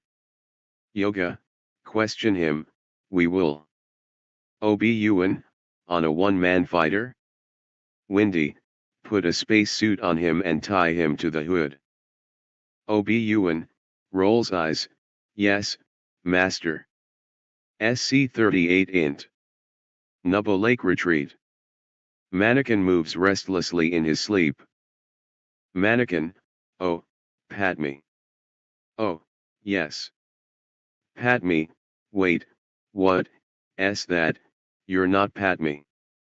You, Young, a man in a green and red sweater with knives on your fingers. Must run. Must run, must run. Must stop and buy ice cream, 5 credits for a good humor bar. That's robbery. Must run, Nichel. Hackson. GAA. Must run faster. Is that mom? She, s, no, no, no. Pat me. Is it really you? Let me fondle you and kiss you, wait. You, Richard Simmons. Ag. Mom, no. No I don't, believe you. You, not pat me, you are? Well prove it, whoa. But mom. SC39EXT Nubbo Lake Retreat Lodge Balcony. Pat me walks in on mannequin while he is meditating. Mannequin, J.E. Don, you ever knock? Now I need to start all over again. What a way to spoil my concentration. Pat me, you had a nightmare last night. Mannequin, Jedi don't have nightmares. Pat me, I heard you. And I could also hear you snore. From 2 rooms down the hall. Mannequin, Jedi don't snore, either. Pat me, you're lying. Mannequin, smiling Jedi don't lie. Pat me, smiling back you're full of, you know that. Mannequin, laughs if I tell you about my dream, will you get out of here? Pat me, leans close no. You know, over the past few days, She kisses him passionately. Mannequin, suddenly pulls away I saw a city in the clouds. Friends I have there. I must go to them. I gotta help them. I know that if I go now, help them I could, but I would destroy all for which they have fought and suffered. Pat me, Wada. Mannequin, my mother's in pain. I have to go to Patootie, to save mom. I have no choice. Pat me, I'll go with you. That way you'll still be protecting me and you won't be disobeying your mandate. Mannequin, not serious. What about Master Obi-Wan? They look at each other and burst out laughing. They kiss and fall to the floor. Pat me, it's getting hot in here. May I take? GL, next scene please. SC40 EXT Tapioca Pudding Cablingo Landing Platform, rainstorm, day, how anyone can tell whether it's day or night I can't explain. Mango Fett's ship, Amistad I, rests on the landing platform. Mango and Boba Fett are preparing to board. Mango is holding a red, yellow, blue, green, and purple umbrella over him and his son. Obi-Wan rushes through the tower door and towards the ship. Bubba, Dad. Look. He's getting all wet. Mango, tossing Obi-Wan a second umbrella. Bubba. Get aboard. The bounty hunter rockets onto the top of a nearby tower. Mango fires down at Obi-Wan, who is shielded by the umbrella.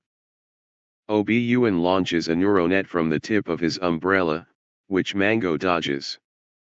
Obi-Wan then rapid fires several stun rays, all of which miss Mango. Inside the cockpit of Amistad I, Bubba brings the weapons systems online. He pushes a button. Female voice, nuclear missile armed. Bubba, panics. Oh no, oh no, oh no. Presses another button. Female voice, action cancelled. Bubba, I picked a hell of a day to stop drinking. He shoots a volley of destructive bolts Obi-Wan's way, which completely miss him. Bubba, father says I need to work on my aim.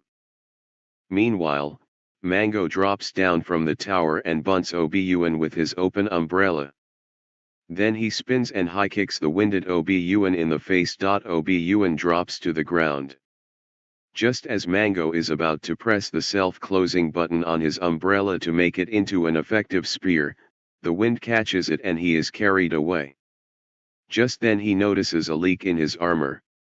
Closing his umbrella, he falls 10 feet to the surface right on his face. He starts crying. Obi-Wan comes over. Obi-Wan, there. Why are you crying? Mango, I got hurt and water is getting into my suit. And come to think of it, I deserve a pay raise. Training those little twerps takes a lot out of a man. Money puts it all back in, but there are still holes in me.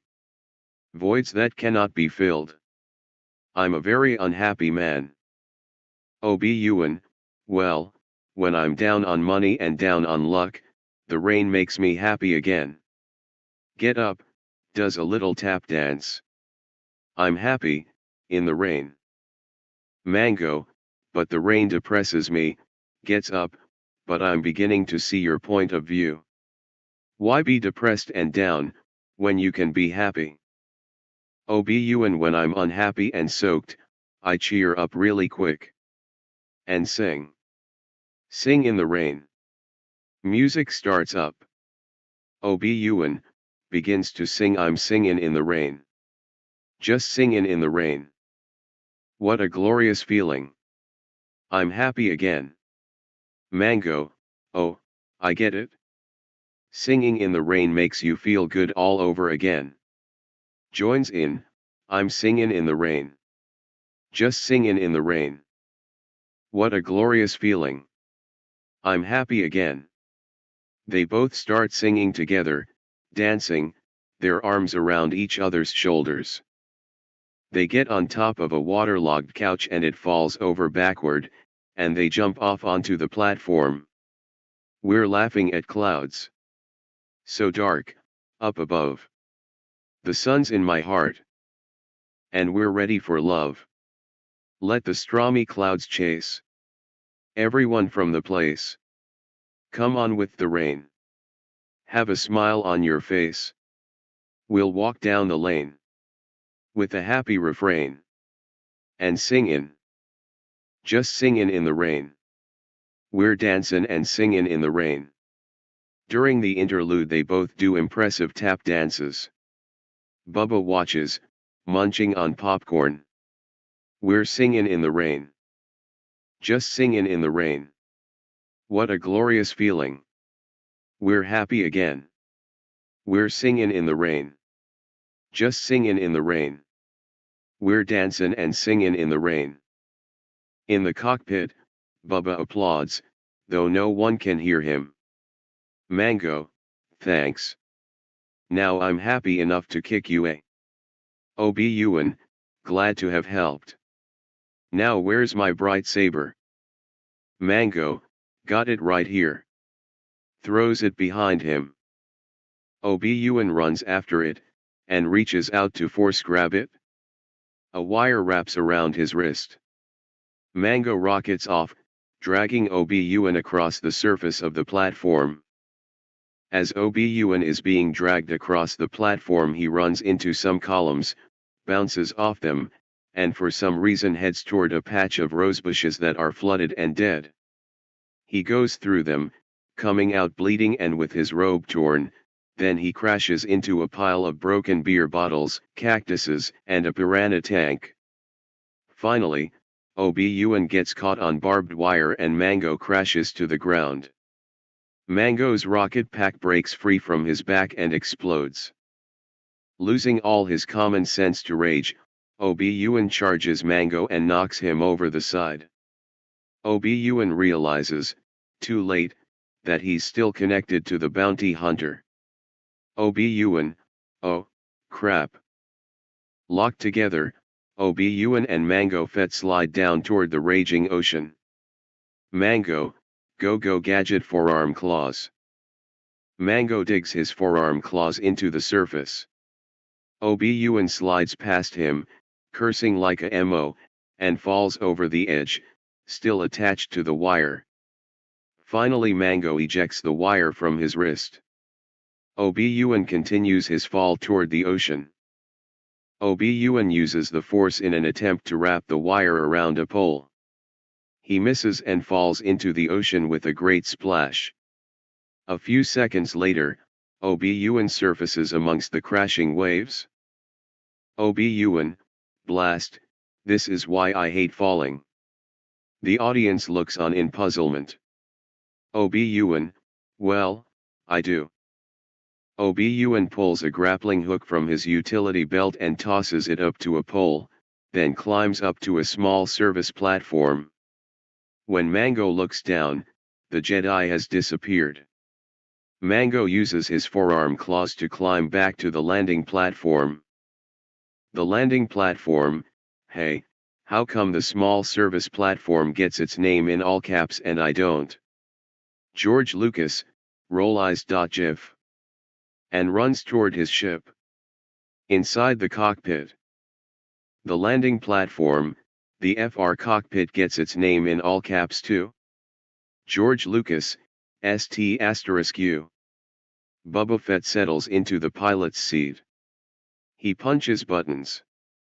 The engines roar. Obun comes running out onto the landing platform. The landing platform, I quit. Obun plunges toward the ocean once more as the landing platform winks out of existence. Fortunately, the small service platform is there to save him. As he falls, he pulls a homing device from his utility belt and throws it onto the departing Amistad I's hull. Batman, hey, enough with the utility belts, you wannabes. Obun, why do I get the feeling we picked up yet another pathetic life form? Batman, pathetic. Why I oughta. Obun, did you see how much Batman and Robin made? Batman hangs his head in shame as he departs the humorous version. SC-41 into dark mysterious building somewhere on Coronut. Dressed in his evil black robes, and seemingly ignorant of a long strip of toilet paper that's been stuck to his foot for hours, a Dark Lord stands waiting outside a door. He waits. And waits. And waits. He rocks gently on his heels. He waits. And waits. He bounces a few times, makes a whimpering noise. And waits. He looks around impatiently. He bounces again, grabbing his crotchable area, bouncing harder and harder. Finally, he bangs on the door. Dark Lord, by the sloth, man. Did you fall in? The sound of a toilet flushing. The door opens. Another Dark Lord steps out. Dark Lord 2, sorry man, didn't mean to. Dark Lord 1 rushes past him and slams the door. Dark Lord 2, take so long. A scream from inside the bathroom. Dark Lord 1, by the sloth, flush next time. SC-42 EXT space. The Naboo starship heads toward the desert planet of Patootie. SC-43 EXT Patootie. The Naboo ship heads for a large paved parking lot of ships on the outskirts of Mos Espa. Every spot is taken except for a handicapped spot near the front. SC-44 int. Ship. Padme opens a hidden panel and pulls out 2 sets of crutches.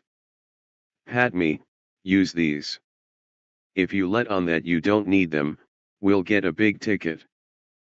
Mannequin and Padme ride a ripsaw through the streets.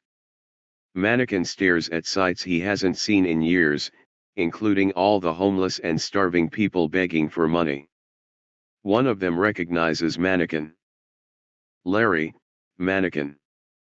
You used to be so generous. Please help an old man. Mannequin, you always spent the whoopee-uppie I gave you on death sticks and Romulan ale. But still, I have sympathy. Reaches into his pocket, here's 20 Republic dactyries. Winks at Padme. Larry, Republic credits? Hallelujah. They used to be worthless out here but now they're worth 10 times what they're worth on Corsicanti. Mannequin, damn it. That's all I had with me. Finally, they come to Plato's junk shop, which has turned into a large franchise, with stores in Most Easy, Mos Claisley, Mos Dispa, Mos Vespa, and many other locations throughout Patooty's most densely populated regions. Mannequin, to the droid driver, wait please. Mannequin and Patme get down, but stop dancing when they start getting strange looks. Sitting on a stool in front of the shop is Plato, talking to a similar-looking creature that resembles a Muppet. Plato, to Gonzo Chuba de Wanga no Chuba ni Chuba Nang de Wanga. De Wanga Wana.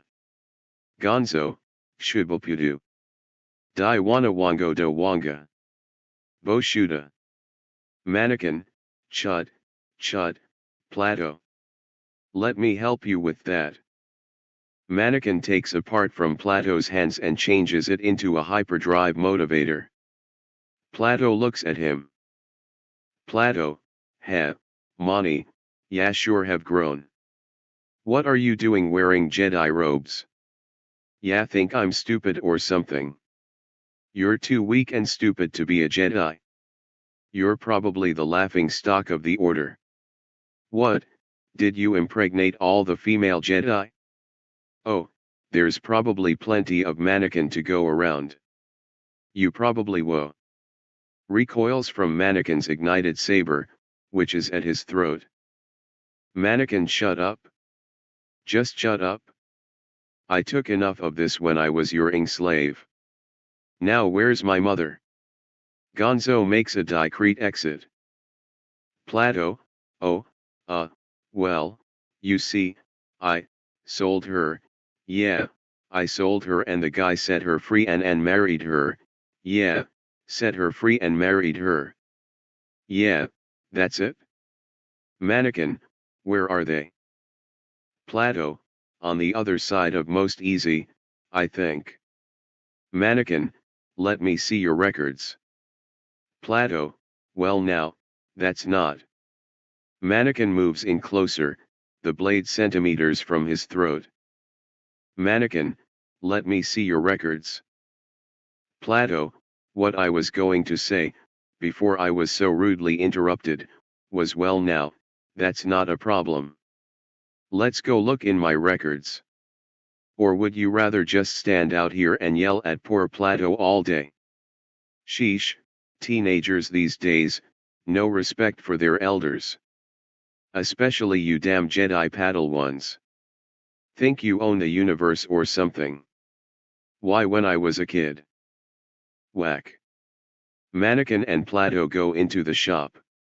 SC-45 space around Genesis.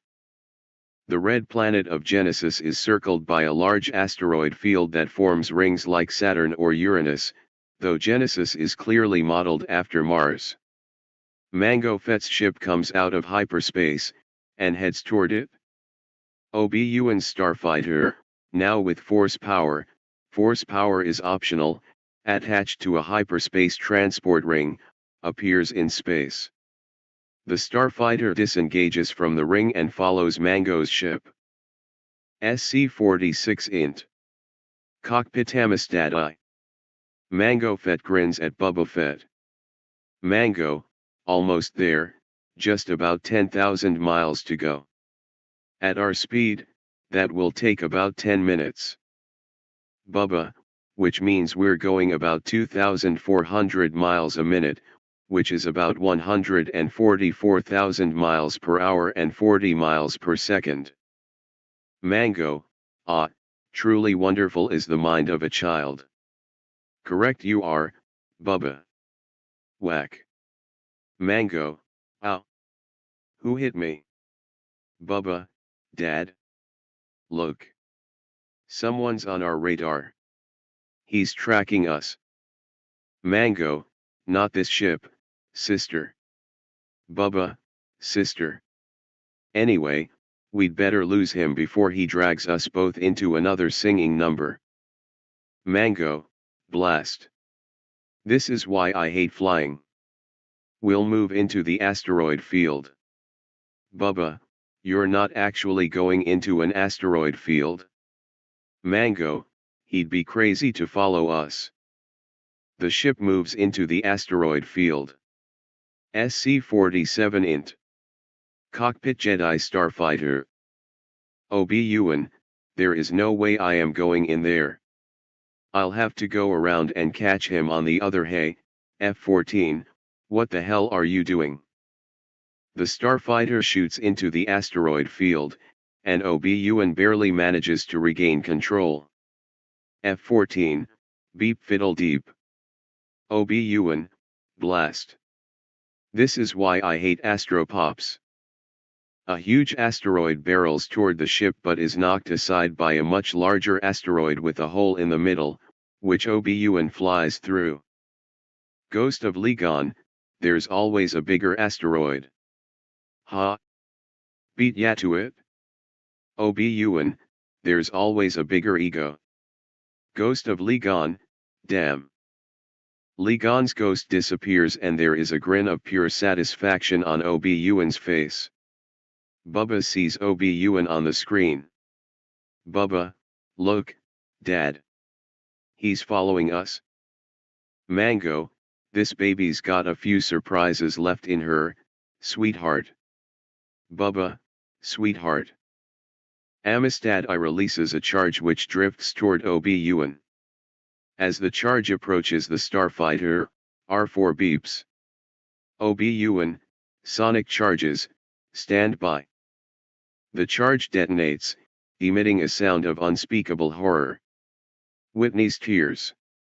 My loneliness is killing me, and I must confess I still believe. When I'm not with you I lose my mind. Give me a sign. Hit me baby one more time.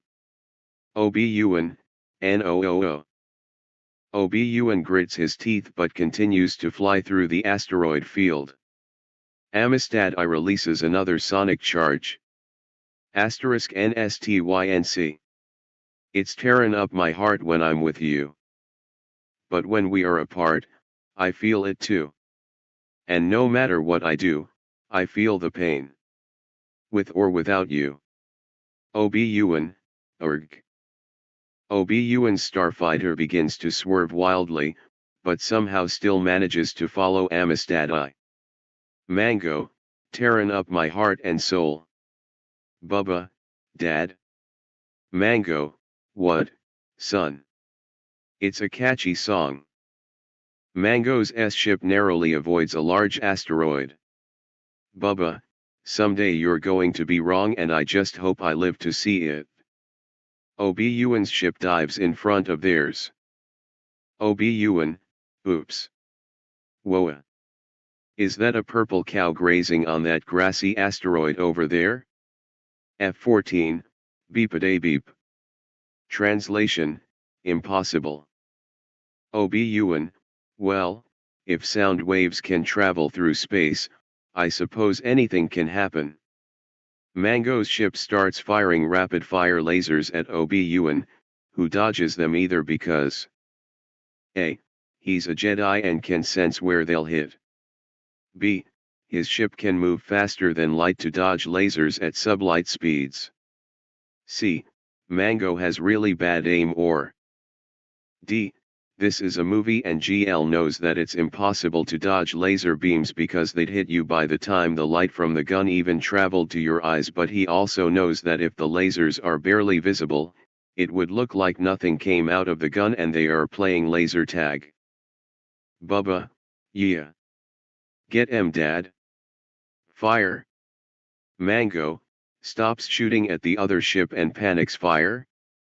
Where, son, where is the fire? Bubba, he's getting away.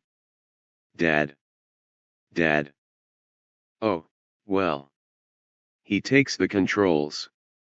Mango, hey. There's no fire. You tricked me.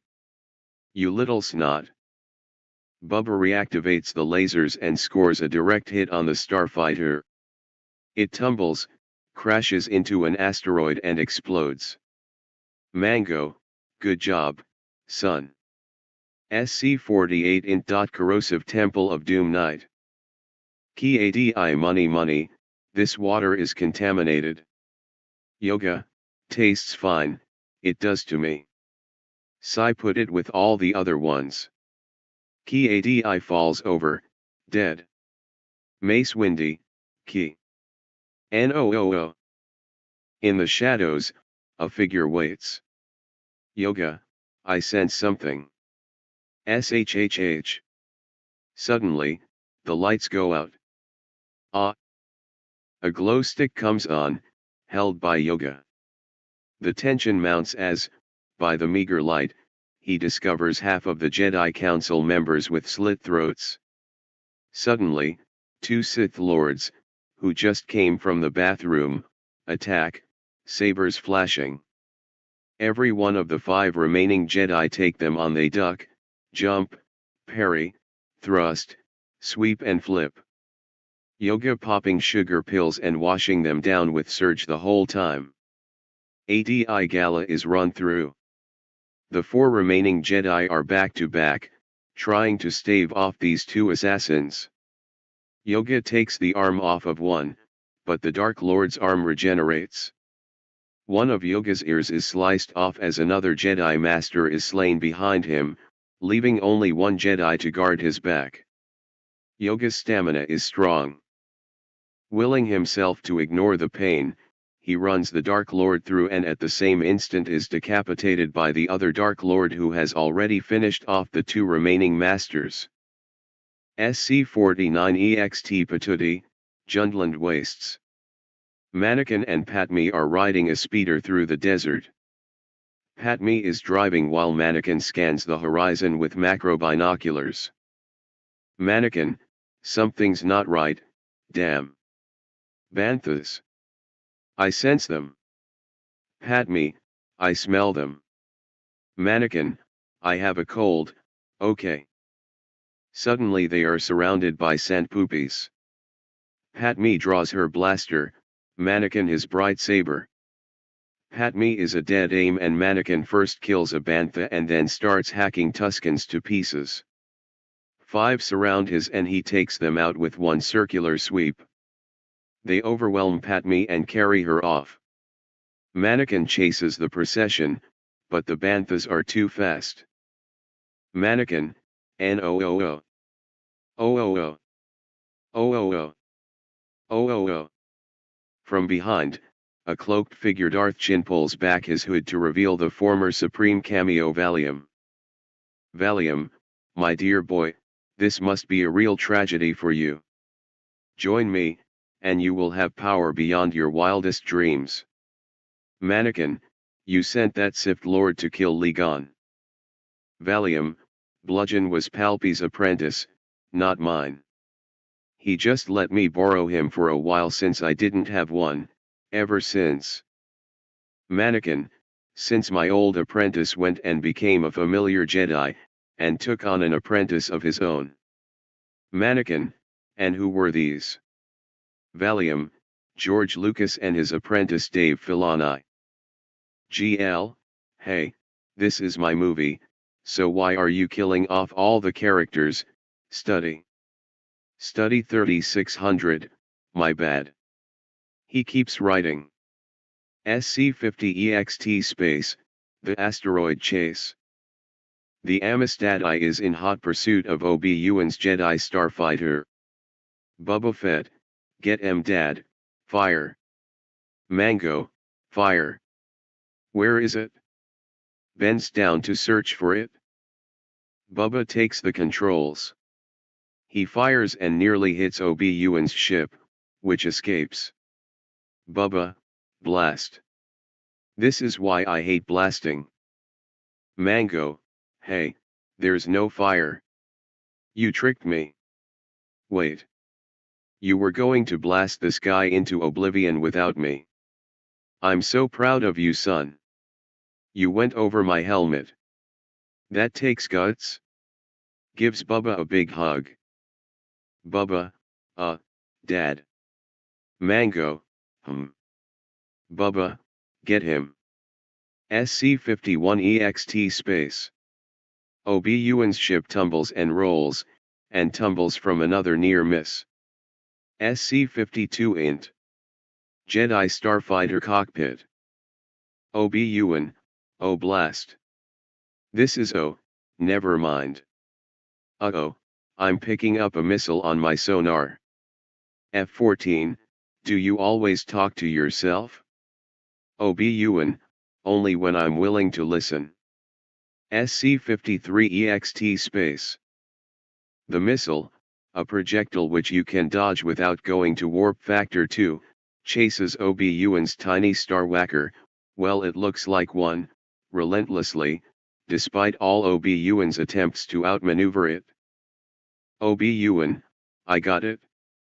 It's a heat-seeking missile, right? OB-Ewan, right. OB-Ewan, so if you take away the heat. OB-Ewan, then the missile.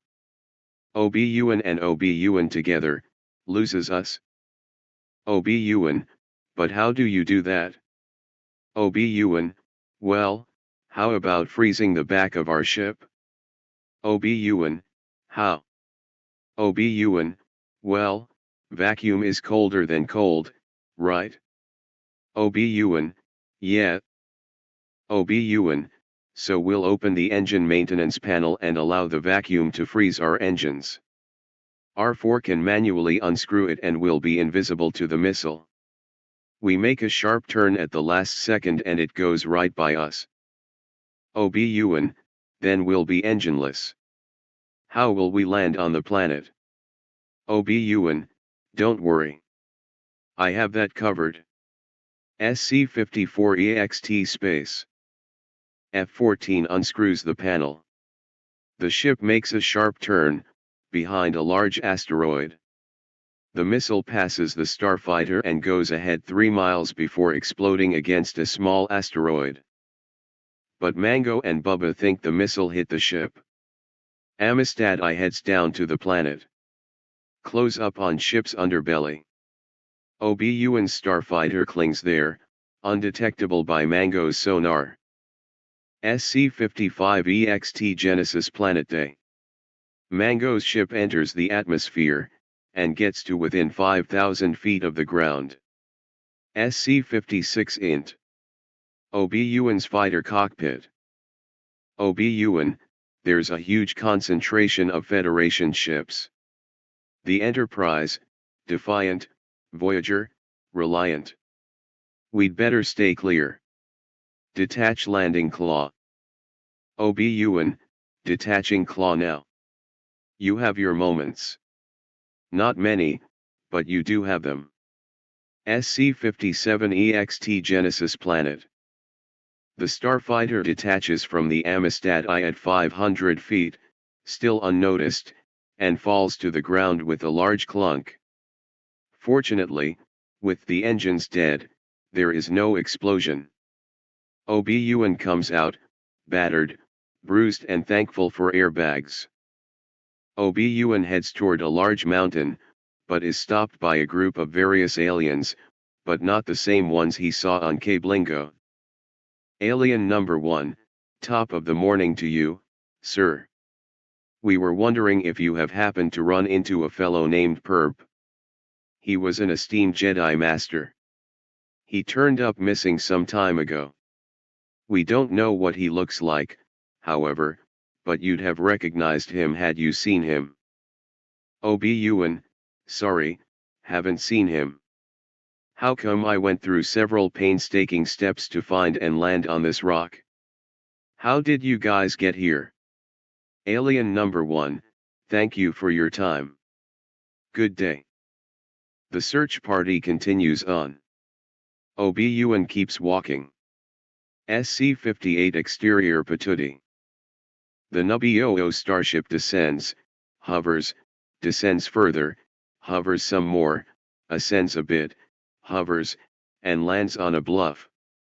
Mannequin and Padme get out. They look down from the edge of the bluff to where the homestead is seen on the desert floor below. Padme, stay with the ship, R2. R2 whistles, translation, like I'd want to go with you losers anyway, as Mannequin and Patme start down the trail toward the homestead. Stinkio is working outside the homestead. He looks up as Mannequin and Patme arrive. Stinkio, oh, hello. How might I be of service? I am, Mannequin, see through him. Stinkio, oh my, my maker. Master Mannequin, you've returned. But that name no longer has any meaning to me. Mannequin, makes sense, I suppose. Stinkio, don't ask me why, but I am now known as Stinkio. Mannequin, why? Whack. Stinkio, and this must be Miss Patme. Patme, hello, Stinkio. Mannequin, I've come to see my mother. Stinkio, I think, therefore I am. Perhaps we'd better go indoors. 059 Exterior Patootie, Homestead, Courtyard, late day. Mannequin, Patme, and Stinkio arrive in the courtyard. Stinkio shuffles ahead. Stinkio, Master Clug, Master Larks. Might I present two important visitors? Owan Larks and Beru Bright Sun come out into the courtyard.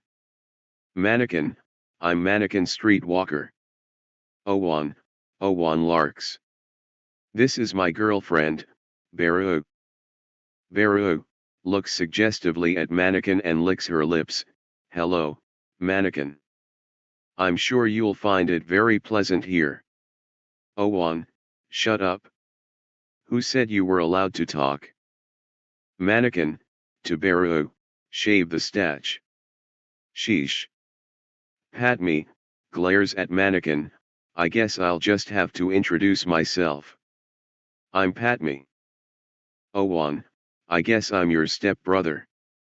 Of course, despite that line some morons will still wonder how I could be as old as you when Shmoo didn't have me 10 years ago. I had a feeling you might show up someday. Mannequin, is my mother here?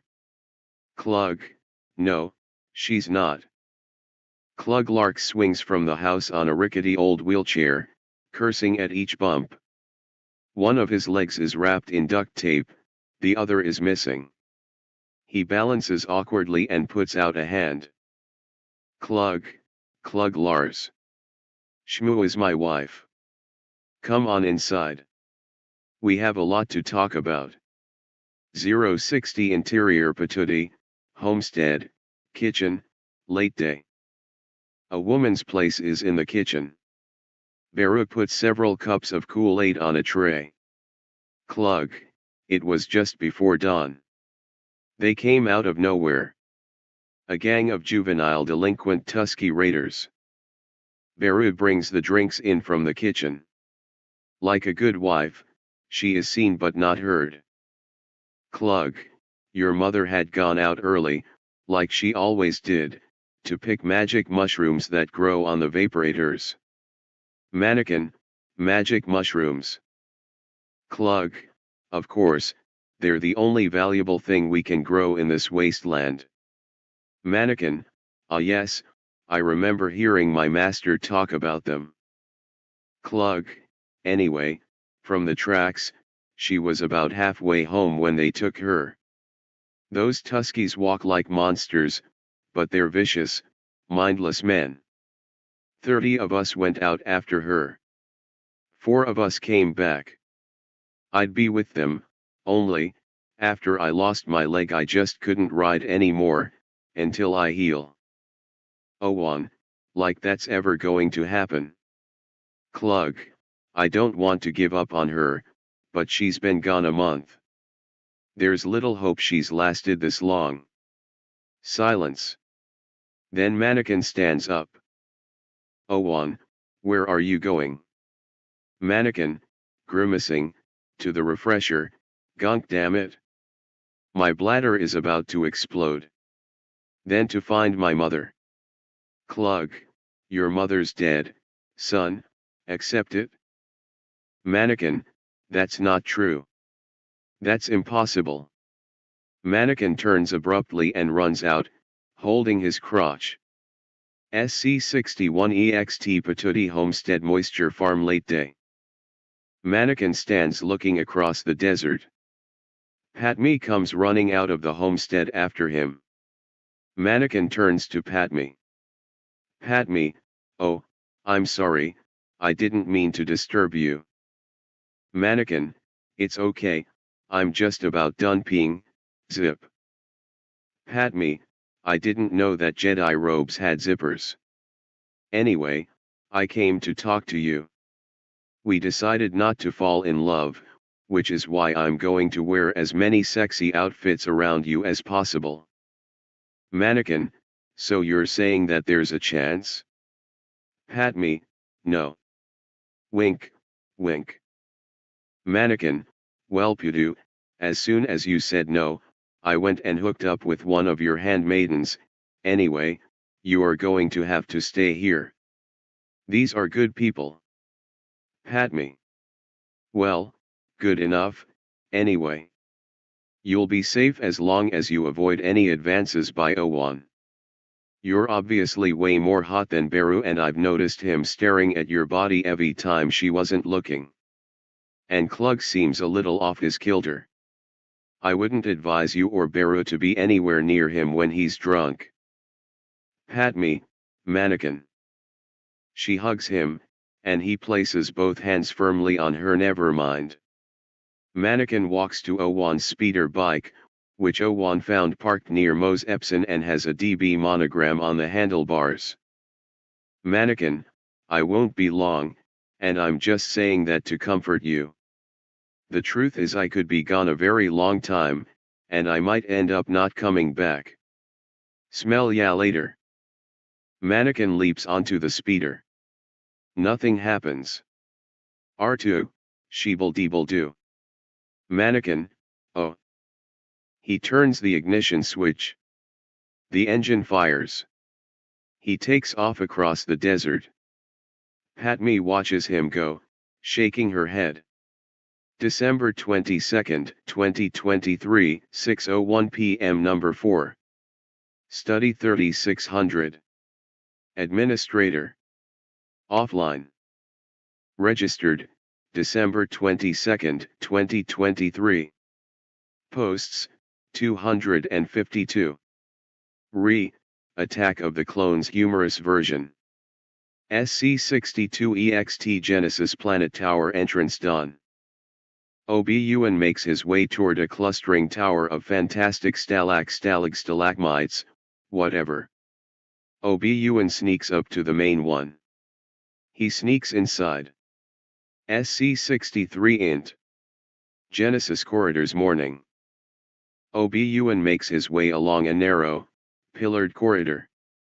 He comes to what looks like a large open well or vent shaft. He looks down and sees a huge underground General Drones factory below.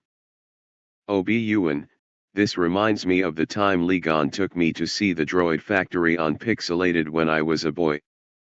Ah, memories. He continues to walk on, then hears voices.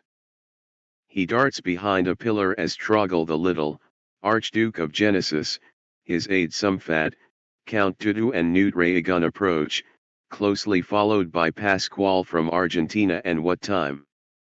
Count Dooku is tall, elderly, and saturated with beautiful manners. Obi-Wan flattens himself against the pillar as they pass by. Dooku, now, we must persuade the commercial guilds and the Corporation Alliance to sign the treaty. Raygun, what about the senator from Nubio? Dooku, which one, Velcro? Raygun, the female. Is she dead yet? I'm not signing your treaty until she is dead. Dooku, oh, come, now. That was 10 years ago. Can't you get over that? Personally, I'd like to see Jab Jab Rinks die the death. They move out of earshot. Obi-Wan watches them go and moves up a flight of stairs. He arrives at a narrow Gothic archway, and looks down through it. SC64 Genesis Planet Bug Mount Conference Room Day. Troggle the Lesser and his two aides are at one end of a large round conference table. Count Dudu is at the head of the table. Mango Fett stands behind his chair. Around the table are Newt Rayagun, Ruin Heiko, Chienpo, Tesla, Bucktooth Tora, and a Commerce Guild dignitary, Shoehorn, What Time, Sam Hill, Pascual from Argentina, and Thanos.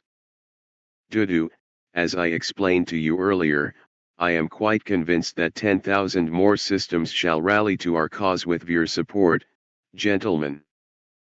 What Time, what you are proposing could be construed as treason. Sam Hill presses two buttons on his person and toast pops out of the top of his head. The toast is done. The Techno-Union Army is at your disposal, Count. Shoehorn, the rich greedy fat cat bankers clan will sign your treaty. Dudu, good, very good. Our friends from the Trade Federation have pledged their support, and when their Tinker drones are combined with the Tinker drones of the Gene Sins, we shall have an army greater than any in the galaxy. The Jedi will be overwhelmed. The Republic will agree to any demands we make. Can I have a piece of that toast, Sam? Sam Hill, sure, do you like jam? Dudu, why, yes I do. A chest compartment opens on Sam Hill and we see a familiar food. Sam Hill, do you like green eggs and ham? Dudu, I'll try them later. SC65 EXT Tusky Raiders campsite, night. His searches ends with him finding the Tusky Raiders camp where the juvenile delinquents are camping out. He looks around to see a small crowd dancing around a bonfire in some sort of weird ritual. He sneaks around the camp seeing other weird sights. Men playing with alien dogs. Little Tusky Raiders practicing their torture techniques on other animals. He soon comes across a hut and uses his bright saber to burn a hole in the wall and steps in. He sees a sight that will haunt him for the rest of his days. 66 int. Tusky Raiders hut, night. Mannequin, whispering to himself, what the hell? In the hut is his mother. Wearing Victoria's Secret underwear and laying seductively in a large bed posing for pictures that are being taken by a photographer named Hans Gruber who speaks in a cheesy Eurotrash accent. Hans Gruber, taking the pictures with laughter in his voice, oh, yes. Shmup. Yes. Give me more, Shmup. Yes. Baby. Oh, yes. You are so hot, yeah. Face me, you sexy thing, turn around yes yes like that. Take the apple, take a bite, lots of fruits, yes. I can hardly contain myself, you are so sexy, more like an animal, yes. You are an animal, Shmup. Roar for me, baby. Don't take the apple out your mouth, not just yet. I love my job. Yes, yes. Mannequin, yelling out what the hell. Mom. Mannequin's sudden outburst stops the session as Shmu turns with a gasp and Hans looks from his camera to see who the voice belongs to. Hans, looking at Shmu, who is this, Shmu? Don't he know we are in the middle of a session, yeah? Shmu, looking painfully embarrassed trying to cover up what little she has on, Hans, this young man here is, my agent, yeah, my agent who, just got back into town. Hans, why would your agent call you mom? Shmuel, you know kids these days, always looking for a mother figure, he. Hans, let me have a few words with him, okay. Hans, with a wide grin on his face, okay, we will take 5, this will give me time to go and put in a new roll of film, yeah. The photographer leaves the hut as Mannequin walks over to his mother, who is putting on her robe. Shmuel, pissed off, "What the hell are you doing here?" Mannequin, looking distressed, "I was having bad dreams that something has happened to you and I decided to come and seek you out." Whack. Shmuo, your Dhamma was supposed to come back here and free me from slavery. All of a sudden, you just thinking about this now.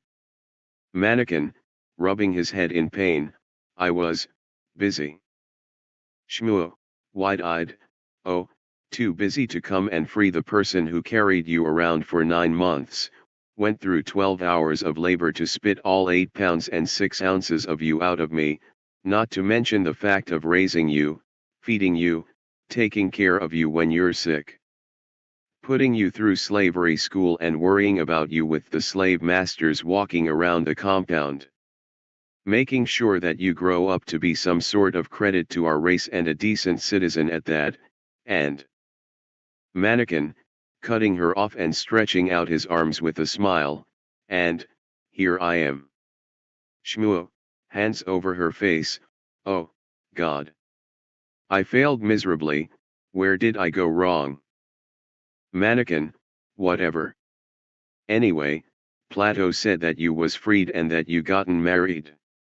I met my stepfather, he said that you was a loving housewife."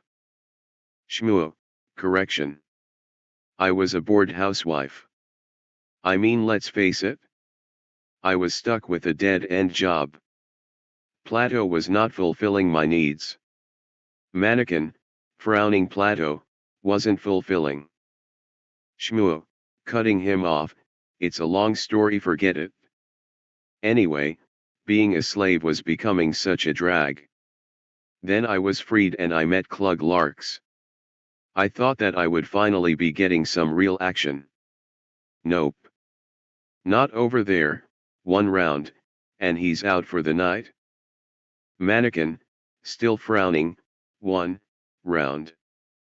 Shmuo, scrutinizes him, "You're not entirely virginal. You figure it out. Anyway, then I got this modeling gig with Hans, and oh boy, he gives me exactly what I need."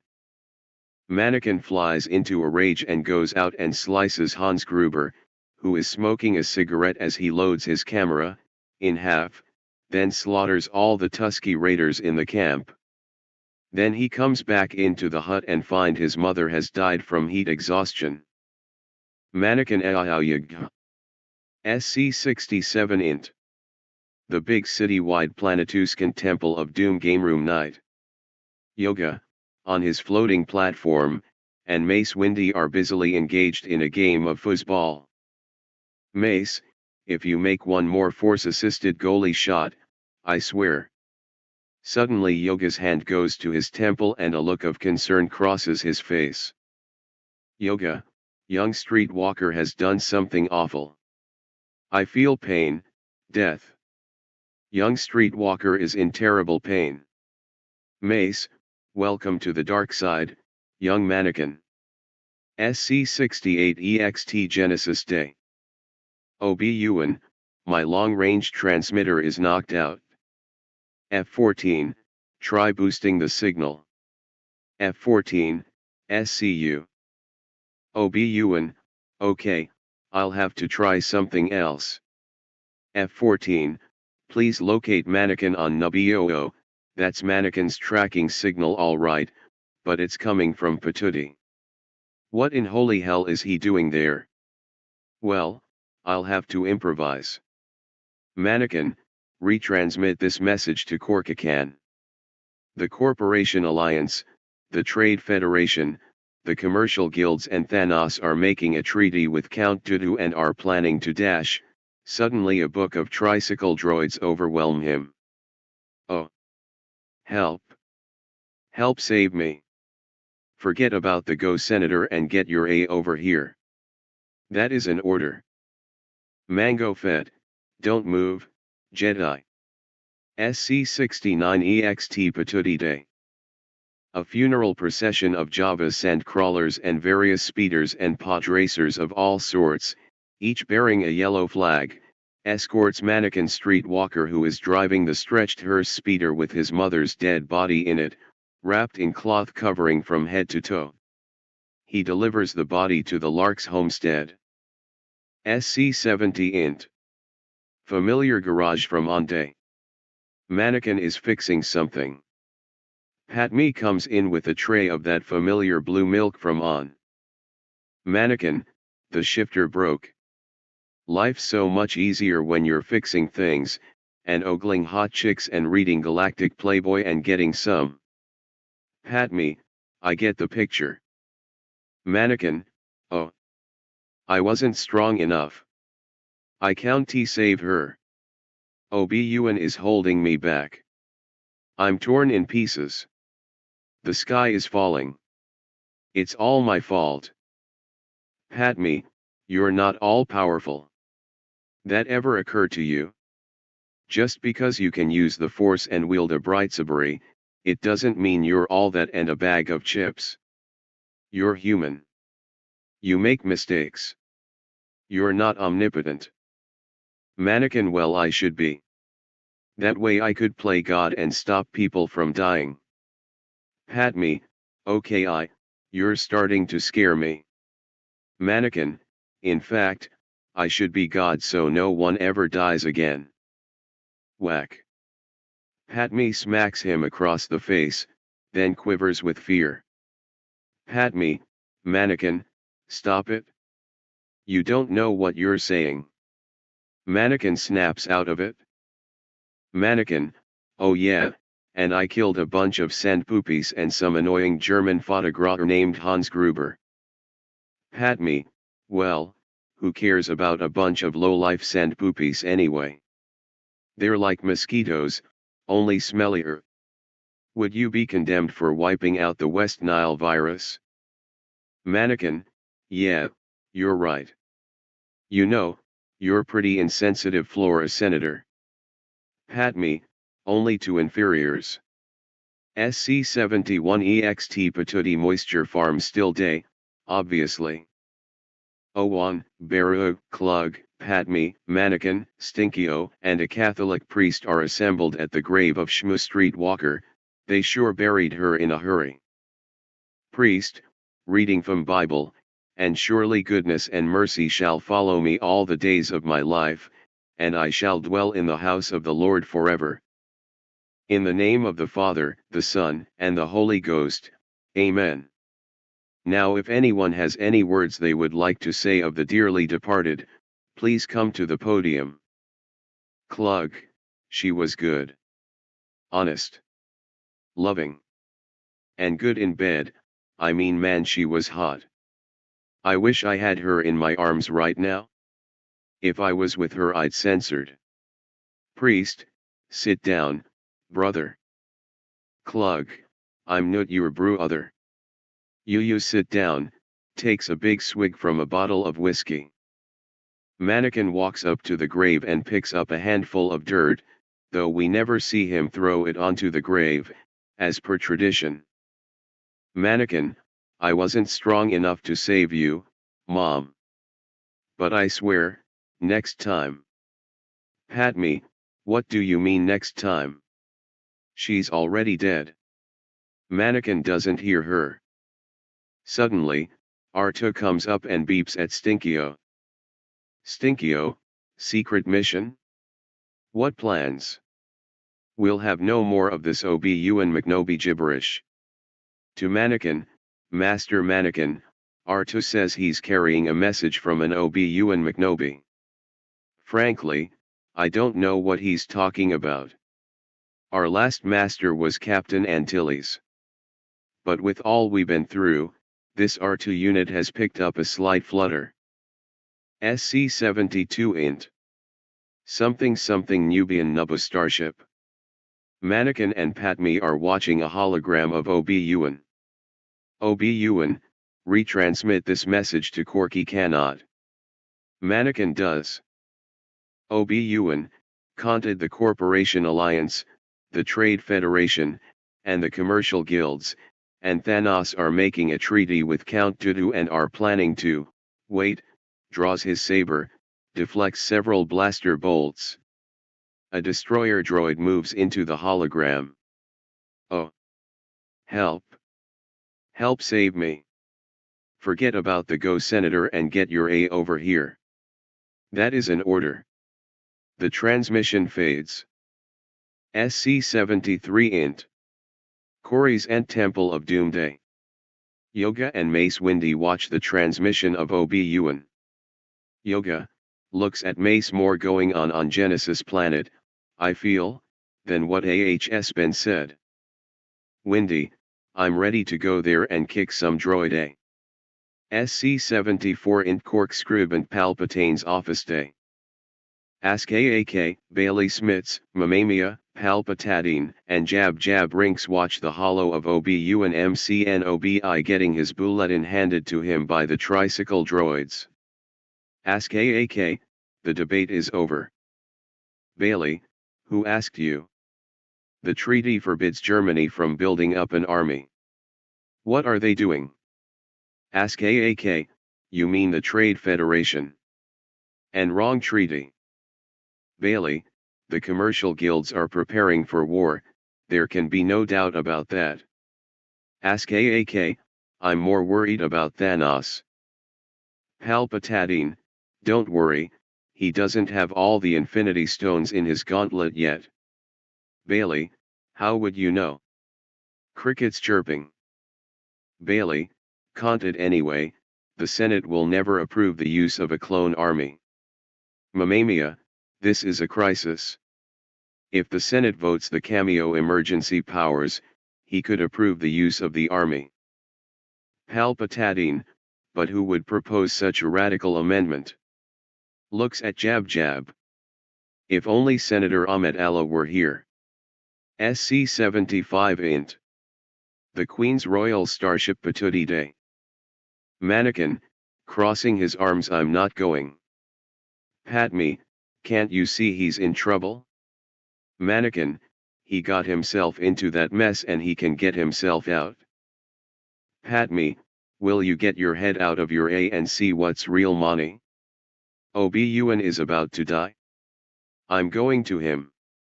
If you want to protect me, then you'll just have to come along. Mannequin, whatever. Padme, this isn't about the bedchamber thing again, is it? For the umpteenth time, it was strictly above board. No shenanigans were had. All right? Mannequin, okay, let's go rescue your boyfriend. Padme, Money. Mannequin, smiles, it's all right baby. Looks deep into her eyes, it's all right. The ship takes off, rocking slightly. SC-76 int. Capitol Hill Askant Main Senate Chamber Day. The Nubioo Senate box has the floor. Jab Jab Rinks, Senators. Dello Filigates. It's a clear dat the Sahisa Big Bad Federation boyos have made a pact with these here separatists. Mesa proposed that the Senate grant emergency powers to the Supreme Cameo. All senators, what the hell did you just say? Jab Jab, all Mesa sayin' is dat the Cameo needs more power than what he's got. Corelli and Senator, what is a Dello Filigate? Jab Jab, oh. Mesa sorry. Fellow delegates. There is an uproar in the crowd. Mamamia, order. We shall have order. Palpatine, it is with great reluctance that I agree to this calling. Voice from crowd, but we didn't vote. How can you dash, starts joking, gawk. AK. He collapses. Palpatine, can't it I love democracy, I love the republic. The fact that this crisis is demanding I be given absolute power to rule over you is evident, borrowed that line from outdated script. But I am mild by nature and have no interest whatsoever in becoming, like, an emperor or anything like that. The power you give me I will lay down once this crisis has abated. To self, not bloody likely. The phrase not bloody likely echoes throughout the chamber and Palpatine realizes he muttered directly into his mic. Palpatine, waves his hand. I didn't say that. Everyone, I didn't say that. Palpatine, as my first act, I will create a grand army for the Republic. Up above, Mace Windy speaks with Yoga.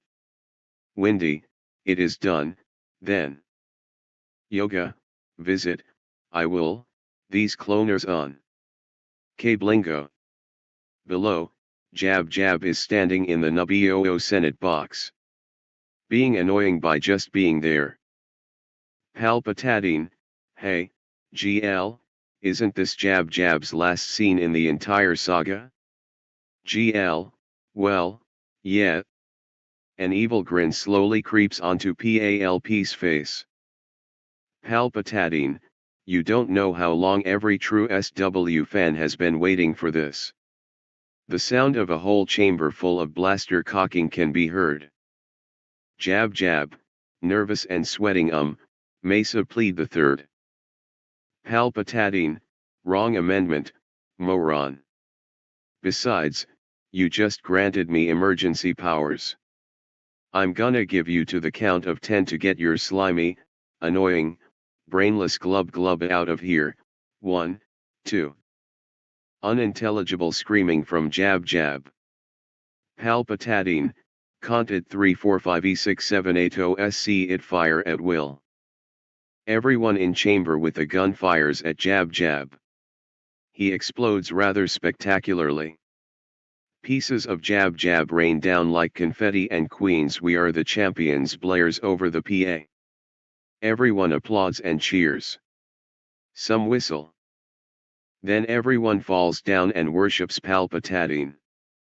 Palpatine, not yet, not yet. Wait till Order 66. Het. No one has the vaguest idea what Order 66 is. Not that they care. Palpatine is their god. SC-77 int. Genesis planet holding cell, day. Count Dooku enters. Obi-Wan is bathed in a blue aura that also surrounds his hands and feet, suspending him in mid-air. Dooku, what's with the blue?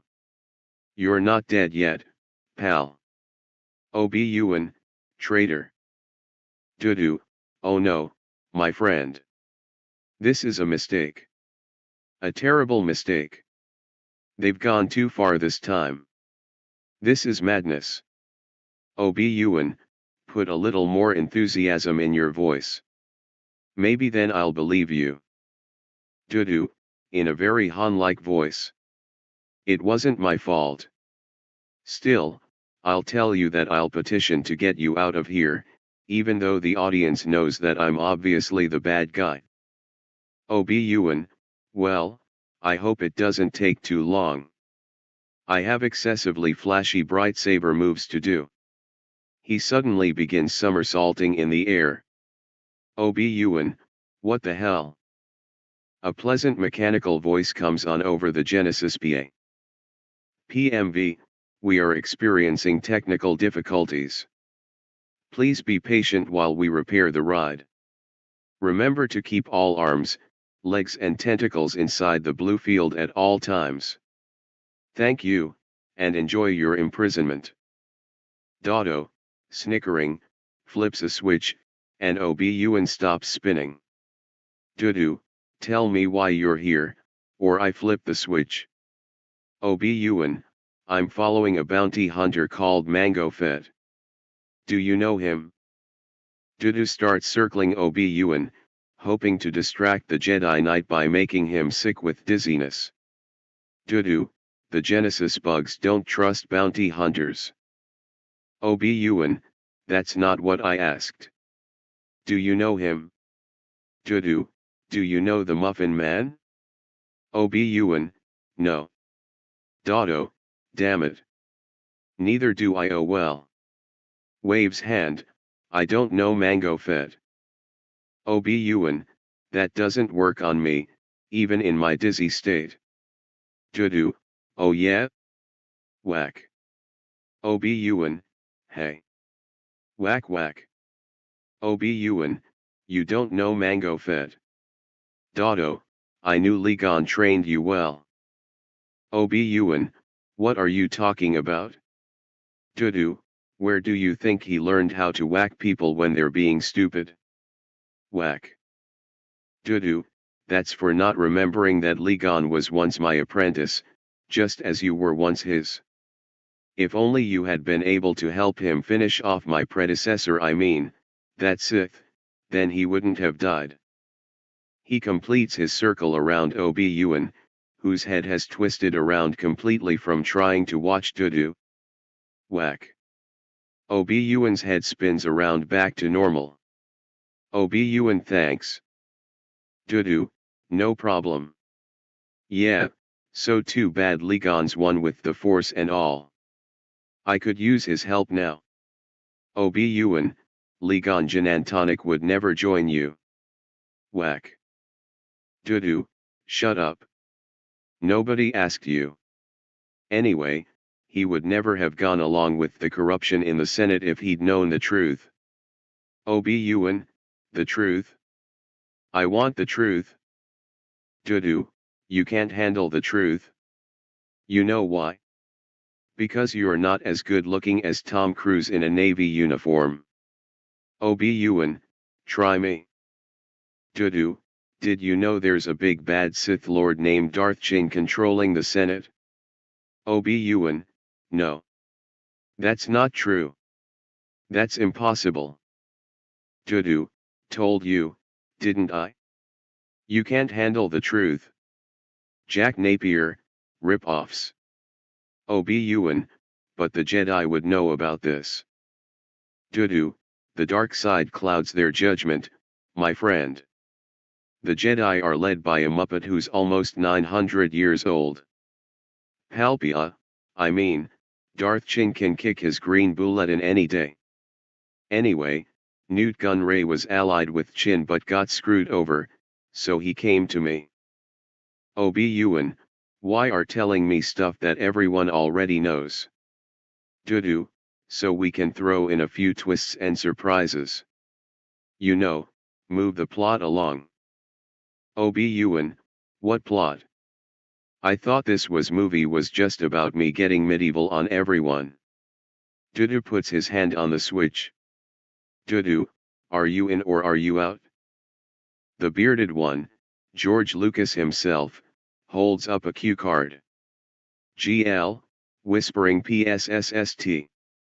Your line is, I will never join. Obi-Wan, I know what my line is. GL, sorry. I just thought you might have been too dizzy to remember your line. And come on, that plot joke was in poor taste. Remember, I think visually, not by story. Obi-Wan. Neither Ligon Jinn Tonic nor I would ever join you. Dudu, it may be difficult to secure your release. Walks out. Obi-Wan, blows raspberry. SC-78 space. On the way to Genesis Planet, Padme and Mannequin stop for lunch at an intergalactic McDonald's. They dock their something Nubian ship with the airlock adjoined to the speaker, pay window and pickup window. Mannequin, to Padme, tell them I want 2 double cheeseburgers, a 6-piece McNugget, and a large fry. Speaker, VO 1 minute. 5 minutes go by. Padme, ma'am. Hello. Speaker, 1 minute. Mannequin, to Padme, I bet she's trying to piss you off. Padme, don't say that. She'll hear you. Mannequin, I didn't say it loud enough for her to hear me. Speaker, may I take your order? Mannequin, I told her that. Whack. He shuts up. Padme, I want 2 double cheeseburgers, a 6-piece chicken McNugget and 2 large fries. Mannequin, leaning towards speaker, and a large Coke. No ice.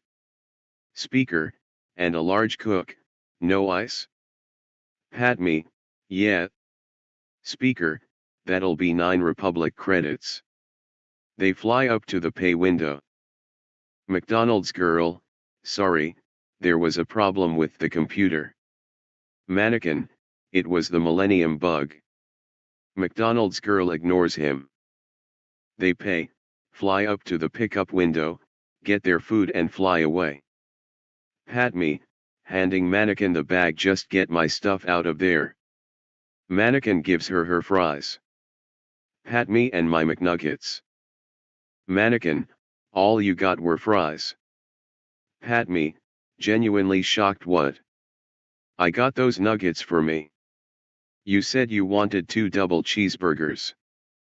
Mannequin, I also said I wanted a 6-piece McNugget. Remember?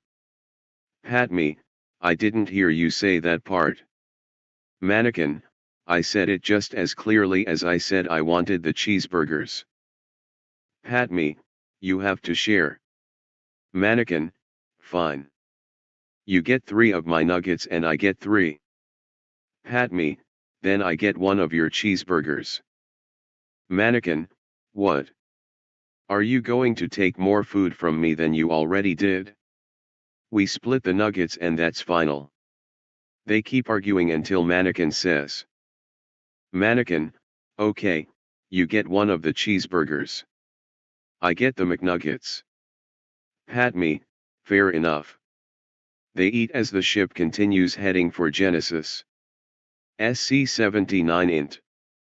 Study 3600's current location day.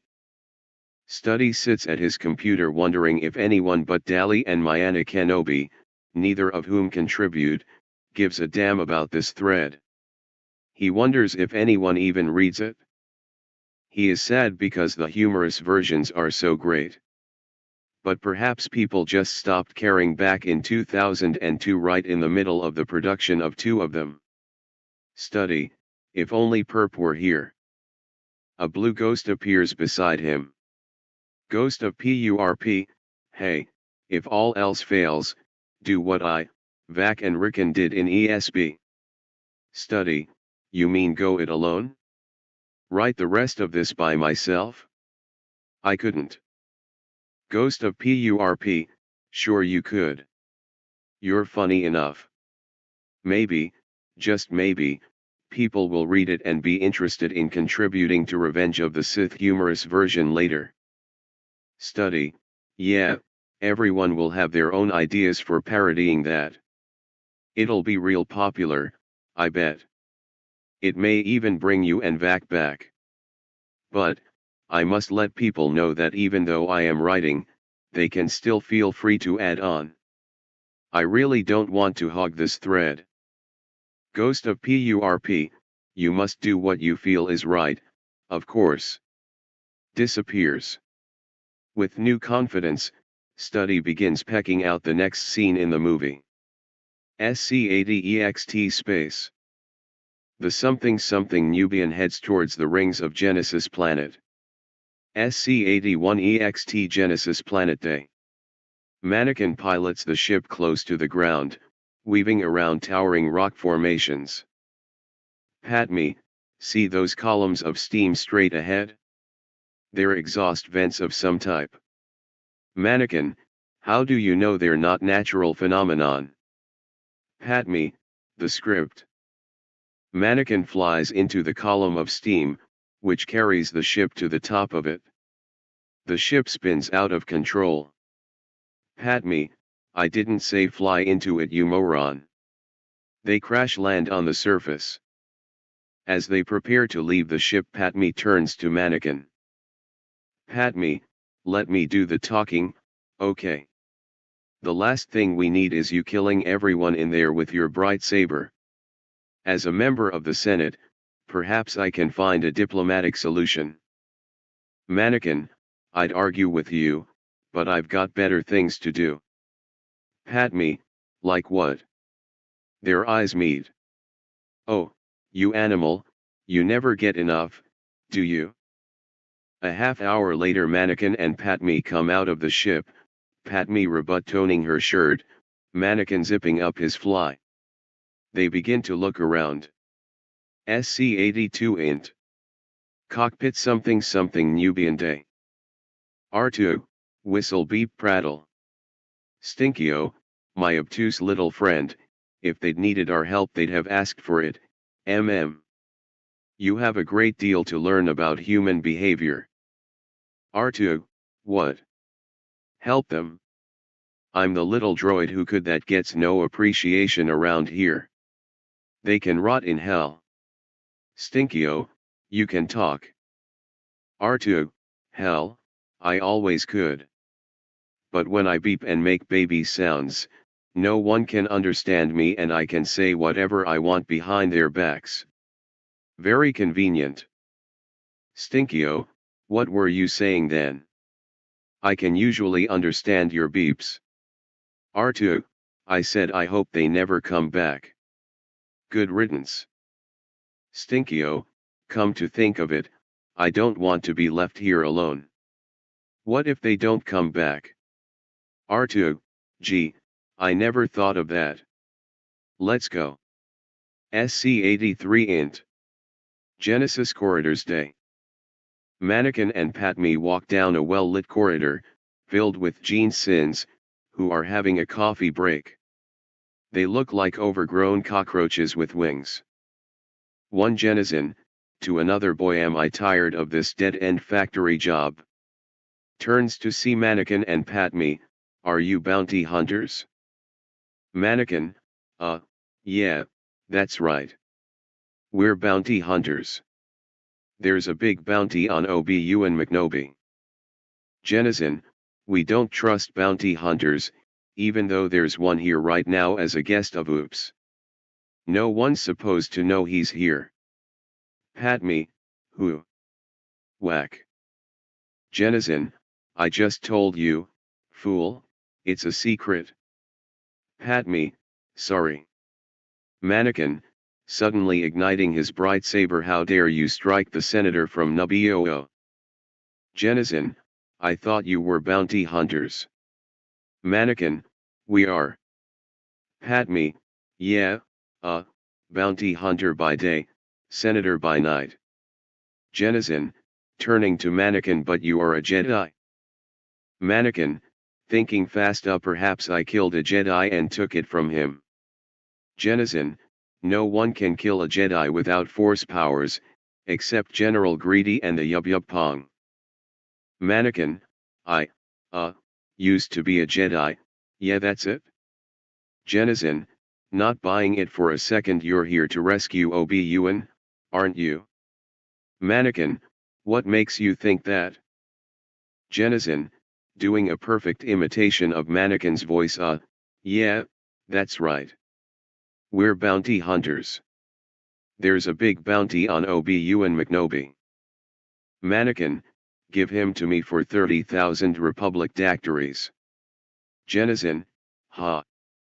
Mannequin, okay, 50 thou, and Padme strips.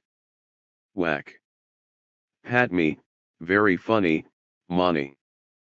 P.A, VO breaks over. Back to work. Mango Fett comes in, blaster drawn. Fett, don't move Jedi. GL, study, with this turn of events, where the hell is my factory scene? Study, oh, right. Suddenly, Mannequin and Padme are in front of a blue screen, which is replaced by the Titanic sinking. For some reason, Mannequin and Padme end up in the freezing water, Padme on a piece of wood. Padme, somehow, I have the uncontrollable urge to say, Jack, I'll never let go. GL, that's it? First you J-Sares wreck my movies, now you won't show my factory. Study, fine. If it'll shut you up. They are against blue screen once more, which is replaced by a large Tinker drone factory. Mannequin and Padme fall onto a conveyor belt. Gene Sins attack Mannequin left and right as he kills them one by one with his bright saber. Padme runs through a stamping machine, then wrestles a Jenizen, and falls into a giant pot. Up above, Stinkio and R2 stop at the small walkway. Stinkio, machines making machines, Now that's just stupid. R2, out of my way. He pushes Stinkio over the edge. R2 ignites his heretofore unknown retro rockets and flies off. He sees that molten steel is about to be poured upon Padme. R2, see her. He keeps flying. Meanwhile Stinkio has gotten all his body parts grafted onto Tinker drones. Stinkio's head, oh, how typical. Mannequin keeps slaughtering gene sins like animals. He hates them. Then his saber hand is welded onto the conveyor belt. Somehow he gets it free but his saber is demolished. Mannequin, damn. Then Mannequin sees Padme in danger and goes to the controls to stop the steel pouring machine. Then a Genesin pushes him in with her, and the pod falls to the ground. They roll out. They are surrounded by tricycle droids and Mango Fett. Mango, don't move, Jedi. SC-84 Interior Genesis, Conference Room, Day. Count Dotto sits at a large conference table with Padme on the far side.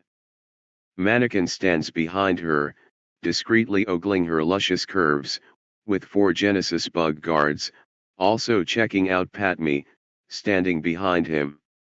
Mango Fett stands behind Count Dotto, and 6 Genesis bug guards stand behind him.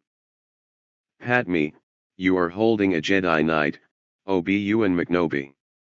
I am formally requesting you turn him over to me, now. Dudu, I don't think so. Obi-Wan and Mace Windu, hey, that's my line. Dudu, he has been convicted of espionage, as well as 3 counts of corrupting a minor and 7 of indecent exposure.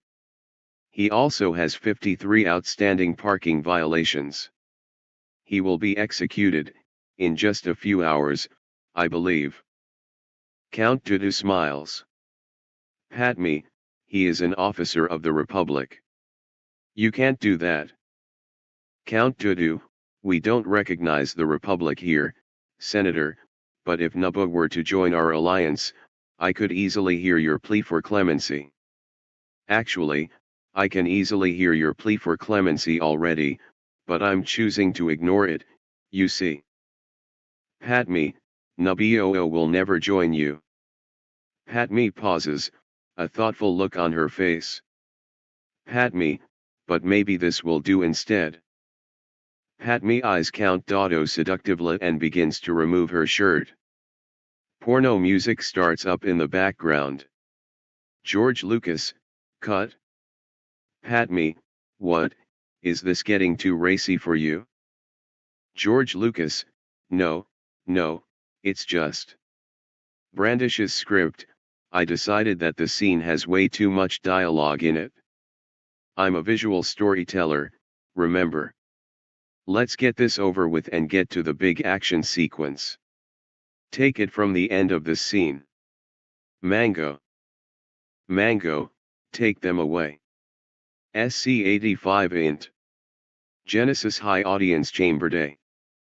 Mannequin and Padme are standing in the center of what looks like a courtroom. Well, if it only looks like a courtroom, then what is it? Seated before them in a tall boxed-off area is Troggle the Little, the Archduke of Genesis. He is accompanied by his underling, Sumfat. Off to one side sit separatist senators Chienpo, Tesla, and Bucktooth Tora. Next to them are commercial dignitaries Shoehorn, Newt Raygun, Pascual from Argentina, What Time, and Sam Hill of the Intergalactic Bank One clan. Along the wall are 100 gene sins. Sumfat, you have been charged and found guilty of impersonating bounty hunters. Troggle, do you have anything to say before your sentence is carried out? Mannequin, I am taking Obi-Wan and the Wookiee. You can either profit by this or be destroyed. It's your choice, but I warn you not to underestimate my powers. Troggle laughs. Count Dudu, where was he in the scene description, simply smiles. Raygun, carry out the assassination. I want to see her head on my desk. Padme, you were behind the assassination attempts? Raygun, yes. Your little insurrection is at an end, Your Highness. Now let's sign the treaty and end this pointless debate in the Senate. Whack. Ghost of Legon, hey. Rehashing TPM lines is my job. Troggle, your other Jedi friend is waiting for you, Senator. Take them to the Gladiator Ripoff Arena. 4 bug guards take hold of Padme and Mannequin. They are escorted out of the chamber. SC-86 Interior Genesis, tunnel to Gladiator Ripoff Arena, day. In the gloomy tunnel, Mannequin and Padme are tossed into an open cart. The murmur of a vast crowd, Maximus. Maximus. Maximus, is heard off-screen. Bug guards extend their arms along the framework and tie them. Jeff 42 hold on, I got confused for a second there. The bug guard's arms or Mannequin and Padme's arms. George Lucas, oh, you writers, and your obsessive attention to clear pronoun usage. Whose arms do you think, dash so that they stand facing each other? Mannequin, don't be afraid. Padme, I'm not afraid. Mannequin, you will be. Padme, I'm not afraid to die. I've been dying a little bit each day that I've been away from Naboo. Mannequin, what are you talking about? Padme, I love Boss Nasty. Mannequin, what the? Padme, you heard me. Mannequin wouldn't, doing it with a fat, ugly Gungan destroy your life. Padme, I think our lives are about to be destroyed anyway. I truly, deeply, love Boss Nasty, but since he's not here I guess I'll have to settle for you. Kiss me, you fool, Padme, leans toward Mannequin. By straining hard, it is just possible for Mannequin to cop a feel as their lips meet. They kiss. The driver cracks his whip over the Ore Mi Fa Sol La Ti Io harnessed between the shafts. The cart jerks forward. Suddenly there is a huge roar as a T-Rex appears and devours 3 bug guards before being sucked back into the ILM computer from whence it came. The cart emerges into the arena. SC-87 Exterior Genesis, Gladiator Ripoff Arena, day. The great stadium is packed with tier upon tier of yelling Jeansons and Romans. The cart trundles to the center, where Obi-Wan is chained to one of 4 upright posts that are 3 feet in diameter. Jeff 42, I would have written 1 meter rather than 3 feet there, I didn't think they used the English measurement system in Star Wars. George Lucas, shut up. The cart stops. Padme and Mannequin are taken down, dragged to posts, and chained to them. Mannequin is in the center. Padme has had a lot of experience being chained up, if you know what I mean, and she pulls a wire from her clothing and places it in her mouth. Obi-Wan, I was beginning to wonder if you had gotten my message. Mannequin, I retransmitted it just as you requested, Master. Then we had some hot, wild sex. Then we decided to come and rescue you. Obi-Wan, good job. Mannequin, beaming obliviously, thanks. It's always nice to get a compliment from you, Master, you could do it more often, you know. Whack. Obi-Wan, looks like someone's sarcasm detector is broken. Mannequin, whose? Whack. Their arms are pulled above their heads, and the cart drives away. There is another roar as the T-Rex escapes from the ILM computer and devours the cart and its driver in one bite. Troggle the Little, Count Dooku, Newt Raygun, the Fets, and Emperor Commodus arrive in the archducal box and take their places. Troggle, let the executions begin. The crowd goes wild. Among the crowd are some girls. When the girls go wild, Snoop Dogg appears with a video crew to film the action. From different gates around the arena, 3 monsters are driven in. One is a Rikachu, bull-like, one is a Tex Mexu, lion-like, and one is a Wacklay, a kind of dino lobster. Jeff 42, a kind of dino lobster? What's a dino lobster? Whack. The monsters are accompanied by a number of run-of-the-mill Roman lions. All the creatures are driven in by peacatters carrying long spears and riding Oremi fa sol la ti ios. The peacatters poke the monsters toward the center, then retire to the perimeter. 2 of the peacatters, fed up with their jobs, instead retire to Naboo. Obi-Wan, concentrate, mannequin. We've got this situation under control. Mannequin, what about Padme? Obi-Wan, she seems to be on top of things. Of course, you would know about being on top, wouldn't you, mannequin? Mannequin, very funny, master. Padme climbs atop her pole after using a hidden pin to uncuff herself. The Tex Mexu climbs after her. Padme, here, kitty, kitty. She whacks it with her chain. It falls to the ground, climbs up again and claws her, stripping off all her clothes but her lacy bra and panties. She uses the chain to swing her legs into the Mexu's side, knocking it down and injuring it. The Rikachu gets ready to ram Obi-Wan's pole. Obi-Wan moves to the side and the force of the Rikachu's blow breaks Obi-Wan's chain. Obi-Wan kills a peacatter and steals his spear to fend off the Wacklay. Mannequin, what about me? Padme, here, mannequin. She tosses him the pin. He frees himself. Mannequin connects with the Rikachu, jumps on, and falls on his bulletin TT. Mannequin, Pudu. Just then the T-Rex walks up beside him and screeches at him. Mannequin, thanks George, what can't CGI do? Mannequin connects with the T-Rex and jumps onto it. Obi-Wan stabs the Wacklay repeatedly. Mannequin, I've got a bad feeling about this. Jump. The Tex Mexu springs.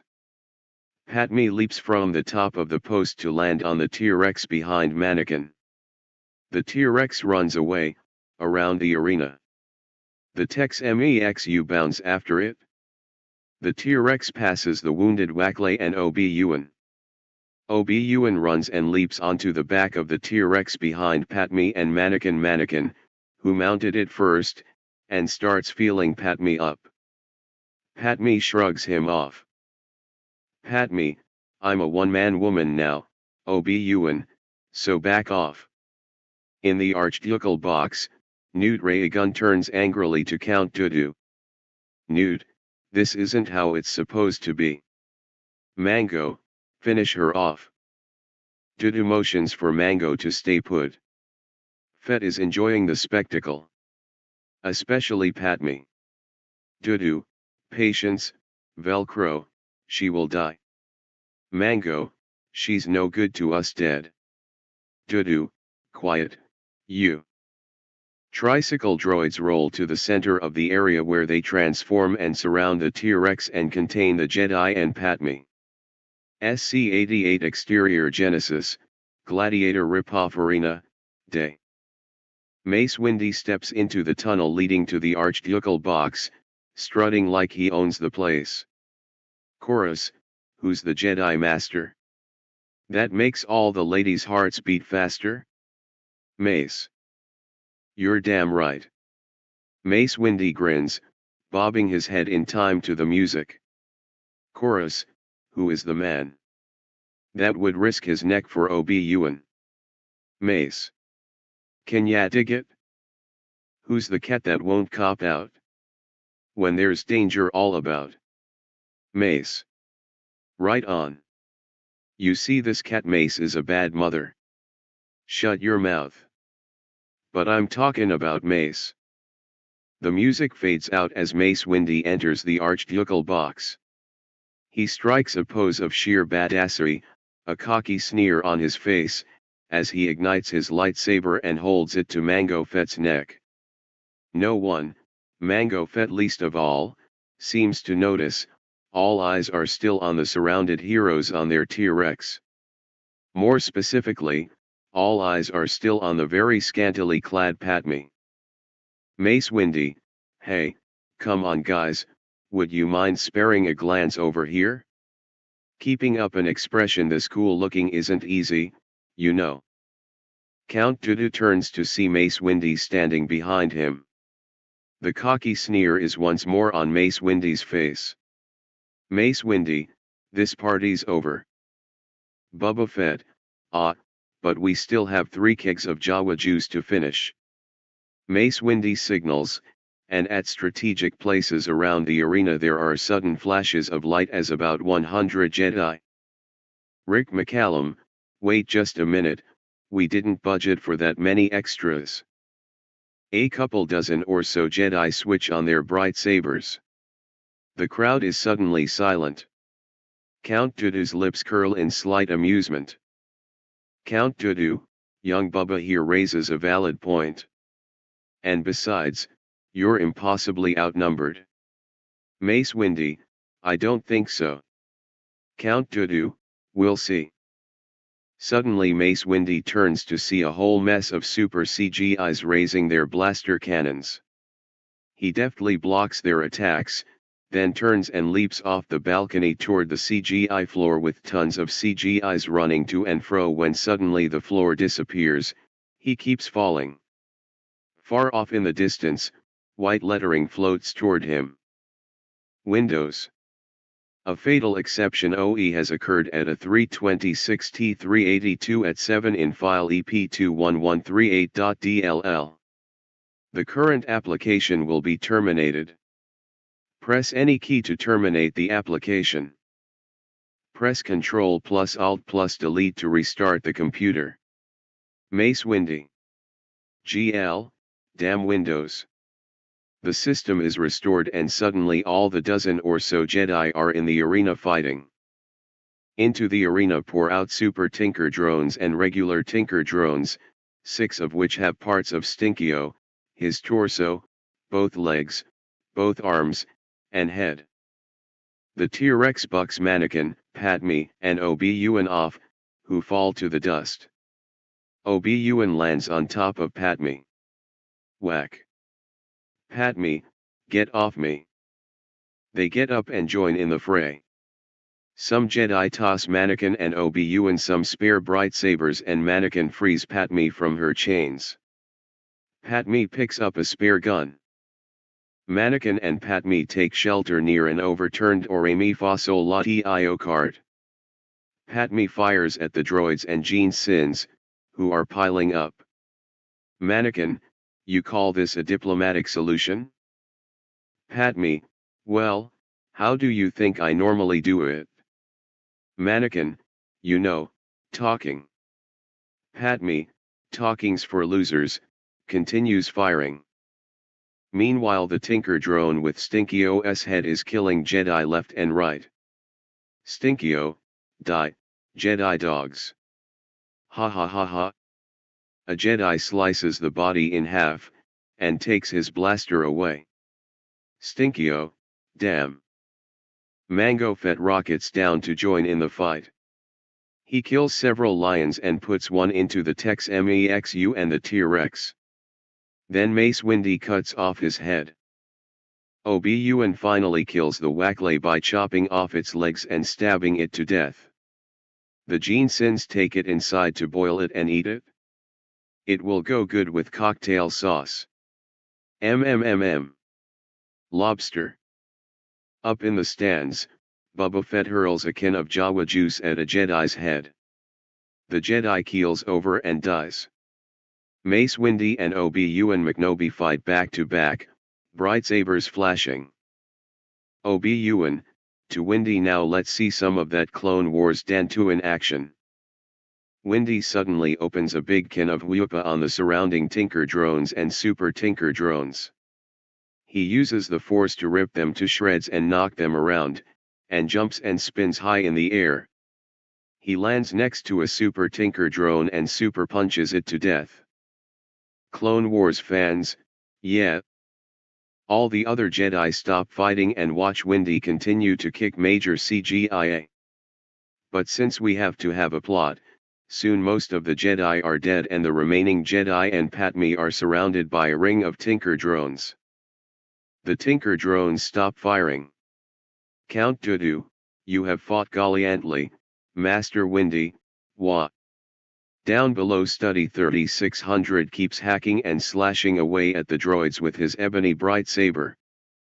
Dujikanted, ahem, Study gets back into place and grins sheepishly, worthy of mention in the Jedi Council fan fiction archives. Now this thread is almost finished. Surrender and your lives will be spared. Windy, you. We won't play your game. Dudu, then I'm sorry my old friend what? Suddenly the soundtrack switches to Everybody Dance Now and 6 gunships suddenly descend with clone troopers, dancing to the music. Several are juggling bowling pins and one is riding a unicycle juggling colored balls and balancing a bowling pin on the tip of his nose. Yoga, around the survivors, a perimeter create. Jedi and Padme, no way in hell. They all start running away. The Jedi, seeing their only other option is to face the Tinker drones, dash to the gunships, trying to avoid the clown troopers as much as possible. The clones, having made their big entrance, start blasting the Tinker drones to hell. R2 has found all the down Tinker drones with parts of Stinkio and comes to the one with his head. He shoots a projectile from his body and yanks Stinkio's head off. Stinkio, yeesh. That hurts. R2 drags Stinkio's head near the rest of his body, which he has welded together. Stinkio, this is such a drag. I'm quite beside myself. Take my wife, please. R2 starts welding his head on. Stinkio, you're singing my circuits. Oh, idiot. It's a nightmare. Is my head on STR? R2, shut the hell up or I'll leave you out here without a head. Meanwhile, Boba Fett has picked up his father's head, and is crying. Bubba lowers his own head in sorrow. Then he sees R2 welding on Stinkio's head. Bubba, hey. Astropop. Little help here. R2, sorry, kid, I don't do human necks, the connections are way more complicated, plus humans die instantly after they're beheaded. I'm afraid your soul. Bubba, damn. Thanks, anyway. SC-89 Genesis Planet Terrain outside Gladiator Ripoff Arena Day.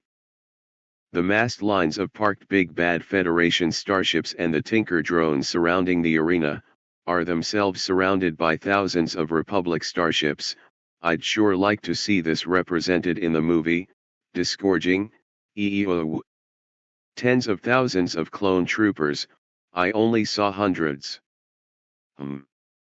Beyond, more Republic starships are landing and spewing out, yuck, troops.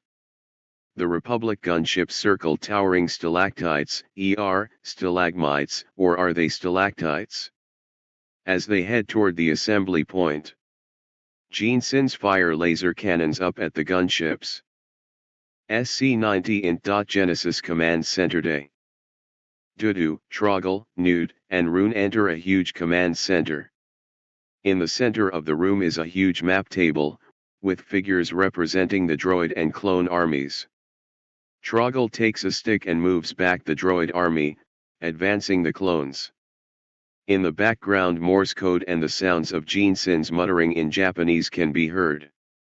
The Morse code suddenly stops. The Gene Sins look frustrated. Troggle, all our communications have been jammed. Nude, the Jedi have amassed a huge army. Dooku, that doesn't seem possible. How did the Jedi come up with an army so quickly? Nude. We must send all available Tinker drones and assorted vehicles that kids will want to have as toys into battle. SC-91 int. Gunship number 2 day. Ground fire and explosions rock the gunship. Padme, Mannequin, and Obi-Wan steady themselves.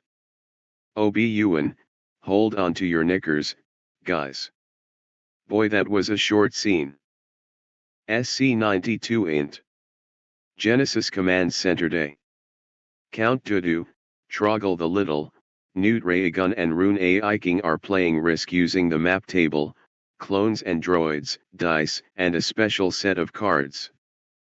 Dooku has every region if the arena, the plains outside, and is getting 20 more armies to strategically place wherever he wants. The other players are about to be wiped out. Newt, this is not looking good at all. Suddenly, the Morse code starts back up and Troggle gets up to look at the reports. Troggle, order a retreat. I am sending all my warriors deep into the catacombs to hide. Rune, sounding like Freddy Krueger, we must get the cores of our ships back into space. Everyone looks at Rune. Newt, what happened to your voice? Rune, throat condition. Dudu, I'm going to Deruskant. My master will not let the Republic get away with this treachery. Troggle crosses to a holographic schematic of the deadly star and downloads it into a cartridge. He gives it to Count Dooku. Troggle, the Jedi must not find our designs for the ultimate weapon. If they have any idea what we're planning to build, we are doomed. EU fans, what? We thought that Kumquat Drive Yards designed the deadly star.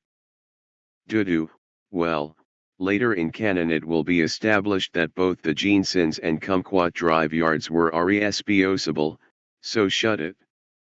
To Troggle I will take the designs for the ultimate weapon with me. They will be much safer with my master. SC-93 Interior Gunship Number 1, Day. Mace Windy stares at the incredible sight. Mace Windy, that's incredible. Clone Captain, yes, sir. Mace Windy, I've never seen anything like it. Clone Captain, yes, sir. Mace Windy, now land at that assembly area. Clone Captain, yes, sir. Mace Windy, but really, that's such a very incredible sight. The incredible sight is, in fact, a horde of dancing clone troopers simultaneously firing their blasters and doing the pointy finger pose toward the Tinker drone armies. The gunship lands, and several Jedi, along with more of the move-in, shaken, droid-blasting clone troopers, disembark. Why are the clone troopers acting like this, you might wonder? Well, they're clones of Mango Fett, and he always was a bit of a clown himself. Celebrate good times, Kman. Aolala Security, leading a contingent of troops, decides that she wants in on the fun and begins dancing too. Fanboys burst into applause. George Lucas, note to self, give Aolala an expanded role in the next episode. SC-94 int. Gunship with Mannequin, Padme, and Obi-Wan in it day. Mannequin, aim above those fuel cells. The clone trooper fires some rockets at the spot above the fuel cells. There is an explosion but nothing major happens. Obi-Wan gives Mannequin a sideways glance. Obi-Wan, bad call, young Padawan. That didn't accomplish anything. Once again you've proven that you're inept. A deafening explosion as thousands of Tinker drones spontaneously combust as a result of Mannequin's actions. Obi-Wan canted, damn, you're good. December 22, 2023, 6:02 p.m. Number 5. Study 3600. Administrator. Offline. Registered, December 22, 2023. Posts, 252. Attack of the Clones Humorous version. SC95 int. Large hangar where Dudu keeps his speeder. Sorry, forgot my script. Dudu gets on his speeder bike and nothing happens. Bug guard, sheeble deeble do. Dudu, oh, of course. He turns the ignition. The speeder takes off. SC96 int. Mannequin's gunship. Mannequin, Obi-Wan, a clone trooper and Padme are playing poker. Padme, what a smooth ride. Trooper, I see you're 50 and I raise you 100. Obi-Wan, do you think he's bluffing, Mannequin? Mannequin, I can't tell. He's wearing a helmet over his face. Suddenly, the game is interrupted as the ship is blasted by laser fire and Dudu zooms by on his bike. Cards fly everywhere. Mannequin, he's gonna pay for that. Shoot him down. Trooper number 543,544, we're out of quarters, sir. Game over. Mannequin, nuts. Obi-Wan, got any change? Obi-Wan, all my quarters fell overboard. Mannequin, follow him. SC97 EXT Genesis Planet Day. All HE double toothpicks has broke loose. The Jedi and clone troopers have started a huge disco party. Evaons dance in the night day away with those party-loving clone troops as they hack, slash, and blast away those tinker drones. Burn, baby burn. Disco Inferno. Explosions rock the planet and the DJ rocks the house. GL, no. Oh, my poor movie. Int. Gunship number 1 day. Yoga, to the forward command center take me. And bring me a bottle of Surge. Hoo-ha. SC98 int. Gunship number 2 day. Dudu signals the two fighters flanking his ship. They veer off left and right, loop around, and come up behind our hero's gunship. To avoid the beacon fire, the gunship banks up a steep dune but is still hit. The ship lurches on its side, and Padme and a clone officer tumble out. Mannequin, Padme. Put the ship down. Obi-Wan, Mannequin, don't let our personal feelings get in the way. We have a job to do. To pilot, follow that speeder. Pilot thinking, oh no. Conflicting orders. Crap, what do I do? Mannequin, lower the ship. The ship begins to lower, while at the same time following Dudu. Mannequin, put the ship down. Obi-Wan, you will be expelled from the Jedi Order. We can end this war right now. I need you. Follow that speeder. Mannequin, land. Obi-Wan, follow. Mannequin, land. Obi-Wan, follow. Pilot, Aik, jumps out. Quickly Obi-Wan takes the controls. Obi-Wan, what do you think Padme would do were she in your position? Mannequin, rescue me. Obi-Wan, oh you're stubborn. SC99 int. Gunship number 2 day. The gunship lands at the command center. Yoga disembarks, eating a jelly donut and guzzling a 2-liter of Surge. Clone Commander, Master Yoga, all forward positions of the dance party are advancing. Yoga, very good. Very good. Ah, bring me a ship. SC-100 EXT Genesis Doomsday. The two clone troops who fell out of the gunship approach Padme, who is still in her bra and panties, lying on her back. Clone number 1, are you alright? Padme, I think so. Clone number 2, we better get you back to the forward command center. Pat me, no, no. Gather up what troops you can. We've got to get to that hangar. Note, never mind how in the galaxy she knows about the hangar. Get a transport, but first, is it true you boys take any command without question? She smiles suggestively. Clones, in unison, happy to oblige, ma'am. SC-101 int. Gunship number 2 day. Mannequin and Obi-Wan watch as Dudu parks his speeder. Obi-Wan parks the gunship near the speeder and Obi-Wan and Mannequin leap down and run into the hangar, bright sabers ignited, just as the Beakins shoot down the gunship. Mannequin, you're going to pay for all the Jawa juice you and your flunkies consume today, Dudu.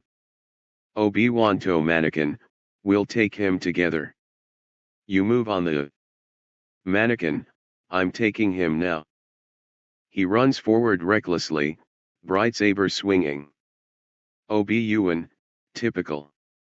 Dudu, extending a hand, may the best man win. Put her there.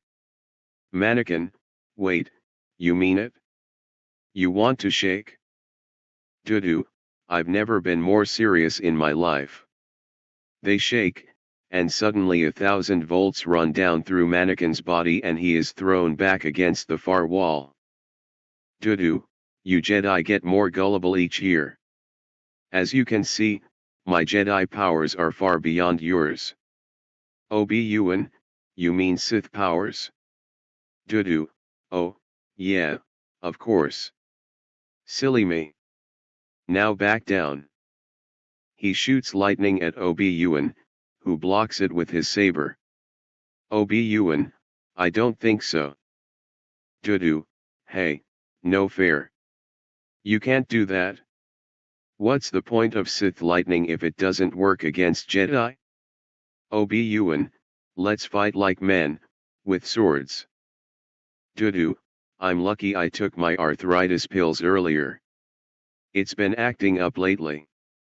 But if I must, but I'm too old to fight you alone, so I have a helper. Darth Bludgeon, please step forward. Out of the shadows comes Darth Bludgeon, all sewn up and stitched together, wearing a skull and crossbones t-shirt and carrying a boombox on his shoulder.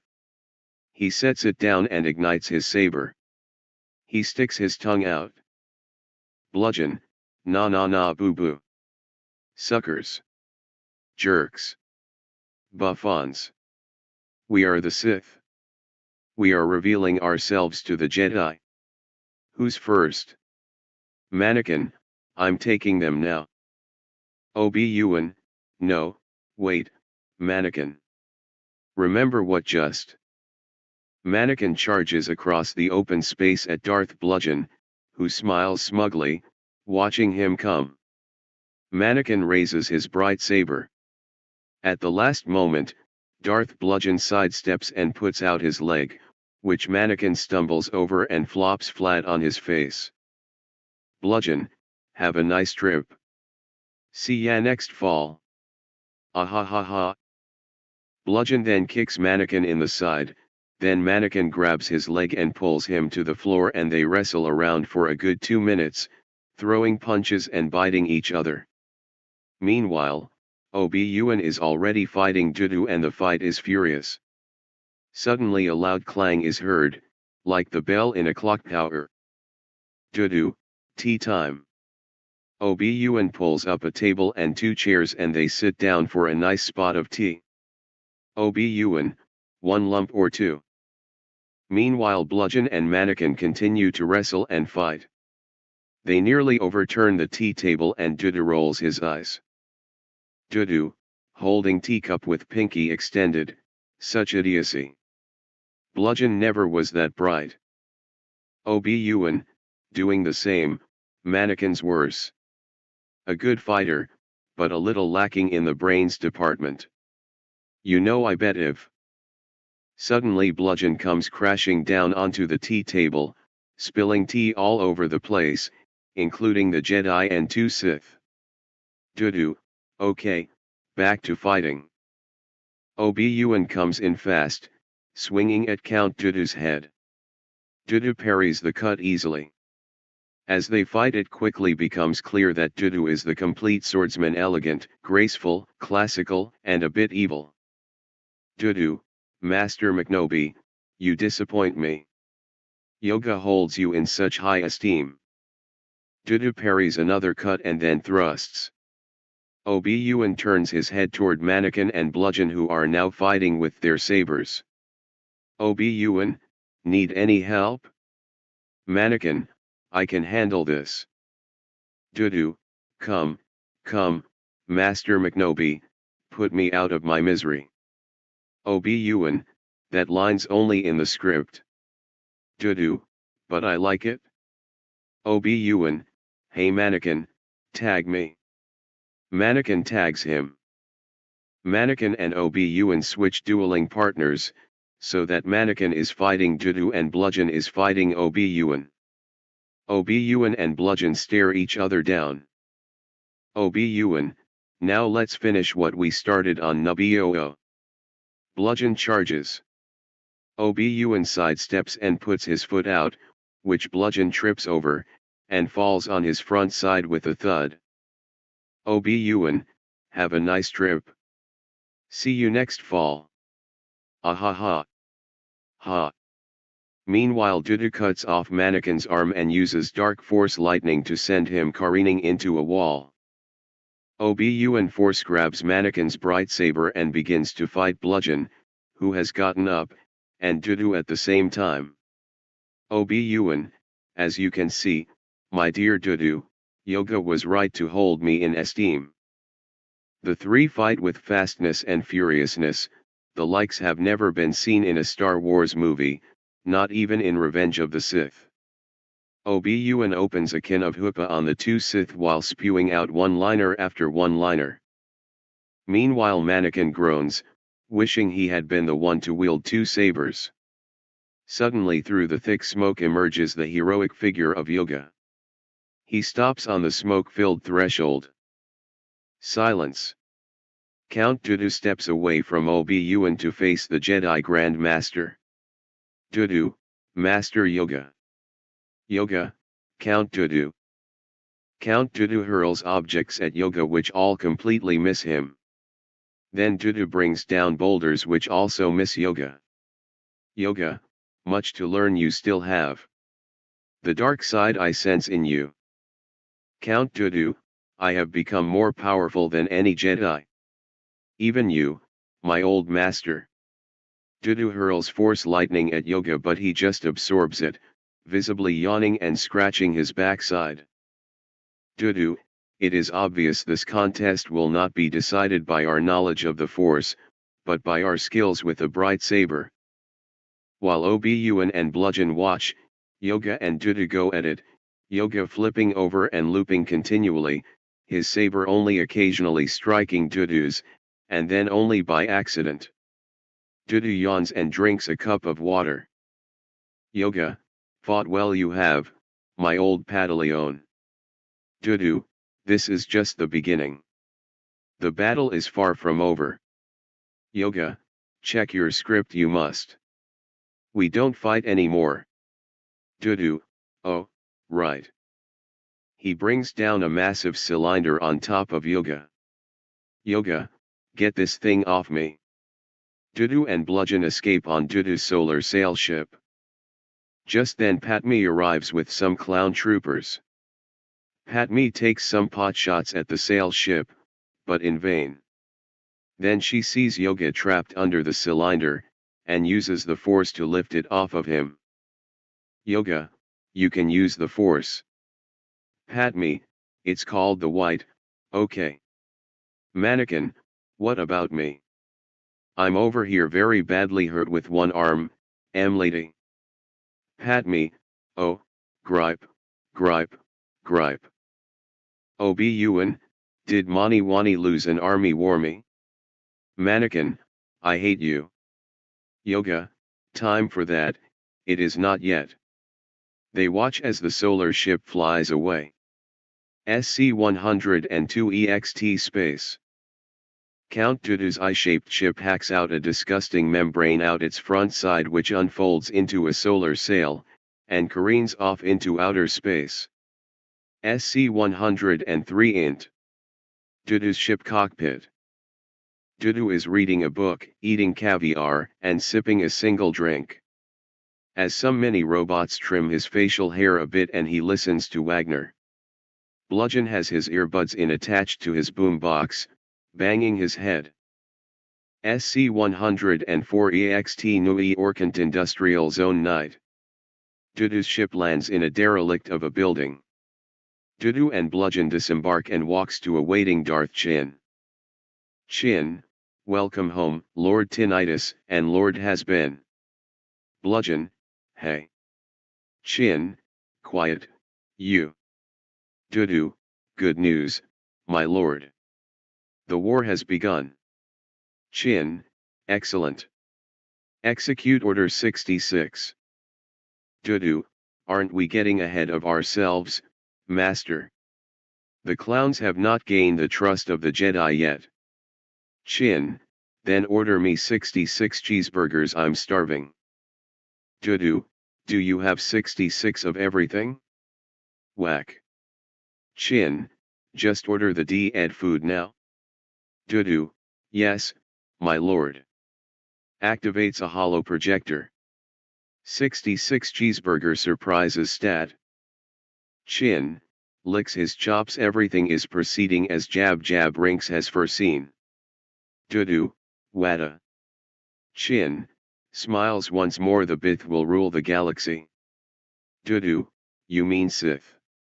Whack. Chin, correct me again and I'll mop the floor with you. Dooku, ouch. Sorry master. SC-105 int. Dubinant Temple of Doom Dusk. Obi-Wan McNobi talks to Mace Windu. Obi-Wan, do you believe what Dooku said about Chin controlling the Senate? Yoga, join the dark side. Dooku has. Lies, deceit, creating mistrust are his ways now. Windy, I do not believe the Sith could have returned without our knowing about it. Obi-Wan, wait, what? That was your big line in episode I. Now it is known the Sith have returned. Windy, we must discover the identity of this dark warrior. Yoga, more importantly, find out who he is working for. Obi-Wan, do you guys not hear yourselves? Now you're rehashing lines from TPM. Yoga, it seems that lost a planet Master Obi-Wan has. Mace, he's lost more than that. Mace and Yoga laugh at Obi-Wan's expense. Obi-Wan, what the H is so funny? You know it's a good thing we had all those clones. Or we wouldn't have been victorious over all those blasted Tinker drones. Yoga, victory. Guffaws, most of the Jedi will be dead in 4 years now and you call that victory? Gee, I need some wild cherry pupsy and my sage pipe right about now. Mace, Wada. Yoga, I foresee that Anakin will not be able to breathe without a giant black suit soon. Obi-Wan, so you don't approve of this clown war?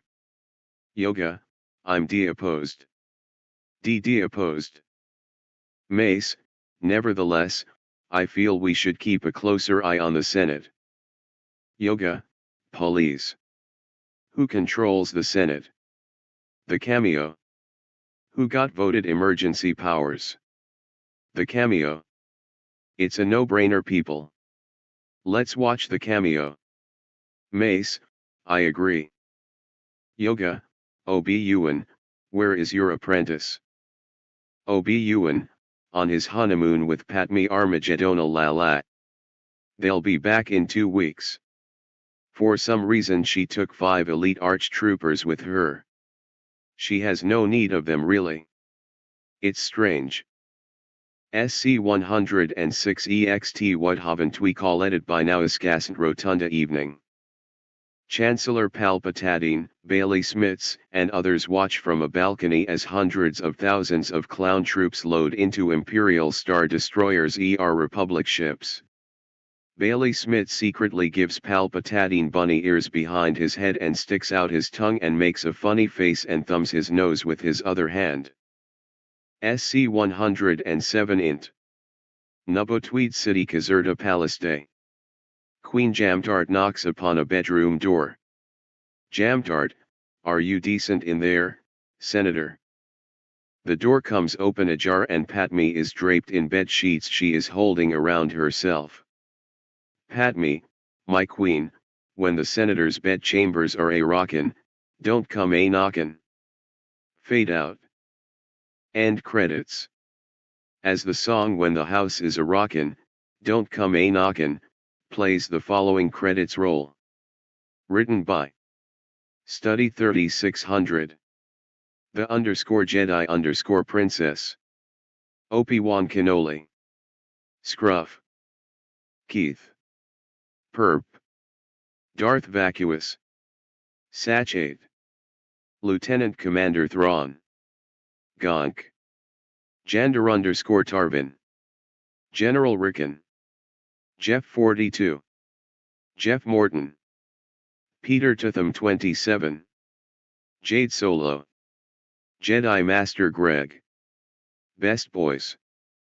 George Lucas. Dave Filoni. John Favreau. Ahsoka Tano. Yoda. Grogu. Luke Skywalker. Rex. Key Grips. General Grievous. Jar Jar Binks. Creepio. Matrix. Barf. Compiled and edited by Brent Lee Salden. Study 3600 Koivo Paulo v. A Speak Perpand Vac Unlmed production. Finus. Coming soon, the complete I9 Humorous versions. Written by the Jedi Council and possibly Mara and Luke Forever Boars members like you, on the Humorous version boards, though. This board is read-only, if I can get that site off the ground.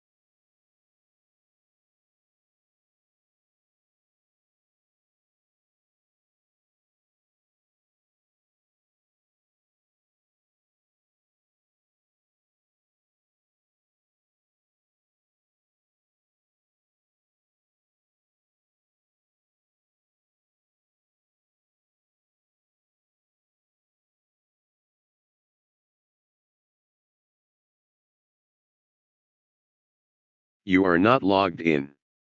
Would you like to log in or register? December 22, 2023, 6:07 p.m. Number 1. Study 3600. Administrator. Offline. Registered, December 22, 2023. Posts, 252. Deliverance Humorous version. Rated PG-13 for language, sex, humor, and mature themes. A long time ago in Alabama, Nubbo.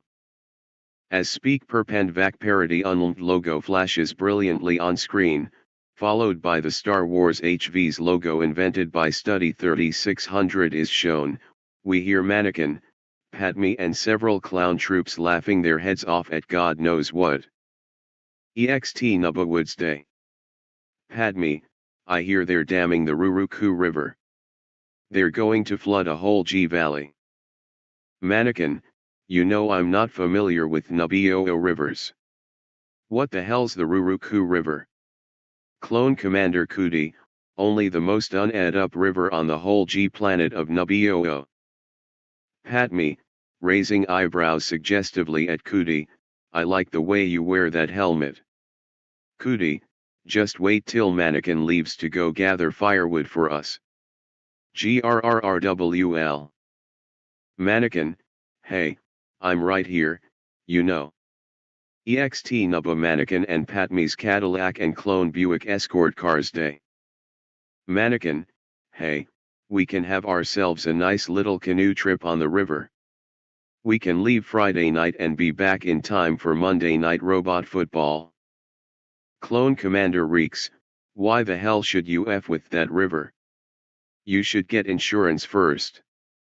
Mannequin, I don't believe in insurance. It's not dangerous enough. Patmi, I've been insured since I was Queen of Nubioo. Full-term life insurance from Prudential, and Medishare of course, because I don't like to be forced to buy social services from any government. Mannequin, nah, baby, you should have gotten Obamacare. After all, we're required by law to buy speeder insurance, why not health insurance? Patmi, I don't think you understand the point, dear. When it comes to politics, you're more of a Machiavelli than a George Washington. Mannequin, well, it would help if I knew who in the hell those people were. Mannequin, calls out to clone Commander Reeks, hey, could you lend us your Buicks for this canoe trip? Clone Commander Reeks, we're going with you. I haven't been on a canoe trip in ever. I'm a clone. I was raised in a cloning facility on Cablingo. There's not really much in life I've ever done except fight, watch people die and screw your wife. Mannequin, Cootie, could you loan me $10 so I can front it as the first part of the 30 needed to finance this trip? EXT Nuborili beautiful dueling banjo interlude day. Mannequin and Patmi get out their banjos and play them for 10 minutes. The audience sways to the divine music. EXT Nuboruruku River Canoe Ride Day. Reeks, get your life vests on. Mannequin, that's not dangerous enough. Patmi, I swear, Mannequin, it's a wonder you've survived as long as you have in this galaxy with zero common sense. The canoe party paddles and come to some big rapids. Patmi, now if we all work together, we can take these rapids easy. Mannequin, oh, pretty white water. Cootie, pretty deadly if you ask me.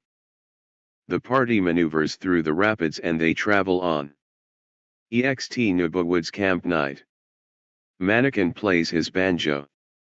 Mannequin, I couldn't ask for more from this solitary life, lots of hot sex while I'm alive and hell when I die. Reeks, I'm being eaten alive. The bites on my bites have bites. EXT Nuba Canoe Ride Day. Mannequin, we're on top of the world and nothing can go wrong. I'm the king of the world. Patmi, rolls eyes, you ain't no Jack and I sure as hell's no Rose. EXT Nuba Woods Day. Reeks uses his bow and arrow to attempt to hunt a deer. Cootie, do you hear something, or someone? Suddenly some local yokels step out of the woods. Larry, where y'all headed? Mannequin, to Baymax, at the end of the river. Larry, this river don't go to Baymax. You're on the wrong river. Mannequin, well, it must come out somewhere, right? Whack. Patmi, you stupid excuse for a husband. Every river comes out somewhere. Reeks, we'll be leaving now. Frankel, you ain't goin' nowhere. Tha's a might pretty woman he's got there, ain't that's right Larry? Mannequin, over my dead body. You don't want to mess with my wife? I'm a Jedi Padawan and I'll shove my saber so deep up your it'll come out your nose. Frankel, is that a threat? Mannequin, that's AF promise. Frankel points his 12-gauge shotgun at Mannequin's head. Frankel, Now the only thing I require is that your pretty little wife. Reeks shoots him dead with his blaster, and Mannequin takes out his bright saber and cuts Larry in half. Mannequin, normally I'd say this was a matter of the law, but this is the Star Wars galaxy where people kill one another without consequence on a daily basis. Let's get the hell out of here, guys. Ext Nabukanu Tripuruku River Day. They come to Baymax at the end of the river and see a church. Pat me, I'm going inside to thank God for deliverance. Mannequin, suit yourself, baby, I think I'll wait outside and practice my saber techniques. Int Nubba Baymax Big Restaurant Day. Woman, I saved you a seat, Commander Reeks. They all eat. Mannequin, please pass the corn, cootie. Cameo Palpatine, would you like some peas? The end. A Speak Vacant per Party production. Written by Anakin 77 aka Study 3600. Finus.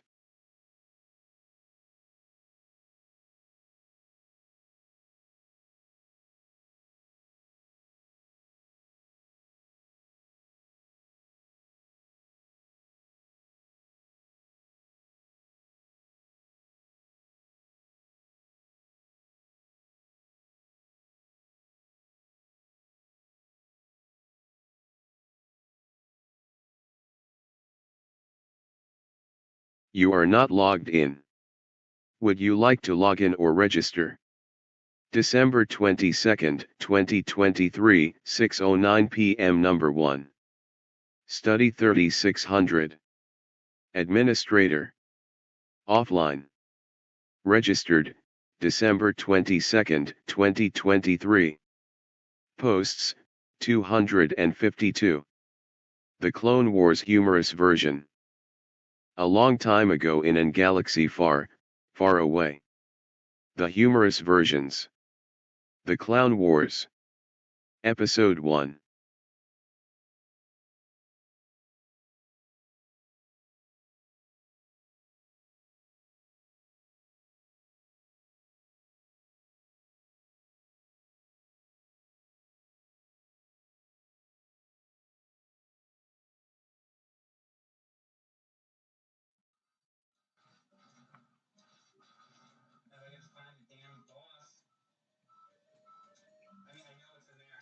Guys, I'm going to make part 2, so stay tuned for part 2. God bless. In part 2, the Clone Wars human version and Revenge of the Sith human version. So that'll be part 2. This has been 7 hours, been long enough.